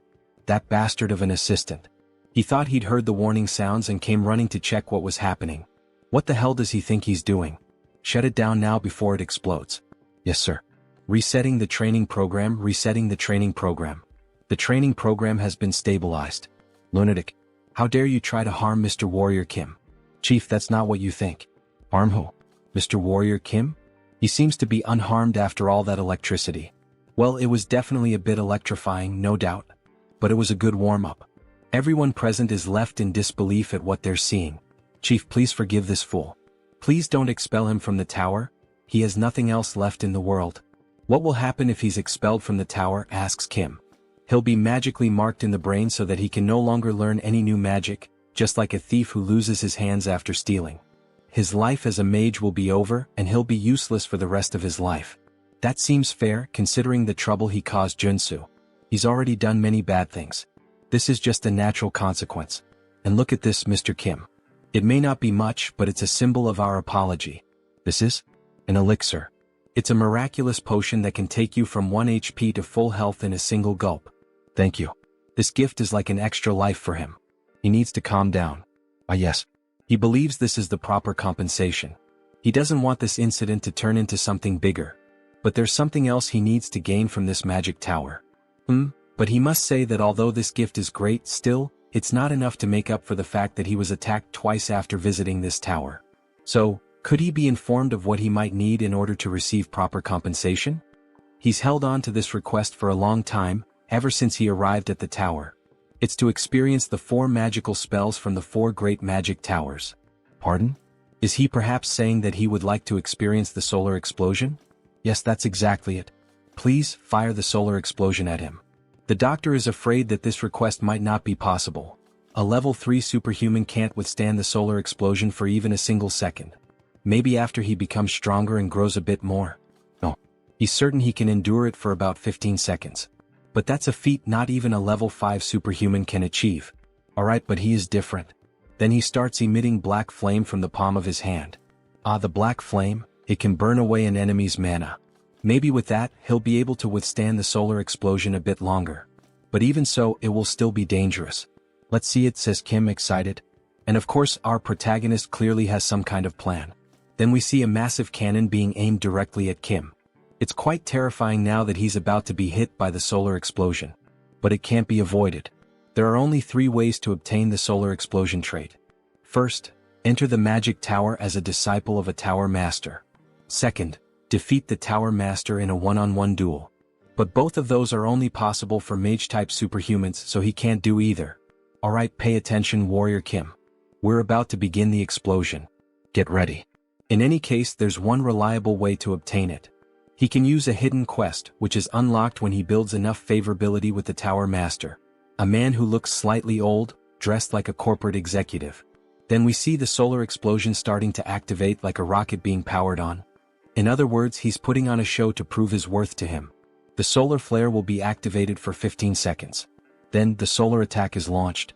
Kim stands with his chest exposed, ready to endure this insane assault. He begins to burn, but he can handle it. Because there's a trait he can obtain, magic armor. Through the trait embedded in his gear, magic armor.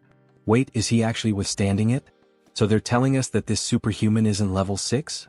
He's only a level 3 warrior and yet he's enduring all 15 seconds of our strongest magic? That bastard is level 3? How is that even possible? It hurts. He prepared so much, acquiring all the necessary traits, but even so, it still hurts a lot. Alright, the 15 seconds are over. Shut it down now. Abort the solar eruption. Finally, the machine stopped. We see smoke rising from it after being used. Damn, it's finally over. He really thought he was going to die. Those were by far the longest 15 seconds of his life. Even longer than when the woman's on top, haha. What was his name again? Warrior Kim? Truly very impressive. Then we see the 2 of them having a cup of tea together. That was truly impressive, Mr. Kim. Using the black flame to endure the solar explosion for so long. He will be a great help to our long-awaited project. It would be a great honor if he could help in any way. Favorability increases at this moment. Haha, he enjoyed the words spoken by Warrior Kim. So, he would like to request a favor from Kim. A request, you say? Yes. It worked. I triggered the secret quest. Grandfather, I came because I got a call. Was it you? Yes, and say hello to Mr. Warrior Kim. He's a level 3 superhuman. Nice to meet you. Nice to meet you too. His name is Mage Kim. Magic Kim is the mage-type tutorial character who appears after Iron Fist Kim and Priest Kim. Apologies, he's late. Was he always this gloomy? He's my grandson. He has the potential to become a high-level superhuman, but his growth was halted at level 1. That's strange. He apologizes for being strange. Forgive me for being the shame of this magic tower. That's not what he meant. What the hell is wrong with this kid? So, how does this work, Mr. Kim? He heard that Kim also healed Director Seo's son. He believes, and hopes, that maybe Kim might have some idea on how to awaken this boy. Awaken him, right? Of course I can help. Would be an honor. Is that true? Please help us. If he somehow succeeds, he will be given anything he desires. Anything you say? And we see the protagonist's famous look, as if he had something in mind from the very beginning. This marks the start of the hidden quest of the solar explosion. And a beautiful shot of the prettiest girl in this manhwa. What? Say that again. Warrior Kim wants what? Solar explosion. Should he spell it out for him again? Right, solar explosion. Of course, he can do that for him, since the future of their tower depends on it, but he's not sure if he would be able to use it. That's why he's going to give it to him in the form of a memory chip, right? So he can learn it instantly. Well, fine. If he can solve the problem with his grandson, then his request won't be a problem. Alright, sorry to interrupt you both, but how is Warrior Kim planning to train him and make him awaken? Alright, let's begin. First, we need to figure out what the cause of the problem is. His biggest issue is that he's stupid. The grandfather says harsh words. He needs to become a mage, but he barely knows any math. Meanwhile, the depressed grandson starts tormenting himself. Sorry for being so terrible at math. Alright, of course Joonsoo already understood Mage Kim's problem very well. He's smart enough to have graduated in business administration from Seoul University. However, he gave up on mathematics, which makes him unsuitable for magical research. No matter how hard he tries, he just can't grasp magic. He's just making excuses at this point. Sorry? So, why don't we learn a type of magic that doesn't require mathematical calculations? What did he mean by that? Magic that doesn't require mathematical calculations? By using spirits, he will become a flame sorcerer. He says he's a flame sorcerer, but that's not the same as a mage. So does he prefer to let his grandson remain in that state forever? Or would he rather train him as a flame sorcerer, so that he can unlock his potential? Alright, for now, explain your theory in detail. The problem is the magical enchantment, isn't it? Since he can't perform the calculations for the formula, he can't cast spells. So, just leave that difficult task to the spirit that will assist him. In exchange, he only needs to supply mana directly to the spirit. That's not possible, he has no familiarity with spirits. How is he going to deal with one? He just needs to make a contract with a spirit like he already explained. The boy will only be using the spirit's strength. He inscribes just a single spell into the mana circuit. That way, the user handles the mana, and the mana circuit handles the spell itself. Incredible, he's right to suggest that we capture a spirit and use it as a mana circuit. Or better yet, we could simply transplant it into his circuit. That's right. Truly amazing. An incredible theory. He thought he was a warrior. How does he come up with something like this? Of course, he knows, after all, the guys thought of this in the future of the game. He didn't just come up with this now. And honestly, he doesn't even know what the hell he just said. He just repeated what he saw in the game. But there's a problem. The gate to the spiritual realm is closed at the moment. We can't summon any spirits. So instead, we can use spiritual animals. Spiritual animals? Like a phoenix? That sounds difficult. How are we going to find a legendary creature? Don't worry about that. Warrior Kim has a way. Then we see several phoenixes gathered, flying. Wow. There really is a phoenix valley in a place like this. Even high-level superhumans have difficulty finding places like this, so how? Contrary to the rumors, it was hidden in the alleys. He also found it by accident. My god, he really is one of the luckiest. So, about the promised solar explosion. Yes, he'll make sure to give him one. This mission can only be completed with the knowledge of a sweet spot. By the way, how do you plan to use the solar flame as a warrior? You would like to enhance it? So, he begins producing the black flames. His goal is to create his own polarization. Polarization, he says? That's not an easy task, not by any means. We've spent a whole decade working on it. This won't be easy, but approaching it as a mage and approaching it as a warrior might produce different results, you know? Who knows? Maybe his polarization is better than yours. Really? Then how about we make a 2-year bet? Let's compare the magical tower's polarization with yours and see which one is better. That sounds fun. How much are we betting? If Warrior Kim wins, the director will grant him one wish. But if the director wins, Warrior Kim will join the magical tower's security team. Alright, that sounds like a fair bet. Don't forget this promise. Another chance to benefit from the magical tower of the sun, hee. Alright, now it's time for the verification. Then we see Kim waiting near the operating room. That was incredible, superhuman Kim. And to think that he paved the way for flame sorcery in our magical tower. Hello, boss. Yes, that's what happened. But first, we need to hope that the operation is successful. Indeed. But about that mage who was expelled earlier. That failure? He did a thorough investigation on him after he was expelled from the tower. And it became clear that he received money from the Humo Group. The Kumo Group. One of the 5 largest conglomerates, known for their highly aggressive and predatory commercial expansion. They are mafias, politicians, criminals, and all kinds of bad people gathered in one place, represented by a black crow. They were basically the villains in the game. The problem is not that they stole information from our magical tower. It's that they specifically demanded only your information. Perhaps they are trying to recruit you? You wouldn't want to have to participate in this.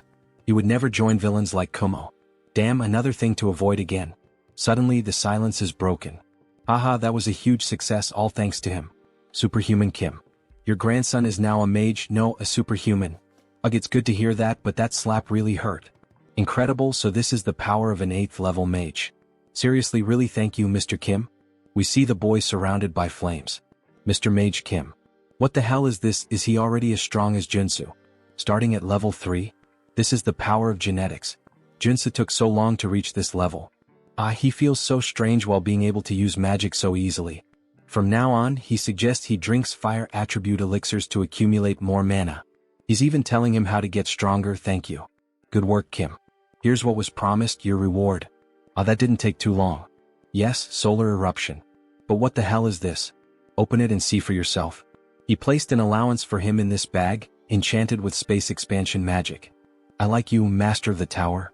Your favorability is off the charts. Moments later, we see the protagonist back at his boss's side. You received a bonus reward of 5 billion? That's incredible. He thinks it's time for you to get used to his greatness, Director Choi. Anyway, he thinks it might be time for him to take that nectar he's been saving for a while. Nectar, he says? It hasn't even been a month since he reached level 3. Doesn't he think it's a bit early? He might suffer side effects. So, can you refine the nectar, Director Choi? Refine, huh? You can count on me. Then he opens a cupboard with several items ready to start the process. Yes, Director Choi. He just needs the main ingredients. These are the most popular ones. He will gain different resistances depending on the ingredients used, so it's done. We see some items on the screen that grant different attributes. Super resistance, steel, regeneration. He already has super strength and regeneration, and he has steel armor on his shield. He will choose the heart of the horned tiger. Oh, this one? Does it have to be the horned tiger? What's the problem? It's an endangered species, so it's hard to find these days. Endangered? Well, in the next scene we see a car speeding down the road. If that's the case, then he will search for it himself. The problem is how he will find the horned tiger in such a vast area. He is in a wide forest looking like the safaris in Africa. He didn't want to resort to this, but he would rather smell a durian. Surströmming is too much. It's a smell that many YouTubers make videos reacting to and vomiting. Fermented herring from the Baltic Sea. So after vomiting he gains a new trait. Dog nose. God, it still smells like rotten shit in his lungs. But thanks to this trait he can now smell all kinds of things. Like this. He smells a lot of blood here. Was there a predator nearby? That means yes. Here it is. He spots a car with hunters in it. They're chasing some animal. Shoot, guys, over there. Get that damn thing. Shit, other competitors? Wow, that's Scar. It's not an ordinary horned tiger. King of the mountain. It's the most famous mystical creature of the Chulwan Plains. And it also has 6 full traits. The monster charges toward our protagonist. He will die if he lowers his guard and doesn't take this fight seriously. If you enjoyed this video, don't forget to give it a thumbs up, it really helps. And for more content like this, make sure to subscribe and hit the notification bell so you don't miss any updates. Let me know in the comments if you'd like to see another part. I'd love to hear your thoughts. See you next time. Bye-bye.